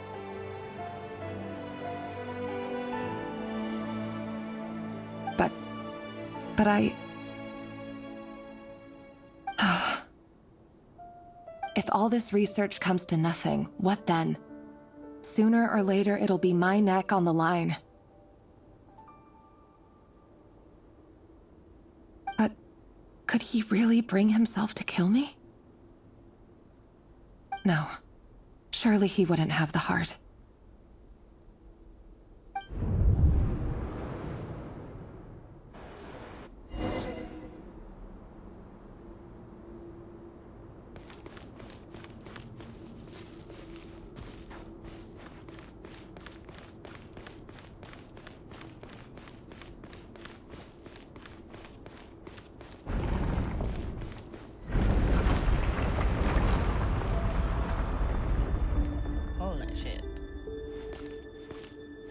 Did it say switch to running when I'm walking?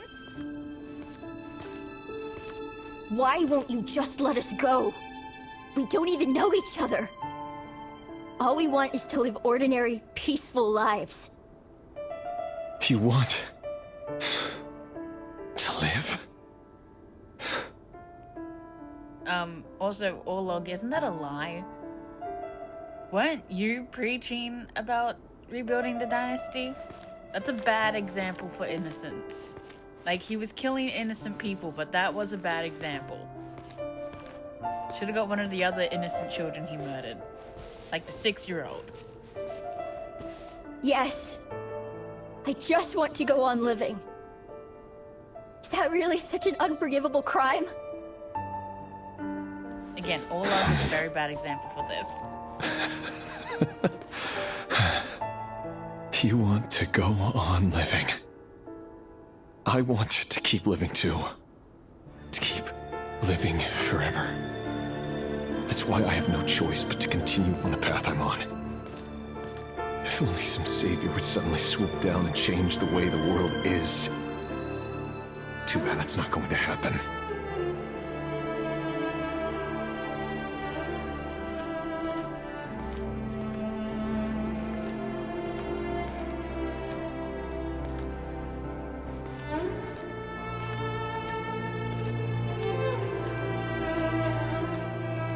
Imagine that. If there really were such a person, you and I wouldn't be standing here like this, would we?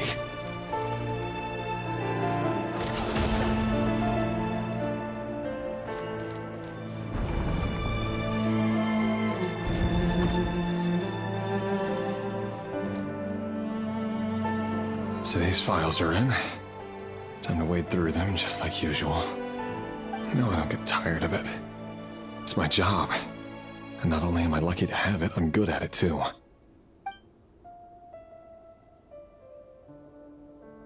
Huh. Wait. That's... Thalindis? No. No! No! Why? But you bear no mark of the Crimson Moon! How could you possibly have anything to do with them? It cannot be! A diluted bloodline. Carefully concealed. I see it now. You've been living in the shadows just like me. What a fool I've been. Numbing myself with talk of justice. Even imagining my friends would back me up. But in the end, Irminsul. Finster King! How far are you going to take this? From the direct bloodline to secondary offshoots? And then what? Today it's the descendants of the Crimson Moon. Who will it be tomorrow? Will you not rest until everyone down here is dead? No. This cannot go on. This is where it ends.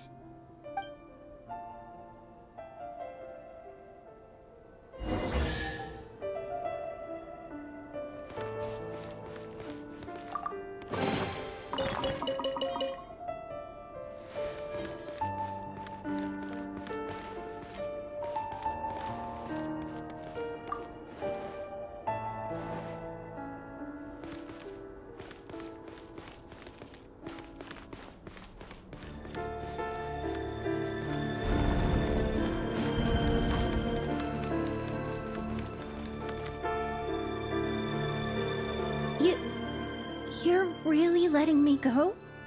I am. As long as you can guarantee that no one will find you. Don't worry, I'll be extra careful. No one will know I was here. But... what about you? Me? If you let me go, you won't be able to complete your mission, will you? Good point. In that case, maybe you should stay. No, please! I just want to see the outside world again. To... Go on living? Yes. I know you're a man of your word. So please, just let me go. If I let you leave, what will become of me? Just kidding. Go, now. But remember, don't let anyone know you were caught. We'll be seeing each other again very soon if you do.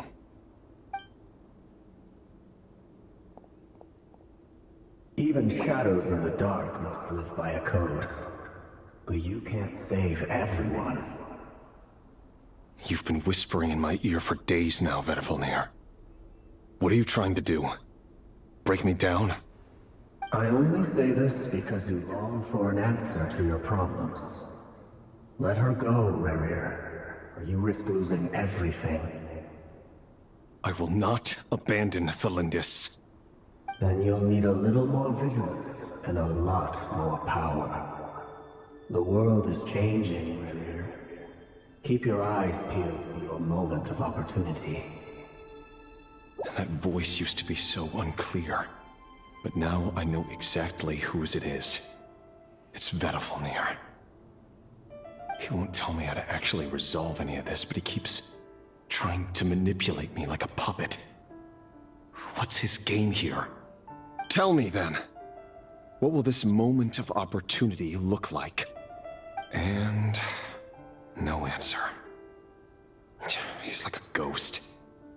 Always disturbing me when I'm on edge, but never answering when I need him most. So, the Eclipse Dynasty was purging, well, massacring the descendants of the Crimson Moon. And it seems like it was all connected to the Finster King's research. The king's obsession with abyssal power left the future of Conria hanging in the balance. No wonder every aspect of Rarir's life was so unstable.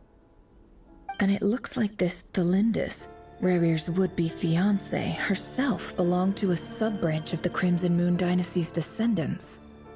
It almost defies belief that a couple like them could hide the truth from each other for so long.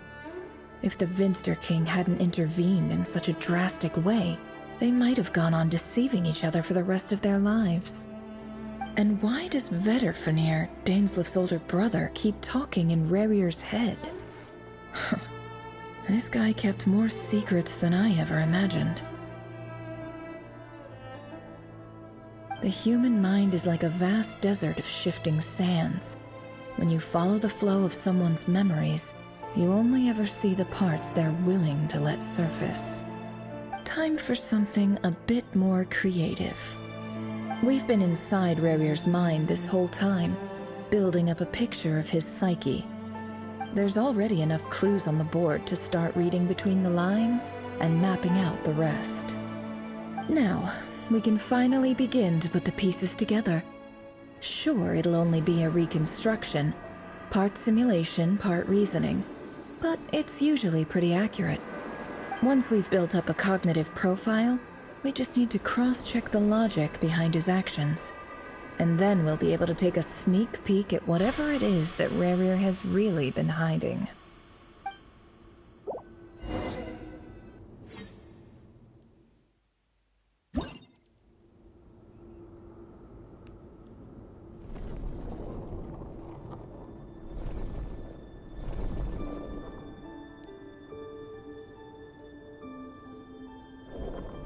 Rarir, are you there?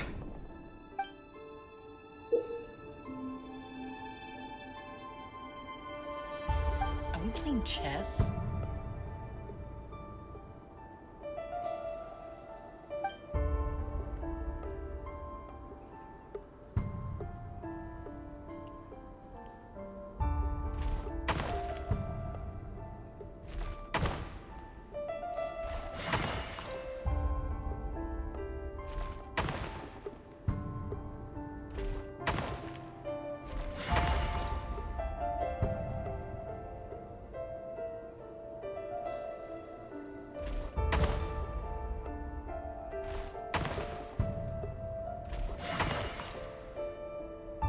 Hey, Rarir! Come out, it's urgent! Dane? What's wrong? Quick, come with me. I'll explain everything once we've met up with the others. Okay. I'll come. But the Lindis is still over at the Universitas. I'll need to leave her a note. All right then, but make it quick. I've never seen Dane so worked up before. Whatever this is, it must be big trouble.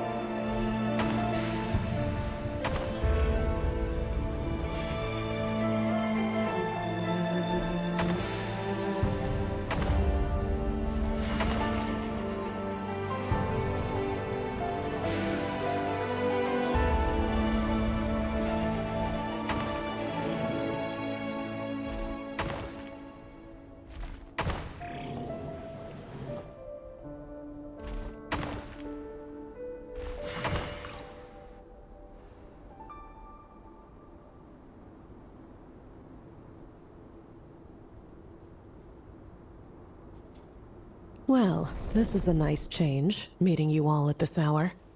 When men and women of ambition can speak face to face in broad daylight, I say that's a big step forward for our dear Conria. Don't be ridiculous. We do not fear the day. Why would we seek refuge in the night? You might ask your blade that same question. I'm told it prefers the cover of darkness. The word on the street is that Sertologi only strikes when he has an unfair advantage. But that is patently false. I see you're missing an arm and a leg. Surely only a fair fight could explain that. If this is your way of offering me replacement limbs, believe me, I'll take them. Oh, we can certainly discuss that. With bioalchemy, anything is possible. Assuming I have your full support in my research. Lunatic. Robtatir, what brings you here? Why, Dainsleif, of course. He invited me. Please, cast aside your apprehensions, Miss Rhindaughter. Whatever the rumors may say, I am but a humble servant of the king, and I can assure you he affords me no greater convenience than he does you. Well, the Universitas Magistrorum won't stop fawning over you. So at least some of the rumors must be true. You're clearly doing well for yourself, so drop the humble servant act. It endears you to no one. You're president of the Universitas Magistrorum, the chief royal mage known as the Wise by royal appointment, and by far the most favored among the 4 pillars of Conria. Vice President Veit doesn't even try to hide his envy when he sees you. My success is the product of hard work and good luck. It's as simple as that. Were the king not such an extremist, I hardly think I would have received a senior post at my age. Of course, no job is without its gripes. Serving a king like ours can be a challenging task, as I'm sure you can imagine. And as for Efterveit, in missing out on the presidency, he's dodged a mountain of stress. Like everything else in life, it comes with pros and cons. You're all here. I apologize for the short notice, but it was an emergency.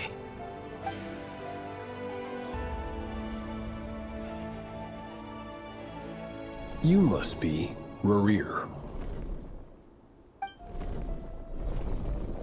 Mr. Sertologi. Yes, I handled your case file during your sentencing. Nothing personal, of course. I'm pleasantly surprised that you remember me. You're clearly a person of substance if you've been invited here. But Dainsleif, you'd better have a very good reason for convening this little gathering. It's my brother, Vedalfenir. After he spoke at the court this morning, the king was so infuriated by his words that he had him blinded in both eyes and thrown in prison. Vedalfenir in prison? Strange. I thought the king trusted him and Horoptatir more than anyone else in the world. Does this mean the king's circle of trust just got even smaller? It has nothing to do with trust. It's about what the king wants, which is as clear as day to anyone paying attention. I simply appease him, because it's in the best interests of the Universitas Magistrorum. And also because you're slimy. Vedalfenir, perhaps less so. But still, a visionless visionary? It rather inclines me to think that qualifications are not what get you ahead in Conria. Do you honestly think this is an important discussion to be having right now? Dane, what are you planning to do? Rescue Vedalfenir, I assume. Correct. It will mean storming the palace by force. Tonight. I need all of you on my side. That's far too dangerous. And don't forget, Dainsleif, you're captain of the Royal Guard. You swore an oath to the throne. You've been planning this for a while, haven't you? I have no desire to commit treason. But whatever critique the king may have of Vedalfenir, disfiguring your most loyal subject for putting the best interests of his court and nation first, this is not the conduct of a wise ruler. My blade will force the king to see the error of his ways. So, Vedalfenir's prophecy enraged the king.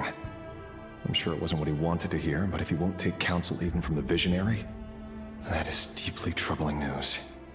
The extent of His Majesty's madness is now all too clear. The question is, how does a man like me get out of this situation unscathed? You have noble ambitions, Dane. But I'm afraid they don't do much for a guy like me. I'm not interested in saving the world. All I want is a letter of pardon. A letter of pardon? For whom? Thelindis? The chances of the Vinster King issuing a pardon for anyone connected to the Crimson Moon seem vanishingly slim.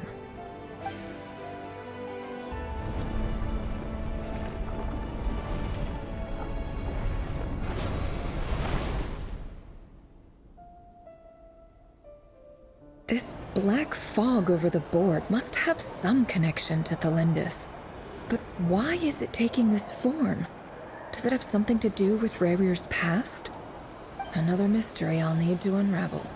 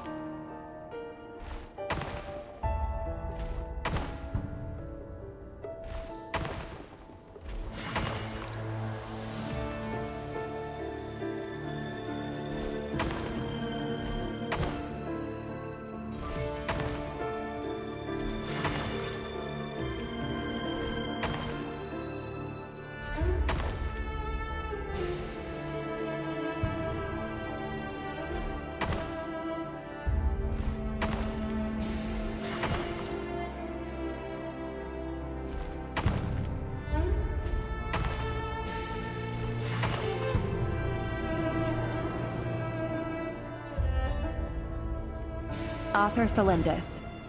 Over the course of this week, the research object was subjected to interference for a total of 60 hours for experimental purposes. The results are as follows. Research dating back to the Crimson Moon Dynasty has established 2 points regarding moon marrow. Firstly, its origins have something to do with a god's power. Secondly, it serves as a portal to an as-yet indeterminate location. Moon marrow can thus be defined as a spatial gateway. However, there are a number of hurdles to overcome before we can answer the question of where it leads to. To start with, opening the gateway requires a specific power source, which the relevant literature indicates. An enormous amount of power is then required to keep the gate open. Currently, the total power output of our instruments remains in the single digits. To make matters worse, I am now the only staff member remaining in the Moon Marrow lab. The Universitas Magistrorum recently decided to move most of its personnel into abyssal energy research, which has stymied all Crimson Moon-related projects. This is not a wise move. I have always maintained that placing all our hopes in a single source of power is risky, especially one as poorly understood as this. As well as making ourselves overly reliant on a single resource, we are neglecting other promising technologies. I apologize if this comes across as disrespectful. But as a Moon Marrow researcher, I desperately want to see the world beyond the gateway. If we really made it there one day, what would we find?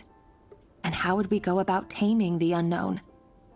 My imagination is endlessly fueled by questions such as these.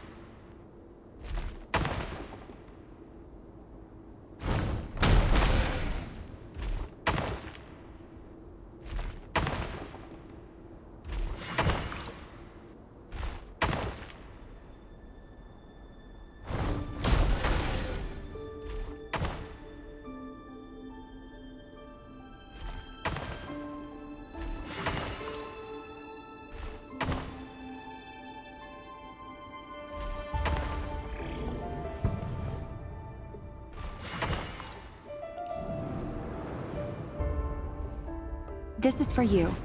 I heard you're gonna leave the city with your parents. Thelindis, did you hear about what happened? I've heard nothing. Rerir got back very late last Friday, and he was acting a little unusual, but he slept pretty well, so I'm guessing whatever he did was a good deed.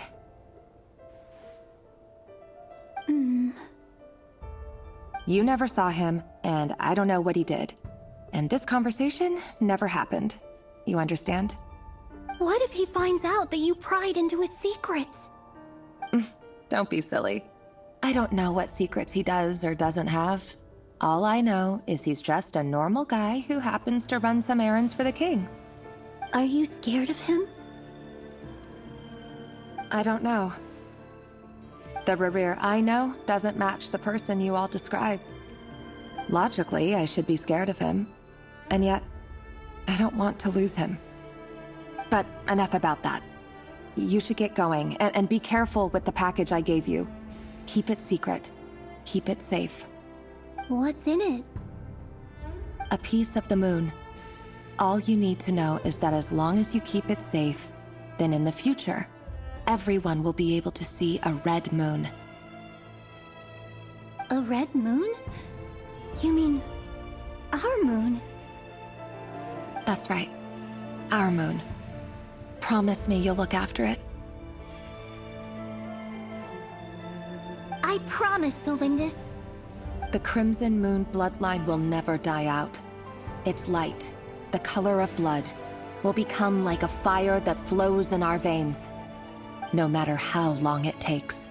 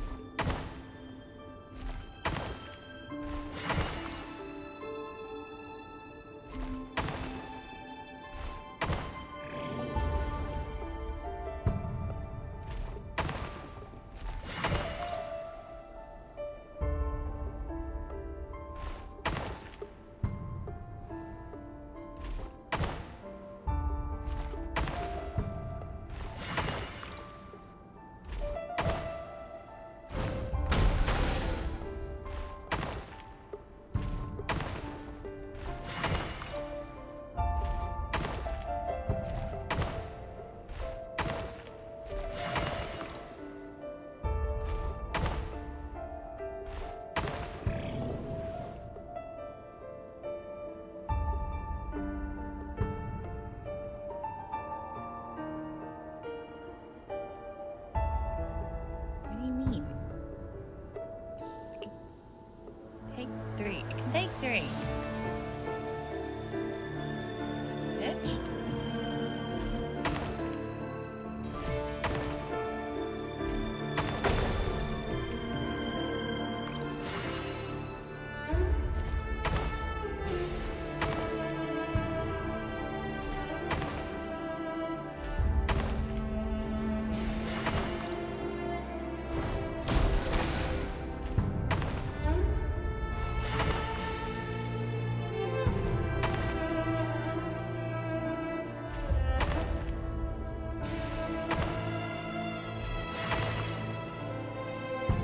Hurry, everyone, and stick to the plan.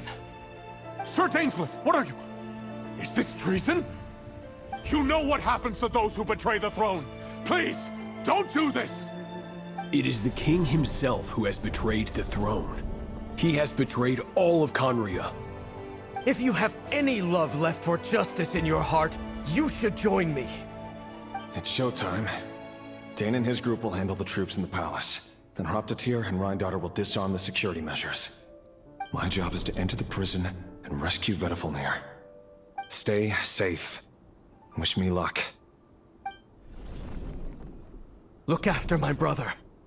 Draw your blade. It is time for justice to prevail.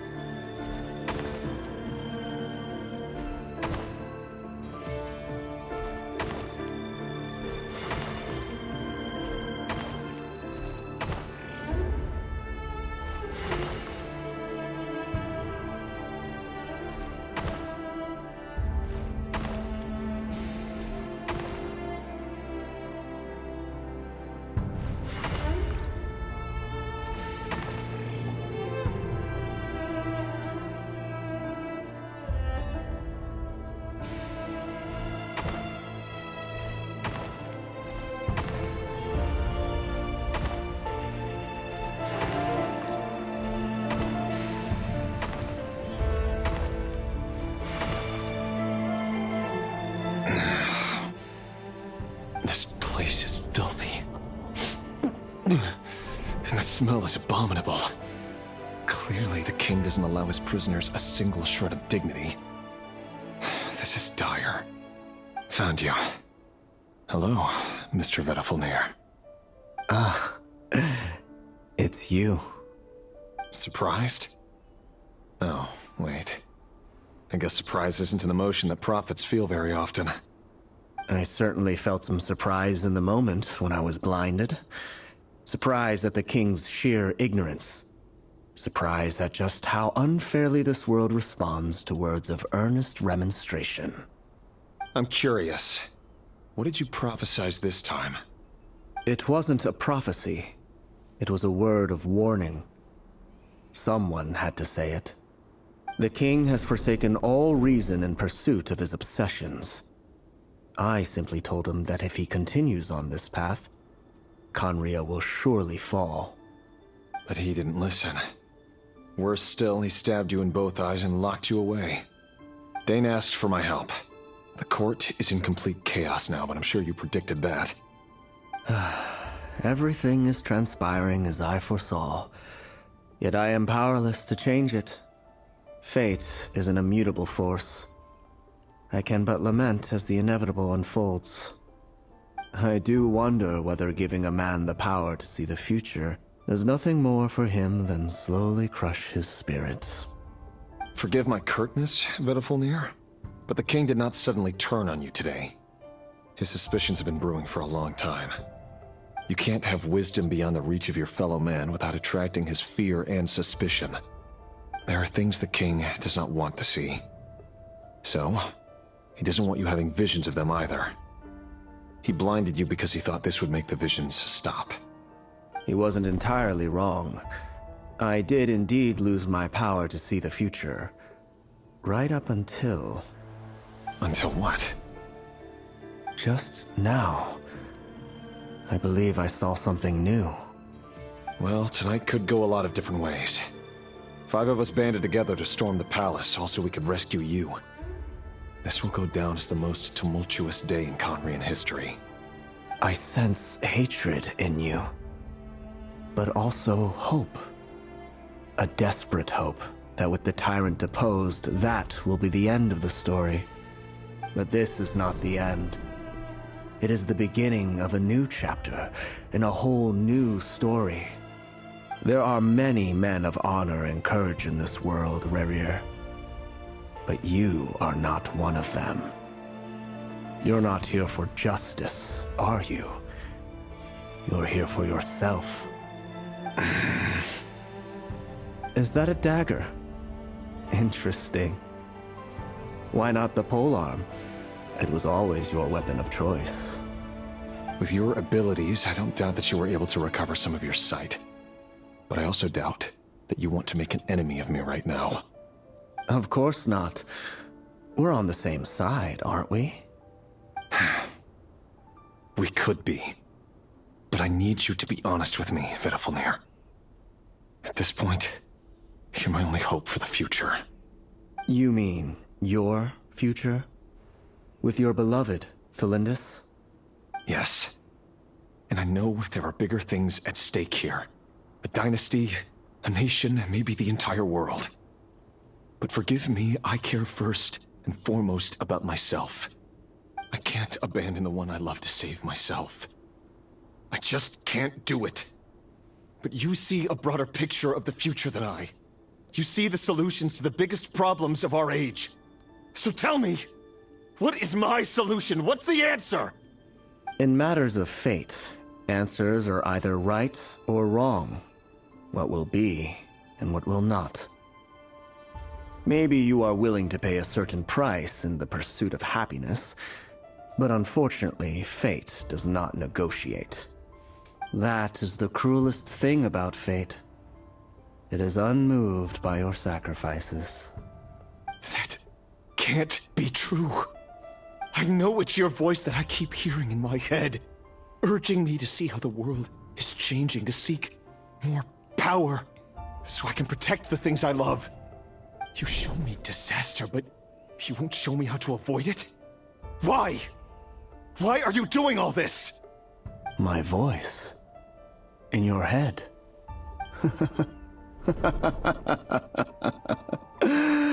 So, you hear it too? The voice that steals your mind, gains your trust, and drives you crazy. It turns out that we are not so different, you and I. Vedafilnir just broke into the strangest smile I've ever seen in my life, as if he'd discovered some monumental secret. But then he suddenly switched to looking extremely weary. Very well then. My advice to you is as follows. You must persevere.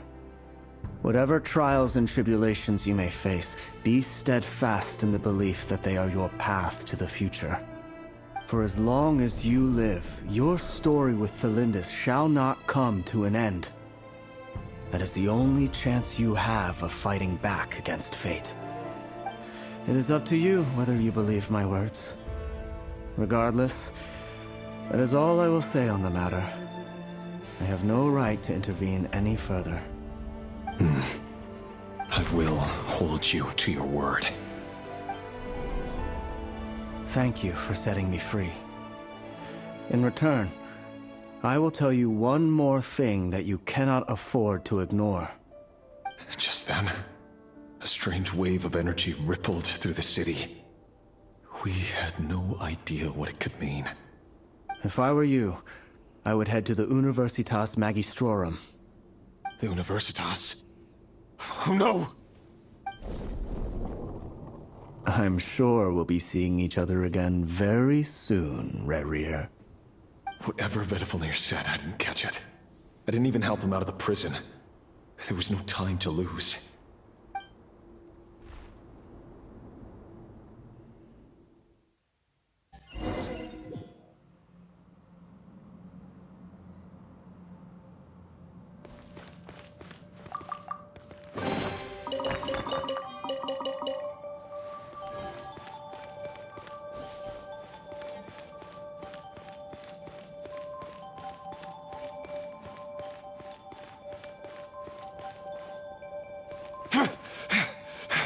Monsters?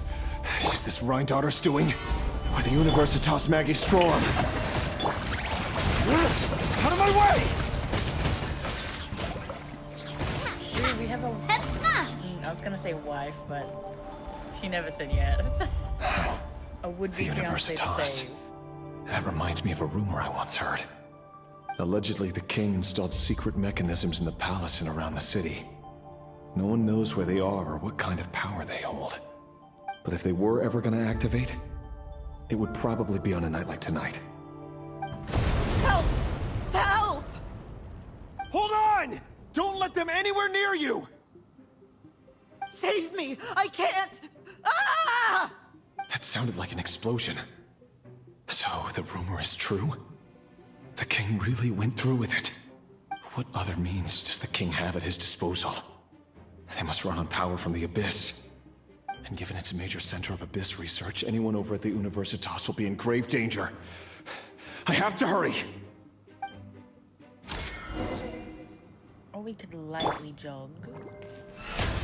The show begins!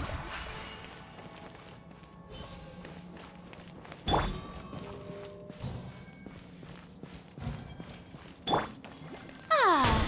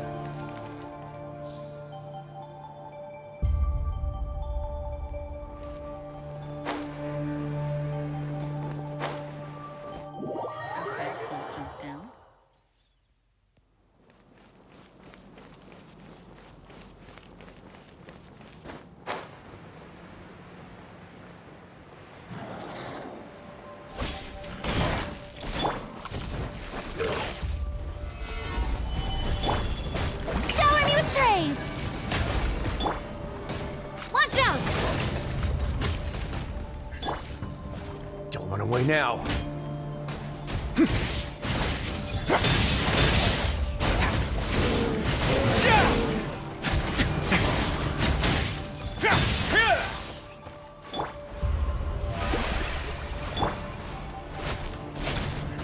No more lies. I will have order.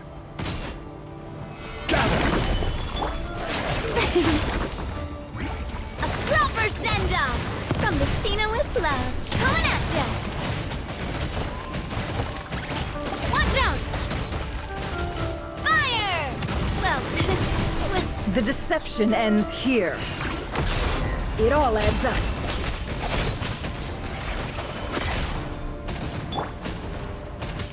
Let my name echo in song! Stabilize! Have a safe trip! Order guide you! Solidify! Coming at ya! Hey there! May I present?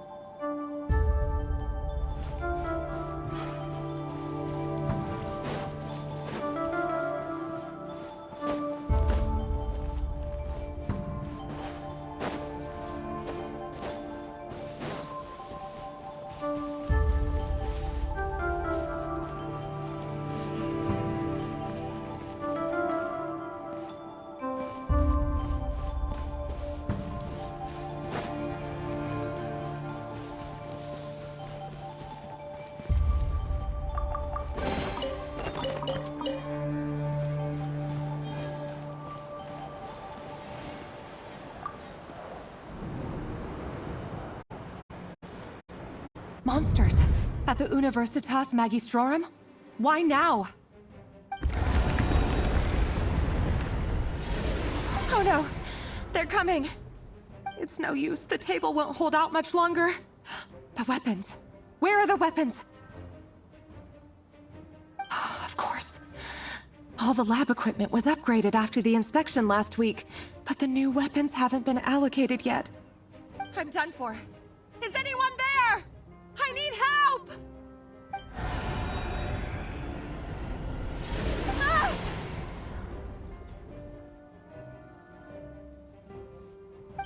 Stay back! Please stay back! Please!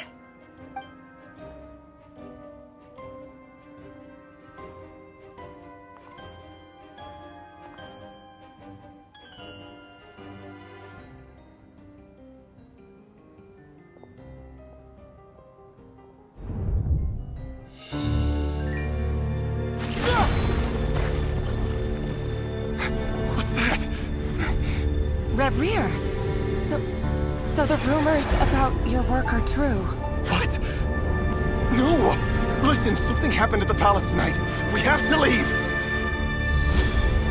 You don't need to lie to me anymore. What do you mean?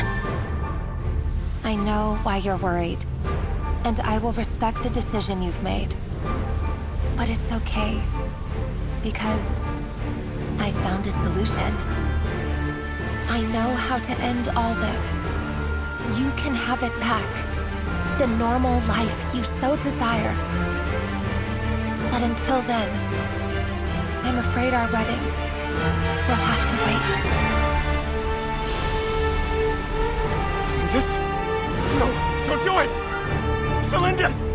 Felindis!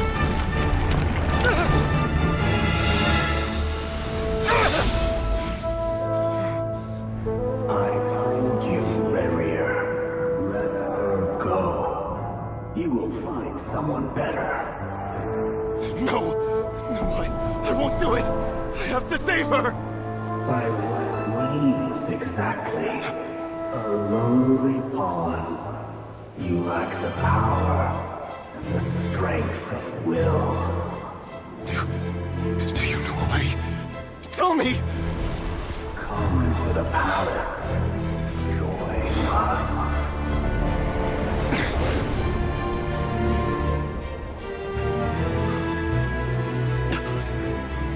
Reverie, thank goodness we... Step forth and take your share. You made it. Not you too.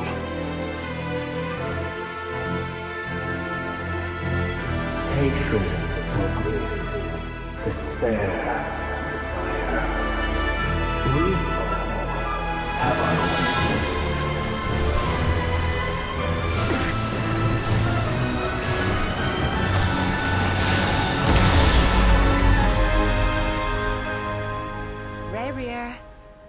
Reverie.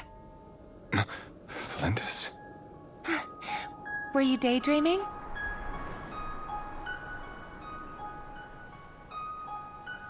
You still remember, Reverie?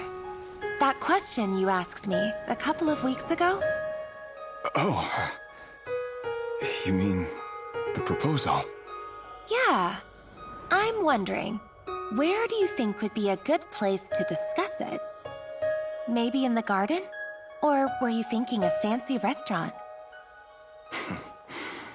It's your choice.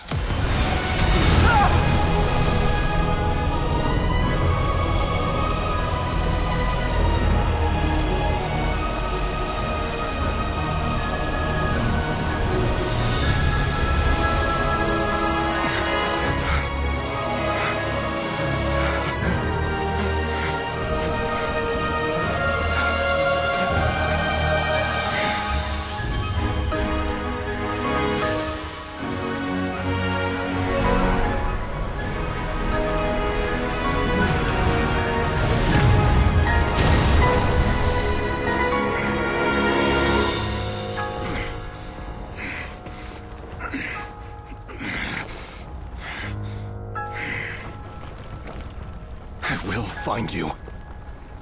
And then, You can give me your answer.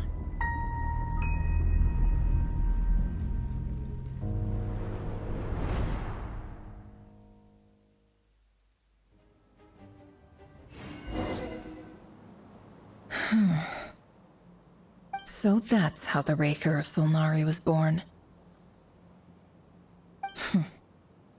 A monster created by circumstance is a monster all the same.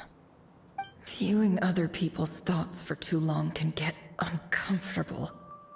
Right now, I'm feeling a strong sense of loathing. In a nutshell, the story of Conria is what happens when the truth falls by the wayside. Everyone tells little white lies, and before long, you have a huge pack of lies that destroys everything. Whew. Time to get back. His past is filled with sorrow, but the tale of any fallen civilization is one of endless tragedy.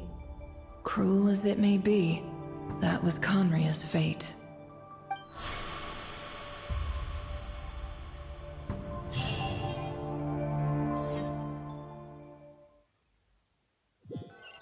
Okay, but like, can we help him find her?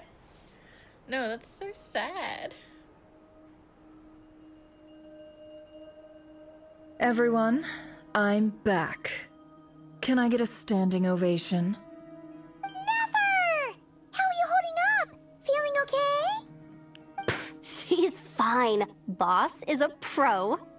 Yes, I'm fine. You will have seen the events of Rerir's life through my thoughts. It's now clear that he is just a regular nobody, driven by personal tragedy, as he said himself. I mostly agree.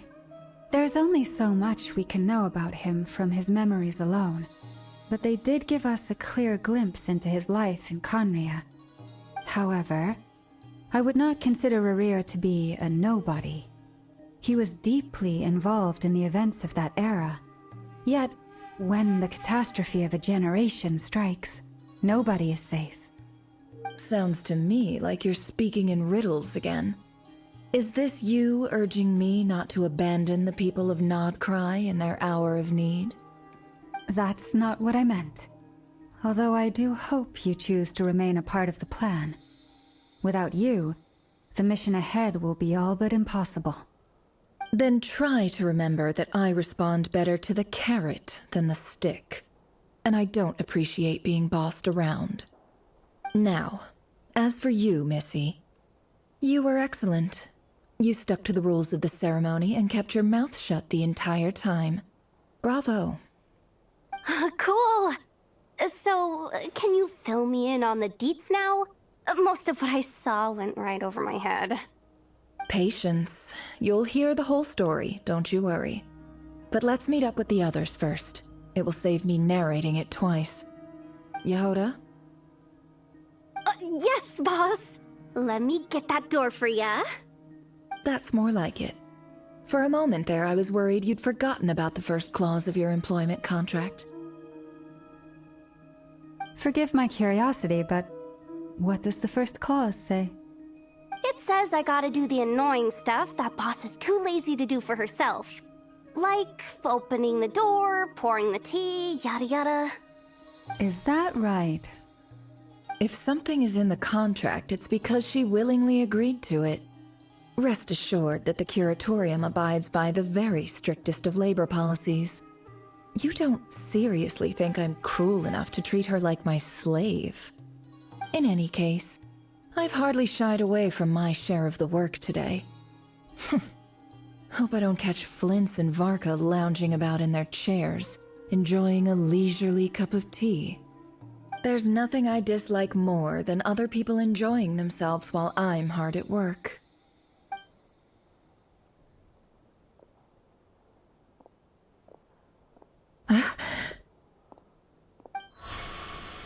Oh no.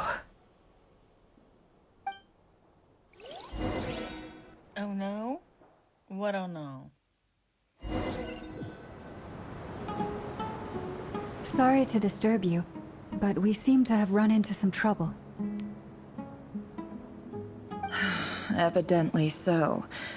Don't worry, I'm not about to leave you to fend for yourselves. I'm not that kind of boss. And it would go against the Curatorium's labor policy. I'm sorry? What did you hear me say?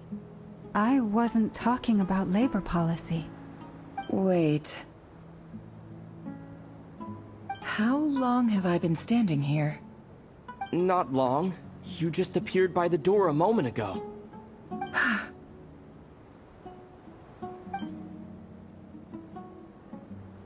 Boss, what's wrong?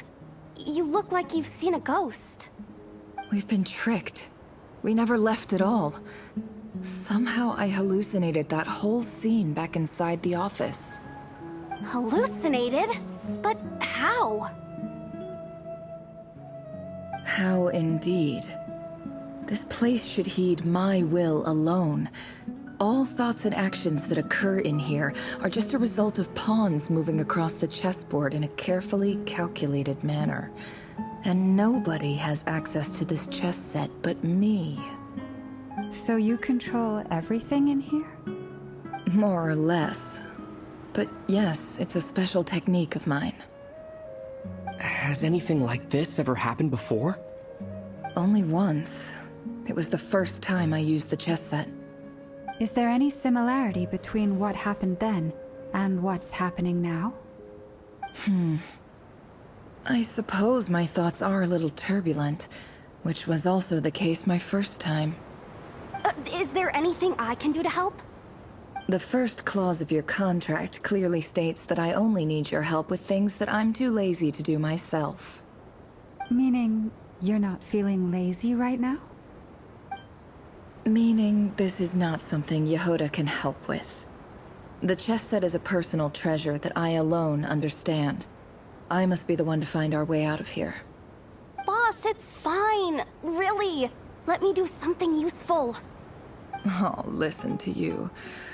Whatever would I do without you, Yehoda? What? Really? Yes, really. Where would I ever find another employee as obedient and servile as you? God forbid anything ever happens to you. Oh, okay. Well, anyway, I was thinking of fetching some water. There's gotta be a source around here somewhere. I suggest everyone finds someplace comfortable to take a rest. We gotta conserve our energy. Even though all this chess malarkey doesn't exist in a physical sense, mentally speaking, it's all real. And so is our tiredness and fatigue. You don't want to dismiss mental fatigue. Just because it isn't physical doesn't mean it's any less serious. But anyway, I got your backs, so don't worry about a thing. Don't I have the best employees? Jealous much? If we can find a suitable time, I'd love to borrow Yehoda for a day to help out at the Frost Moon Scions. Would you be amenable to that, Boss Nefer? Oh, Lauma. Have I ever told you just how pretty you are? Beauty runs from the tips of your antlers to the depths of your imagination. Oh, Time to rally, everyone. Follow me. That still might have been flooding. As we continue our journey, the same rules will apply. That means stay focused and no talking no matter what we encounter. And don't disturb the chess pieces. You have my word that I will get us all out of here.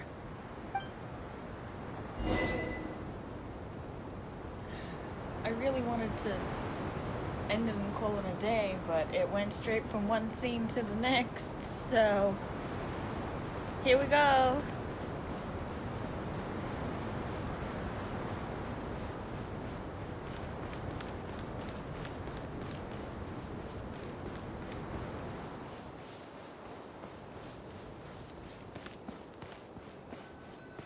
This place looks familiar. That's not a good sign. There's someone up ahead. Time for a little chat. Is this another part of the desert that hasn't been released yet? I wasn't expecting visitors at this hour. Wait, is that? Oh, it's him. There you are. Sinue's been looking for you all day. I think he has some news for you. Oh yeah? What were you doing just now, Uncle Retinue? Hiding away some more loose change? I know I saw some Mora. What do you mean, loose change? Oh, come on, I'm too old for this. Just pretend you saw nothing.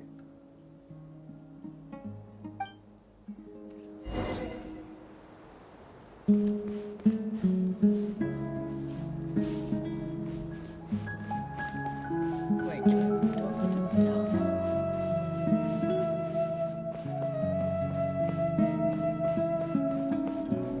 You know, I said unreleased pot, but it could just this could already exist and I just didn't fucking notice it.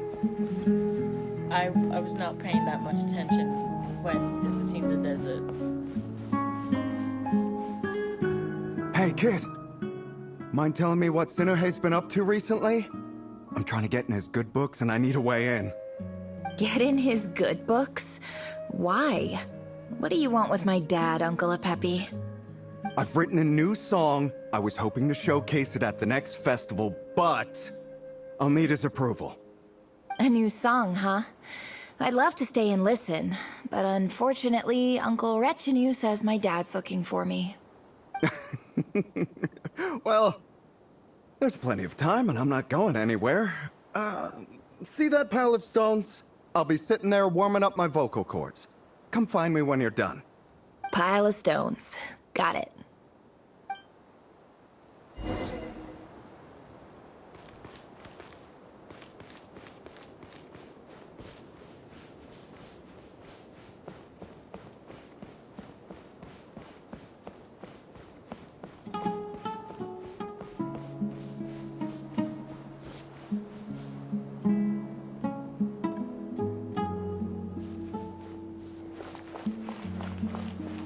Hi, Dad. Uncle Retinue said you were looking for me. Ah, there's my little princess. If you'd gotten back just a little sooner, you could have shared the spoils of war with me. Spoils of war? Who were you fighting against, Dad? It was just a figure of speech.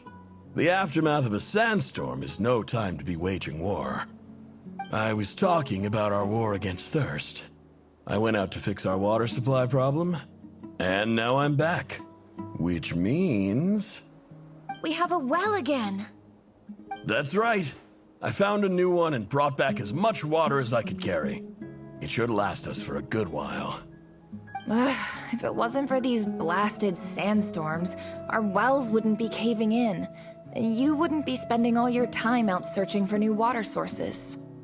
As the chief of our tribe, I'm supposed to be leading us out of hardship and poverty, onto better things. You know how prosperous our ancestors were. I've told you all the stories. And look at us now, squeezed into these hovels. No one would choose this, if it wasn't for the endless wars over the years. But things are looking up. I started working with some folks from the academia a few months back.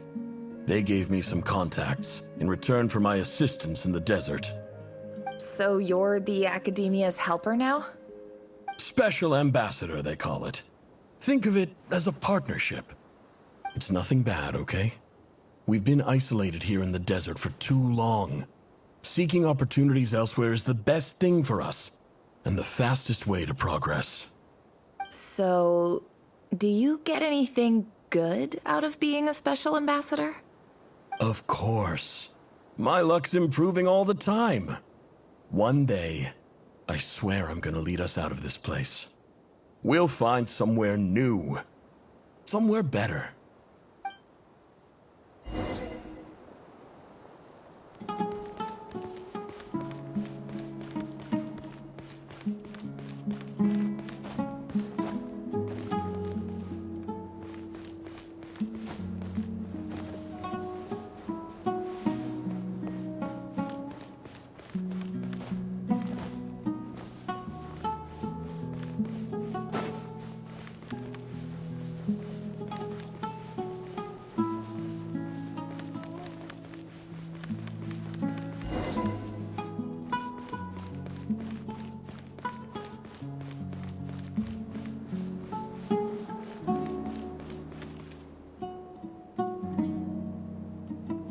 That's our well, and you know it.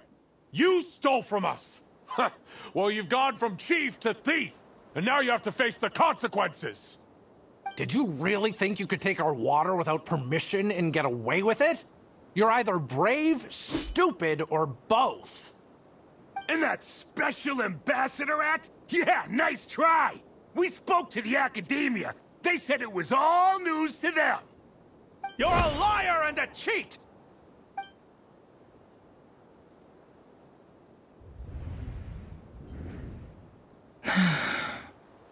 I heard Yehuda gasp, but I don't blame her. Most people are terrified by the sight of blood. Corpses strewn across the ground. The wounds are clearly from scimitars and daggers. The desert dwellers' weapons of choice. There's a handwritten note on the ground. Let's see what it says. Halil, this is Sinuhe, chief of the Shimti tribe. Surely you remember me. I was the one who helped you and your colleagues avoid the quicksand in the desert. This is my second time writing to you. I assume my last letter must have gotten lost in the mail, as I didn't receive a reply. I hope this one makes it to you safely. I'm writing to you because I need some help. That sandstorm the other day completely blocked up our well, forcing me to look for another water source in Iab and Unut territory. It was a matter of survival. Praise the gods. The well of the Iab tribe was intact. It was my last resort. I drew what water I could and left, but not without being spotted. I fear they will retaliate. You told me to write to you if I ever needed help. You said you'd be my ally in the academia. I urgently need you to formally recognize my title of Special Ambassador and send some of your people to assist me for a few days. It's the only way I can convince them that this was the Academia's decision and prevent them from retaliating. This is an emergency. Please send help as soon as possible. Looks like this letter never got sent. The writer died a grisly death, and the letter was trampled into the ground. It's badly defaced. Some parts are barely legible. What a ridiculous lie the surviving Shimti tell. Their whole village was butchered over a sip of water.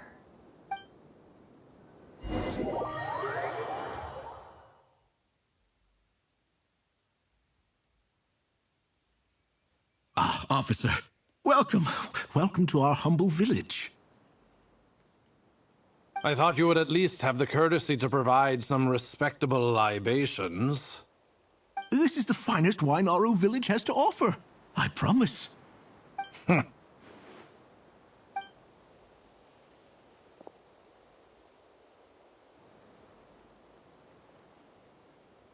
The Academia has agreed to reserve a single space for a candidate from your village. But I remain skeptical of this entire endeavor. I highly doubt anyone in this desert possesses serious academic potential. Please, have faith. If not in us, then in our god. The child we found shows great promise. I beg you, take her away from this place. Give her a chance. Don't let her talent go to waste. I don't recognize her. New arrival? She showed up here a few days ago and we took her in. She's a really bright kid. Please help. I'm begging you. So, where are you from? Nowhere special. Just a sand dune. What about the rest of your family? How many of you are there? Just the one. It's only you? Correct. So, no brothers, no sisters, no mother or father? Any who have slept on a bed of sand, I call my brothers and my sisters. Apart from that, I have no family. All right. Get over here. Sign your name on the form.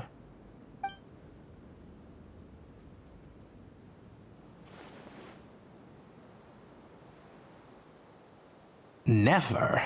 You're rather fair-skinned for a desert dweller. Rude. possibly racist. I don't know. He was treating people who does it really rude anyway. I think you might just be racist.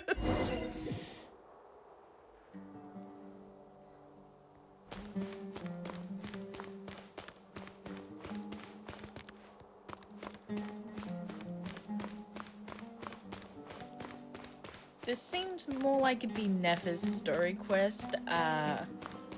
The relevance here got nothing to do with the quest.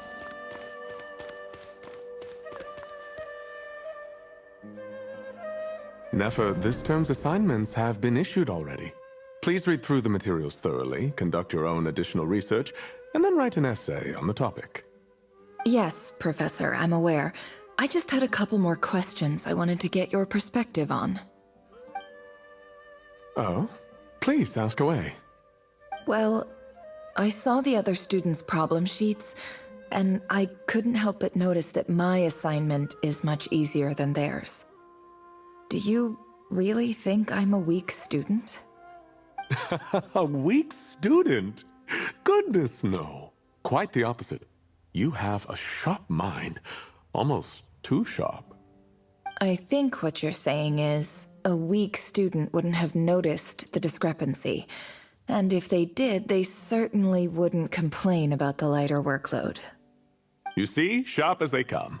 You see things the way they are. And I'm sure you know why they're like that. Because of where I come from. Because I'm different. I'm sorry, Nefer.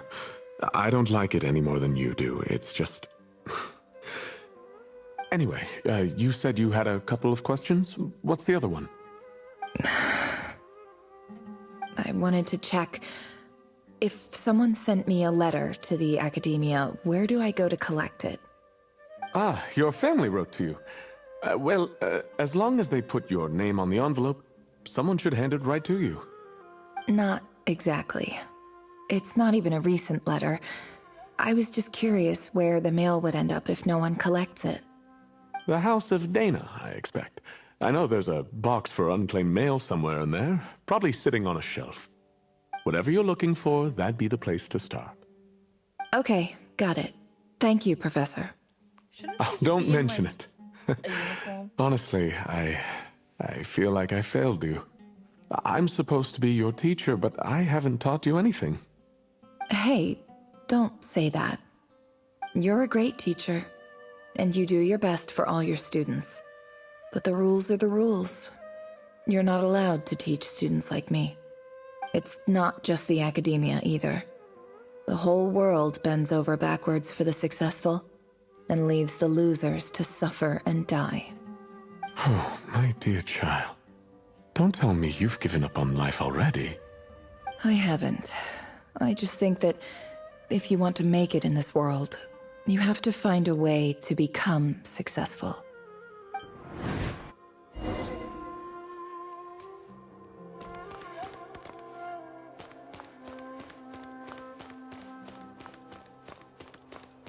Fucking caught in the corner.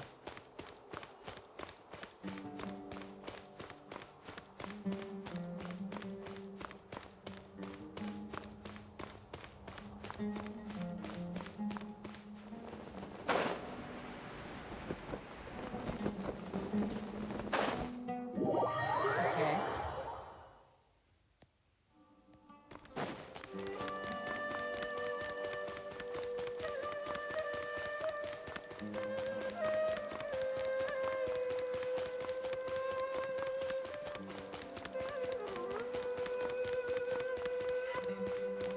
No more lies.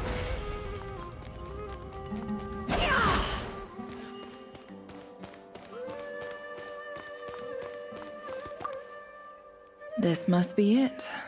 A big cardboard box full of unclaimed mail. And probably some letters that ended up here by mistake, too. Let's take a look.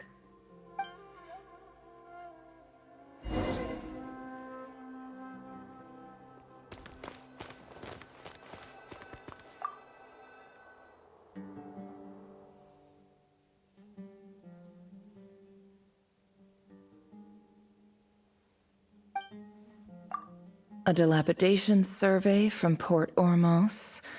Looks like it's from a Core of 30 representative. What a strange thought. A bunch of mercs losing sleep over rundown buildings. This one was never even opened. I guess the recipient didn't care what the Core of 30 had to say about anything. Who was it addressed to?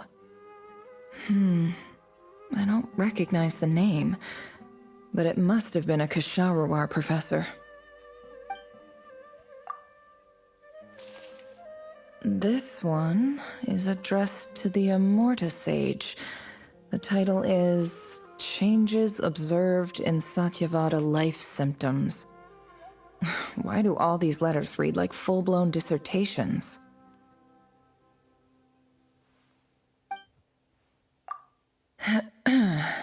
Guided by the incense, we became lost somewhere in the forest. All the barriers between levels of consciousness disappeared as our minds soared around in circles, looking for a branch to seek refuge on.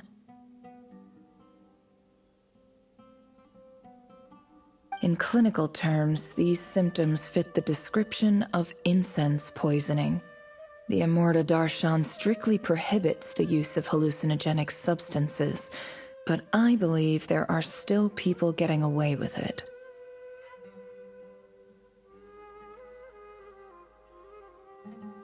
For example, my neighbor who always breaks out into song and dance after using incense.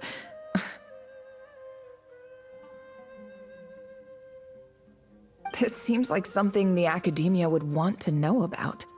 Why wasn't it collected? Wait, what's this written on the back? It's so small. The note says, "The sender authored this letter while under the influence of mushrooms. I would send it back, but no return address was provided. Stamped by the Grand Conservator of the House of Dana."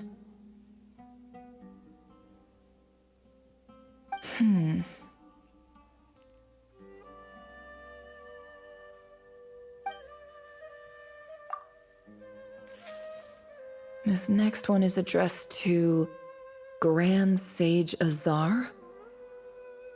That bitch? A few words of protest regarding recent changes in Sumeru's educational policy. In recent years, the academia has taken on a small number of students from the desert region, as per the policy to this effect. However, it appears to me that these students have not, in fact, been provided with educational opportunities that are, in any meaningful sense, equal to those enjoyed by their peers. As well as receiving dumbed-down assignments and perfunctory tutoring, they do not even have full access to the Akasha system. Education is the fundamental purpose of this institution, which should go without saying in a nation whose founding virtues are knowledge and wisdom. I ask you, is the lip service we pay to the policy of education for desert students truly the standard of pedagogy to which the academia aspires? As Grand Sage, policy decisions are your prerogative. But do not forget your roots. You and I were once students too, as was everyone else in this institution. I do hope you will give some serious attention to this matter. I encourage you to discuss issues like this with myself and others, and listen to some alternative opinions.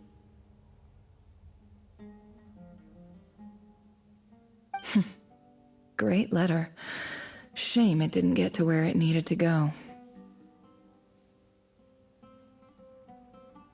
And the sender is... Huh? Sage Cyrus of Spantamad.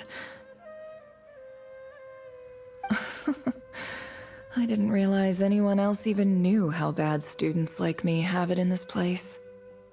So this is where letters from the Sage of Spontamod end up? Nice one, Grand Sage. Really enlightened leadership. Whatever. This isn't what I came here for. Moving on. I'm not exactly holding out hope that a letter sent from the desert would even make it here. But if it did, where else would it end up if not in this box?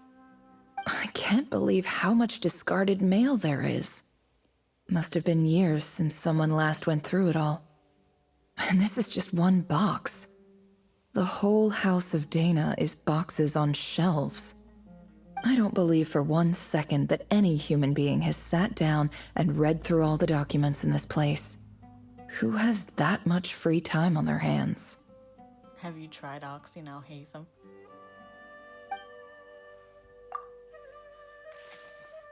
Wait, could this be it?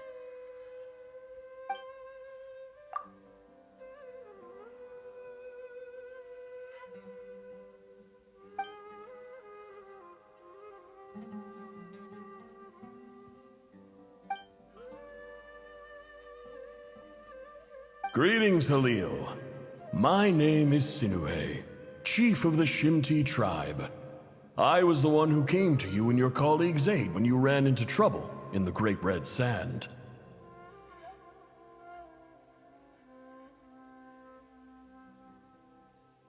I don't know how well you remember it now, but I brought you to safety and gave you some water and other supplies. You seemed very pleased and told me your name. In my tribe, learning a person's true name is serious business, and I therefore see you all as friends. You were kind enough to leave your contact details, so we could stay in touch.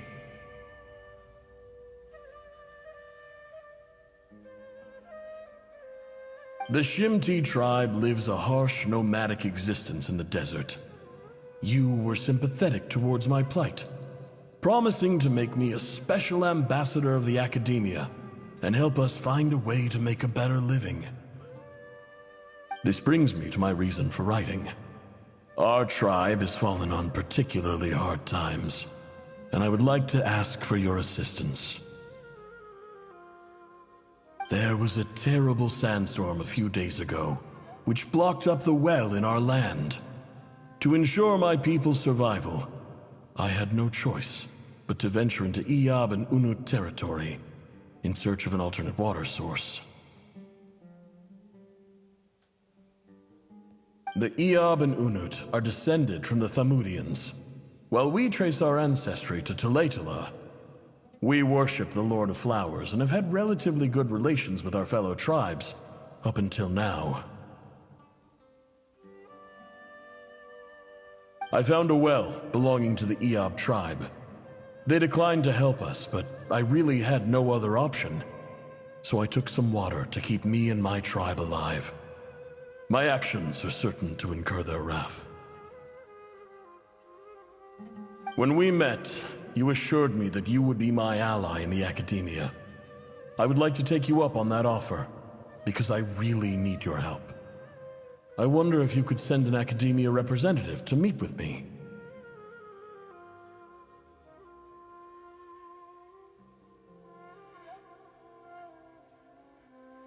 That aside, the last time you were here, you mentioned that the Academia had started accepting students from the desert.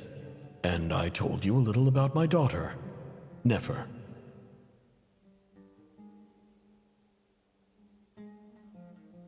We have next to no resources here in the desert, and my power and influence are limited.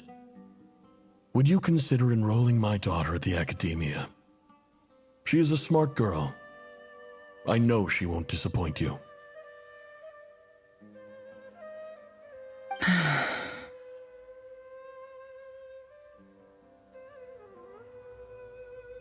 From the outset, the Academia never took you seriously. Those things they promised were just empty words. I doubt they even remember the name Sinuhe. And you were so emphatic that your luck had finally changed for the better. You swore you'd lead us to a better place one day. You spoke with such conviction, like you were the most powerful chief in the whole desert. You liar. You lied about everything. You promised the world and delivered on none of it. And who fell for it? Just me, by the looks of it. Despite your best efforts.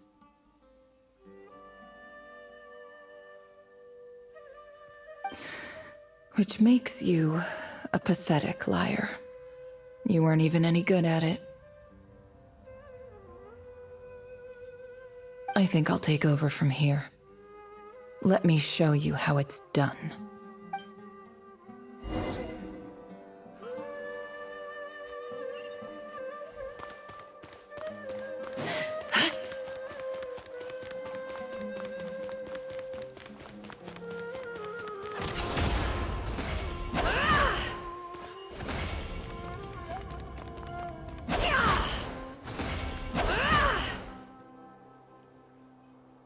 I just came to say goodbye. Thanks for everything you've done for me in my time here. Nefer? You packed your bags. Where are you going? I'm quitting. Something's come up in my hometown. Gonna head back and deal with it. Huh? But this was a hard-won opportunity for you. You know that better than I do. It was. But it doesn't matter. I have more important things to deal with, and they can't wait. Oh, and I didn't want to overfill my bags, so I left some incense on your desk. What's wrong? I thought you liked incense. Although, I did read somewhere in the House of Dana that it has hallucinogenic effects. Don't use it all at once, alright? Isn't this the stuff you brought from your hometown? You're just letting me have it? But you said it's a rare and valuable commodity. Yeah, about that. I lied. It's not rare at all. There's this bunch of ruins near my hometown that are practically overgrown with this plant. It's not worth much. Keep it, it's fine. But Nefer... Alright, that's all from me. You take care.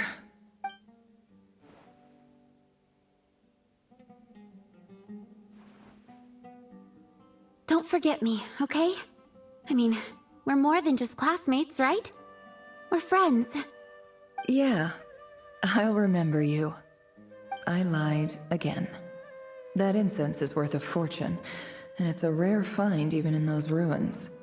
And as for remembering her, I have far too much to do when I get back. No time to reminisce. I'll be lucky if I even make it through this alive.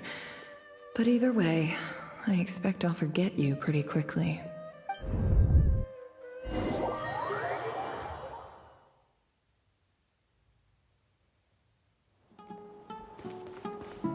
This really does seem like it should be her story quest.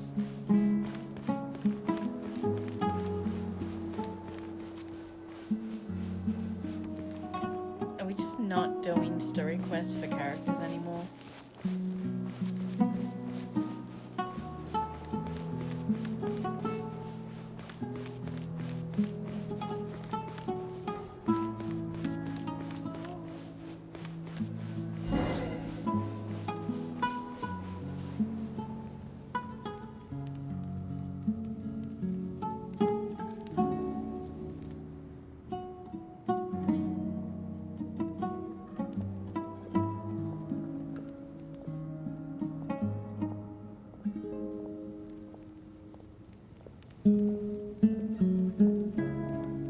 It's a pleasure to meet you, Mr. Arif. So, what does the Academia want? Since they've sent their special ambassador, I assume there's a big business deal to be made. If not, I'd be very disappointed. Please, sir, lower your blade. You're lucky I'm the one they sent. not all special ambassadors share my admiration for the Eab people. The ever-shifting balance of power in the desert reduced the once great civilizations of this region to rubble and sand. But the story of the Eab has a very different trajectory. Others grew weak, but you grew strong, beginning in obscurity and moving to prosperity. You're the only ones who defied the trend. Huh. So, you do know who you're dealing with? This well is the perfect symbol of your strength, is it not? It used to belong to the Unut, but it looks like you have control over it now. You're not wrong. But I'm sure you didn't come all this way just to flatter us. Of course not. I came to bring you some very good news. Some information that recently came to light, which might just be your ticket to freedom. Records uncovered by the Vahumana Darshan show that a certain well currently under Eab control is built on top of some ancient ruins. These ruins are of great archaeological interest to the Academia. I checked the map carefully on my way over here, and I'm confident that this is the well in question. The Academia is offering 50 million mora in return for excavation rights. 50 million? No, wait. If these ruins are as important as you say, 50 million's a little low, don't you think? Don't get greedy, Eab. We know far more than you think. We know that you seized this well by force. Wasn't that the first step in your rise to power? To drive away the Unut and steal their water supply? So what if it was?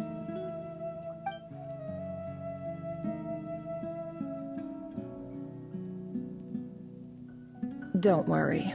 As unscrupulous as it was, it's something we're willing to overlook. The Academia is only interested in dealing with the de facto power holders in the region. I hope I am making myself clear. And I hope your words are the truth. If I find out the Academia is trying to play me, I'll hunt down every one of your people and make you watch as I cut their heads off one by one. I assure you, Chief, that would not be in your long-term interests. You don't want to make an enemy of the Academia. You see how I'm dressed, don't you? I appreciate that you've never been to the rainforest, but surely even you recognize an ambassador's attire when you see it. And what does a barbarian like you have to lose anyway? You really think the Sumeru Academia would bother to come all this way just to lie to you? We have more important things to worry about. All right, I take your point. The Academia is the highest authority in the land. I'm sure you're trustworthy people. In that case, we have a deal. We will sell you the excavation rights. I'd like to thank you, Ambassador. This is good news indeed. Excellent news. In fact, it calls for a celebration. Would you do us the honor of staying a while and enjoying some Eab hospitality? Gladly. I am partial to wine myself, and I trust you are as well. So let's indulge in a few drinks together, in celebration of this momentous occasion.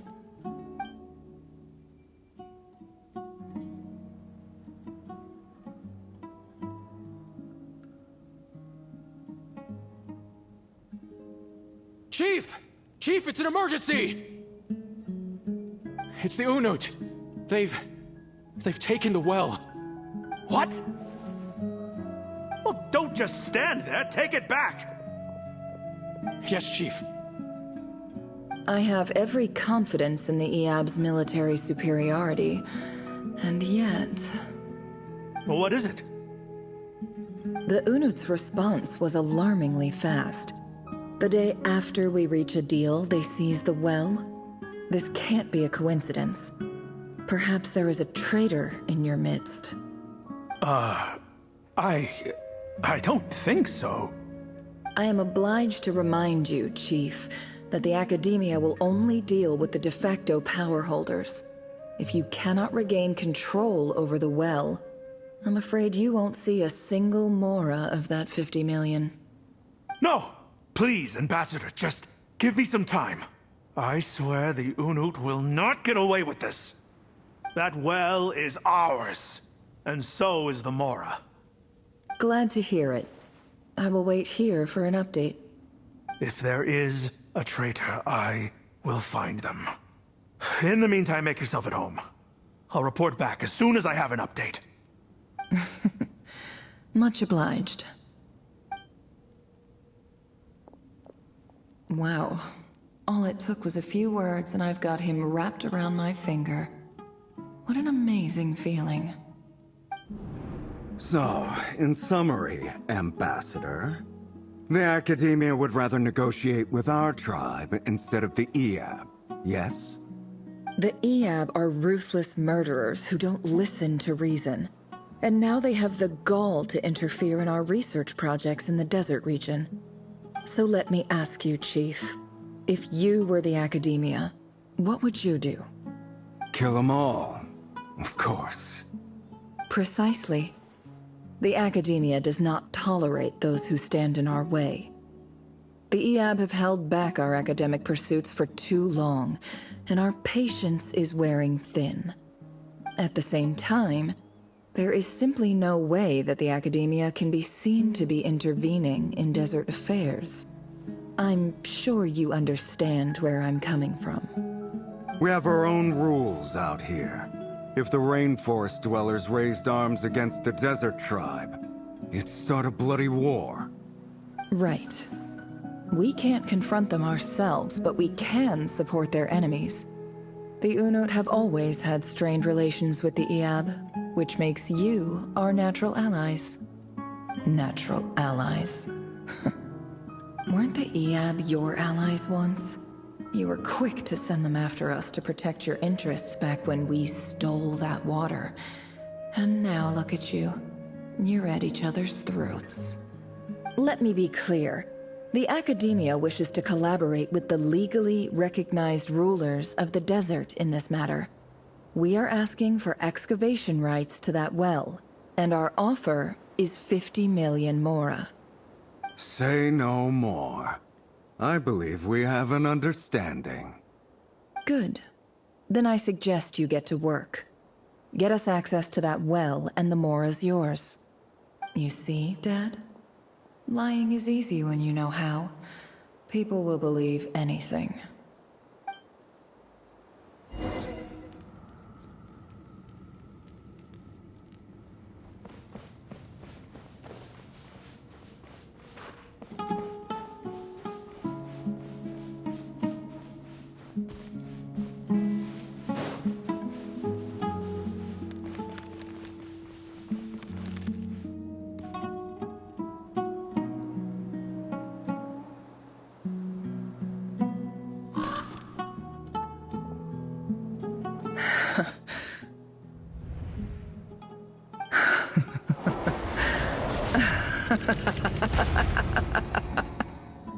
Look at yourselves.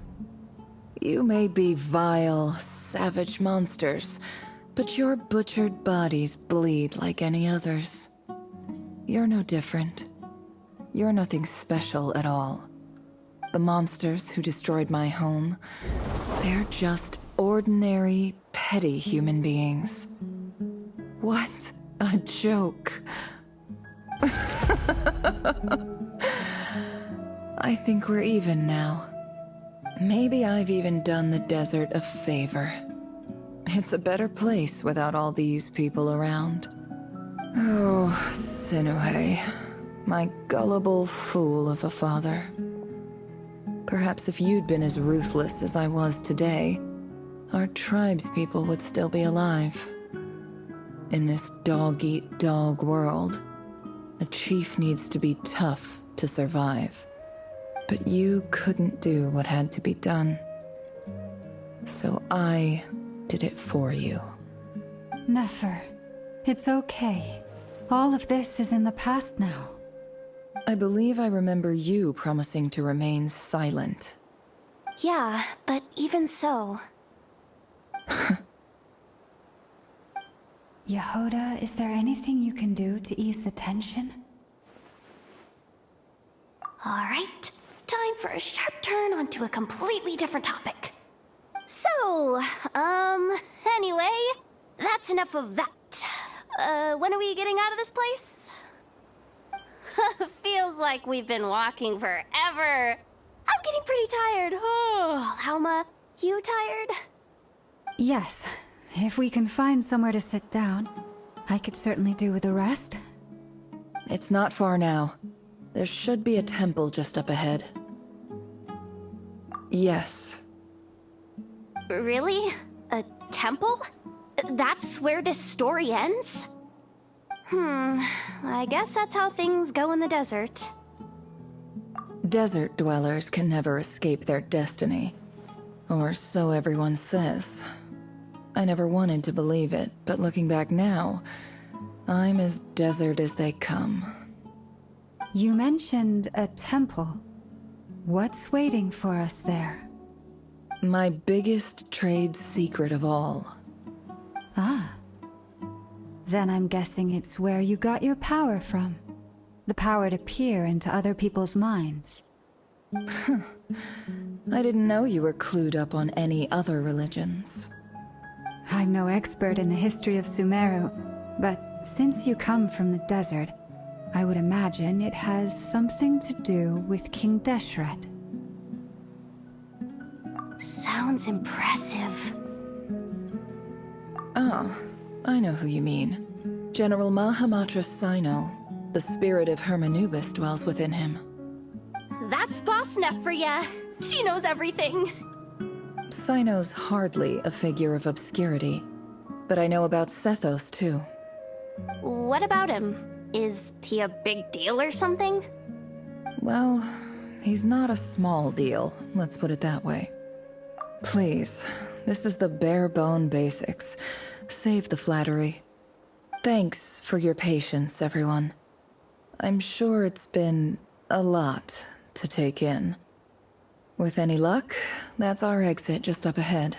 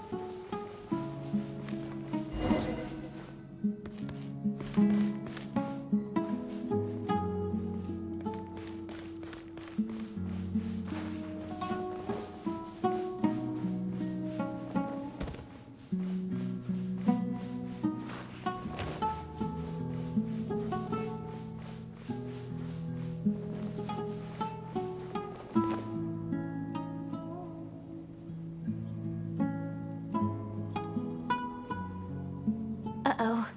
Uh-oh. Uh-oh. I'm totally out of my depth here. I don't have anything to add about any of this stuff. Like, look at that statue, for instance. I want to do the whole name-dropping, this girl knows her stuff thing too, but I've never seen anything like it before. A statue with the head of a bird. That's Thoth, the Ibis King, one of the 7 pillars of King Deshret. The legends say that he, the Crocodile King, and the Goat King were the 3 retainers of King Deshret. Let's take a look.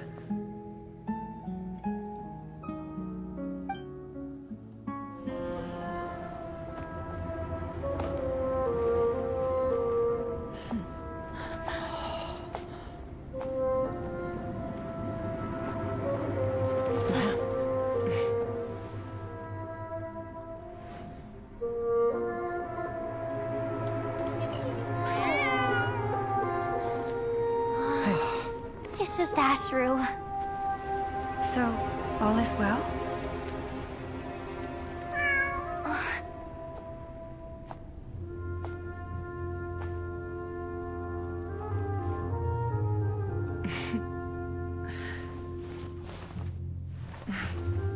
Typically speaking, at this point, the world disintegrates. Then we find ourselves back in the outside world. Besides, these are my memories. There's nothing to fear. You're sure? Of course. It's almost over. Bad kidding.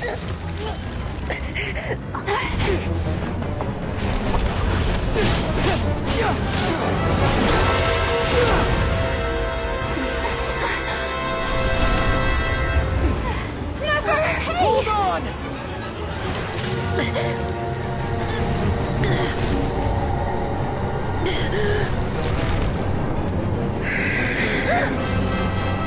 Knowing too much is always a death sentence. Speak for yourself.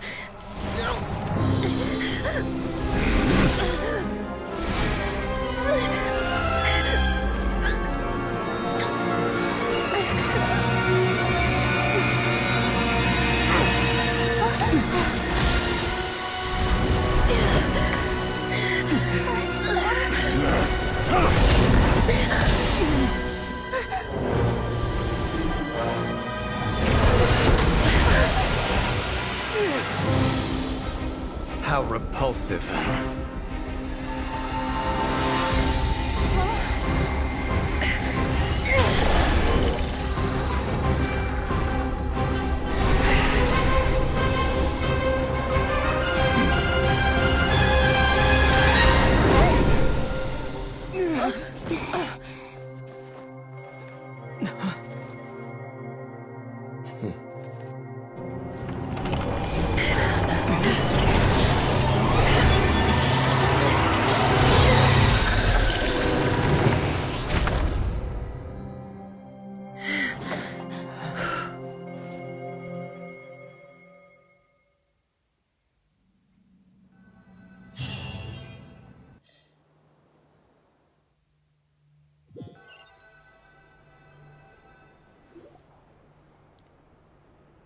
God, it's Timed that pretty well, didn't I?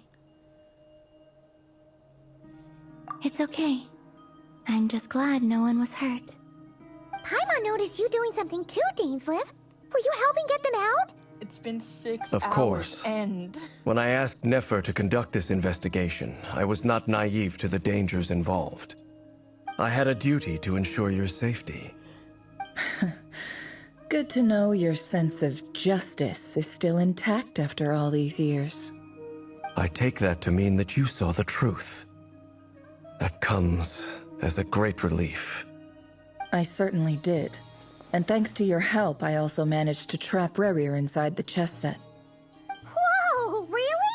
How'd you manage that? Well, to be honest, I sensed that something was wrong long before we made it to the temple. By using this fragment to probe into Rerir's past, well, the monster formerly known as Rerir, it seems I alerted him. I was tracking him, then he caught on and started tracking me too. Can't say I'm surprised. But how did he track you through your thoughts alone? That shouldn't be possible. Rerir was a secret agent who reported directly to the Vinster King. He is an expert at finding a trail and hunting down his pursuers. No wonder. He infiltrated the chess set, read my thoughts, and built a new virtual chess set inside of it. That's why we weren't able to leave at first. Speaking of your chess set, it's quite a remarkable item. Would I be right in thinking you have some connection to King Deshret? You overestimate me. I only have a connection with one of his underlings, the Ibis King. You all saw how this came to be. A long time ago, the Iab massacred my tribe, the Shimti, in our home village. A few years later, I enrolled in the academia, where some new information came to light. The Unut and the Iab fought a bitter battle over the rights to a well, all for the sake of a non-existent 50 million Mora. The Iab ultimately won that confrontation, but their victory came at the cost of almost every warrior in the tribe.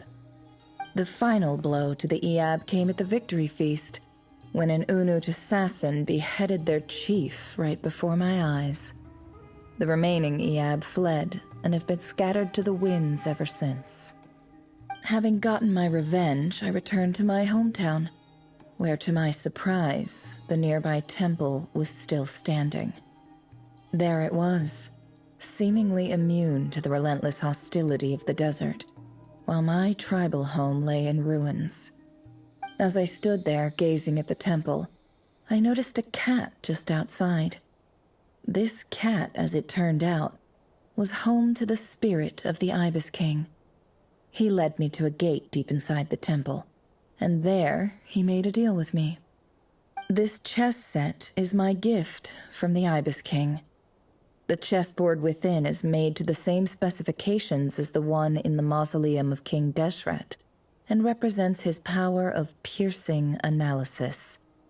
With this chessboard in its container, I gained a certain ability to perceive hidden secrets.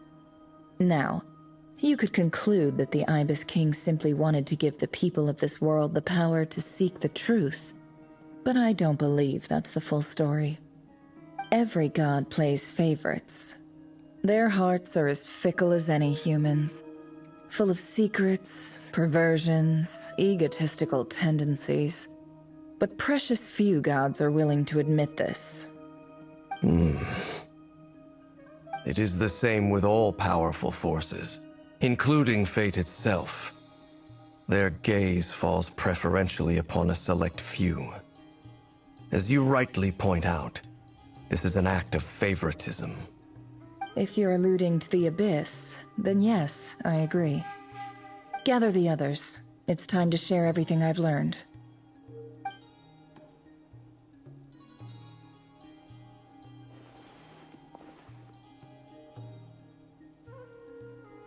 Thank you all for being here. As promised, I did some further investigating into the Raker of Solnari's background. I am pleased to report that the investigation has been most fruitful indeed. The Raker of Solnari, real name Rerir, was once a Conrian subject who served the Vinster King.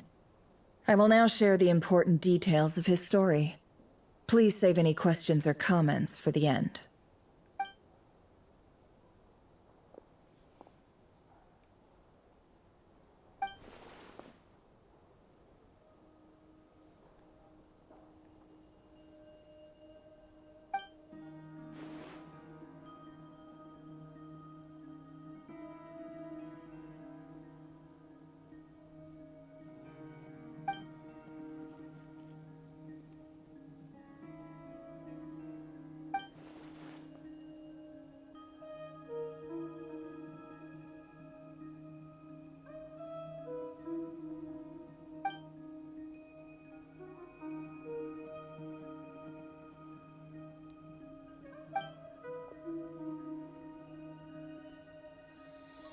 So that's why he's so obsessed with the moon.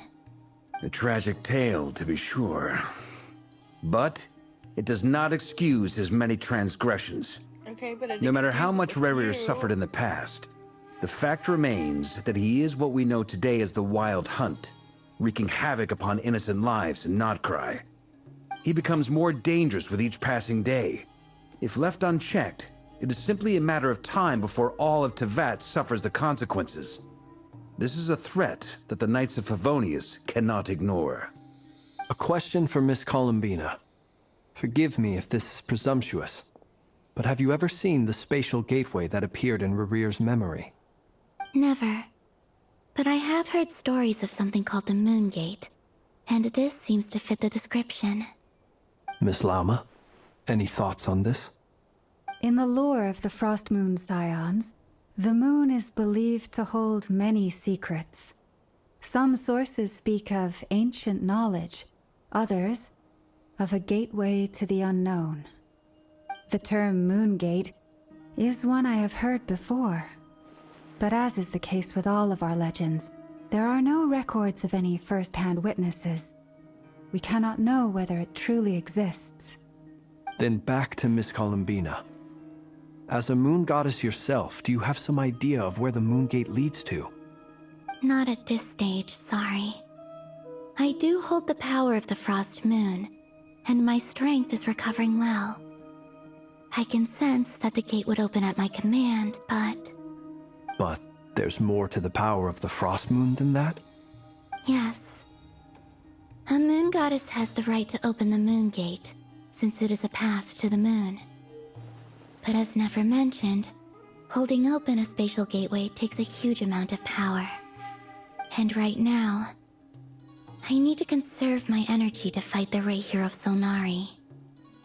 I'm afraid this is one mystery we may have to leave unsolved for now. I agree. Better to save your strength. But if you'll humor me for a moment, I have a bold conjecture of my own regarding the world beyond the gateway. I highly suspect that neither Tholindis nor Rarir made it through unscathed. The evidence pointing to this is the fact that the Rahier of Solnari exists in the form of countless fragments. With the abyssal power he wields, no ordinary foe can touch him, let alone tear him to shreds. And yet, the Wild Hunt proliferates wherever his scattered fragments lie, drawing hordes of monsters to many different locations across the land. So your theory is that Rarir was physically torn to shreds by some powerful force? Hence, why the Wild Hunt is a distributed phenomenon, rather than a unified one? Makes sense to me. Explains why the Wild Hunt is so pervasive, and why he's been trying to piece himself back together. He was whole to begin with, and he wants to be whole again. Without the power of the Abyss on his side, he almost certainly would have perished the moment he was torn apart. But the Abyss, much like a curse, has kept him alive. I could not agree more. The power of the Abyss is most surely a curse. It is a compelling explanation, and one that accords with my present understanding of Abyss creatures. Whether the life form in question is primitive or advanced, if a curse has extended its lifespan unnaturally, it will continue to survive in spite of everything.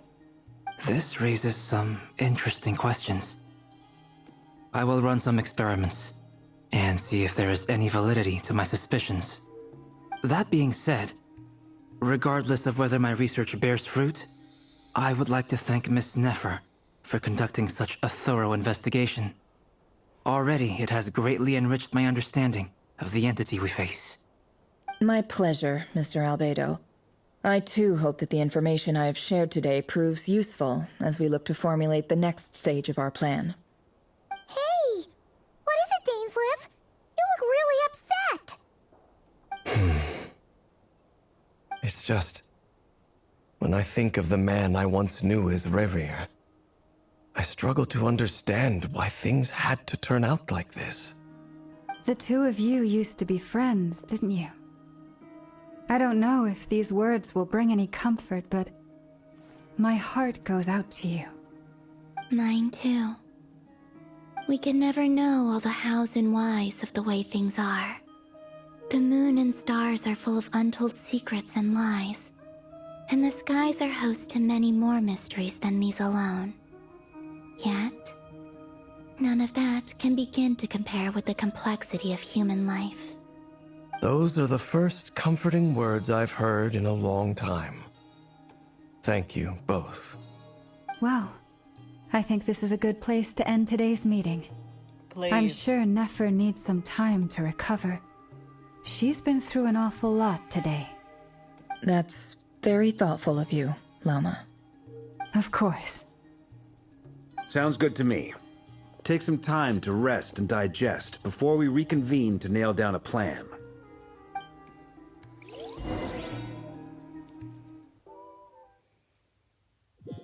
Okay, please don't put me in another cutscene.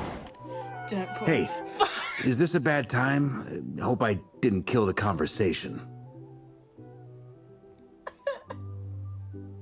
Just end!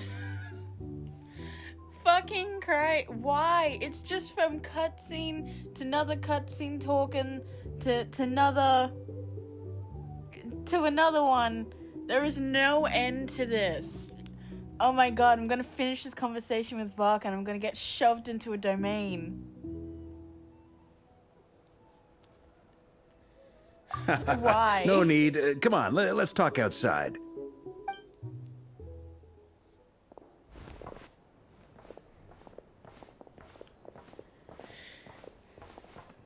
Anyway, Nefer went back to the curatorium to get some rest. But before she left, she shared some things with me that I thought you should be aware of.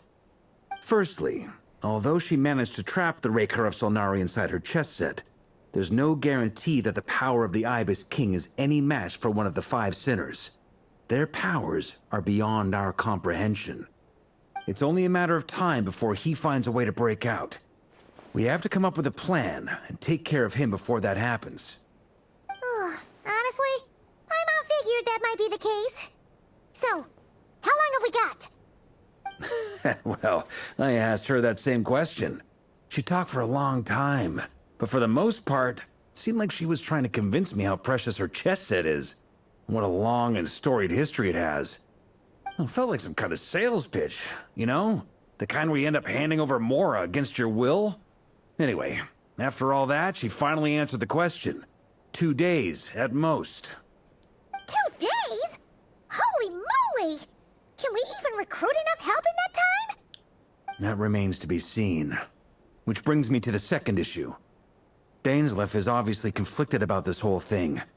But given how little time we have, there's no way we can pull this off without his help. You have some history with him, right? Do you think maybe you could talk to him for us? Great. I appreciate it. All right, on to item 3. So, Albedo, Durin, and I put our heads together and came up with a plan. Can't promise it's gonna work yet, but at least it's a start. We figured we'd bounce the idea off you first. We'll explore it further once everyone's recovered. Oh, Paimon's dying to hear this. All right, so here's what we're thinking.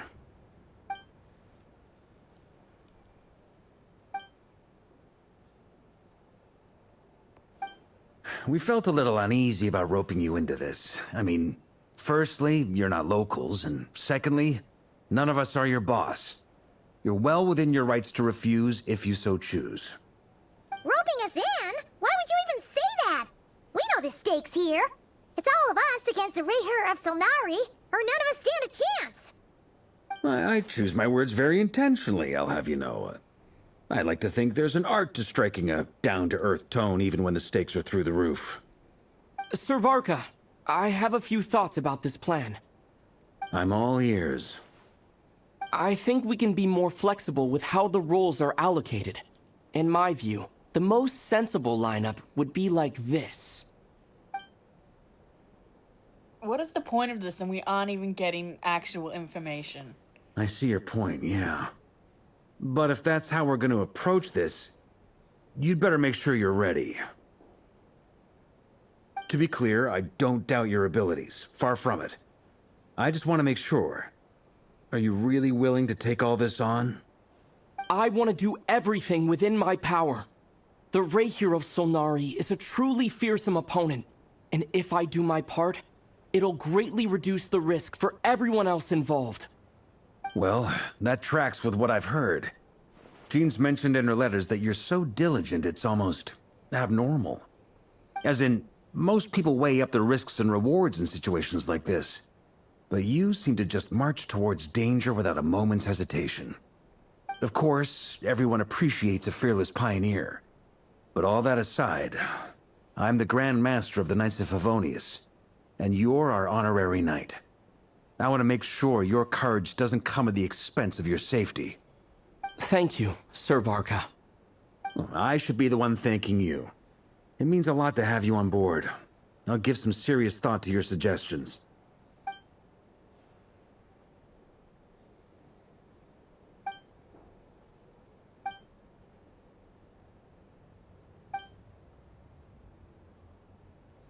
No, come on. Don't put me in another fucking conversation, please. Give me the option to walk away. Thank God, I'm going to bed. Thank you for joining or watching. I might finish this tomorrow. Who sees? It would depend on my patience. Bye-bye.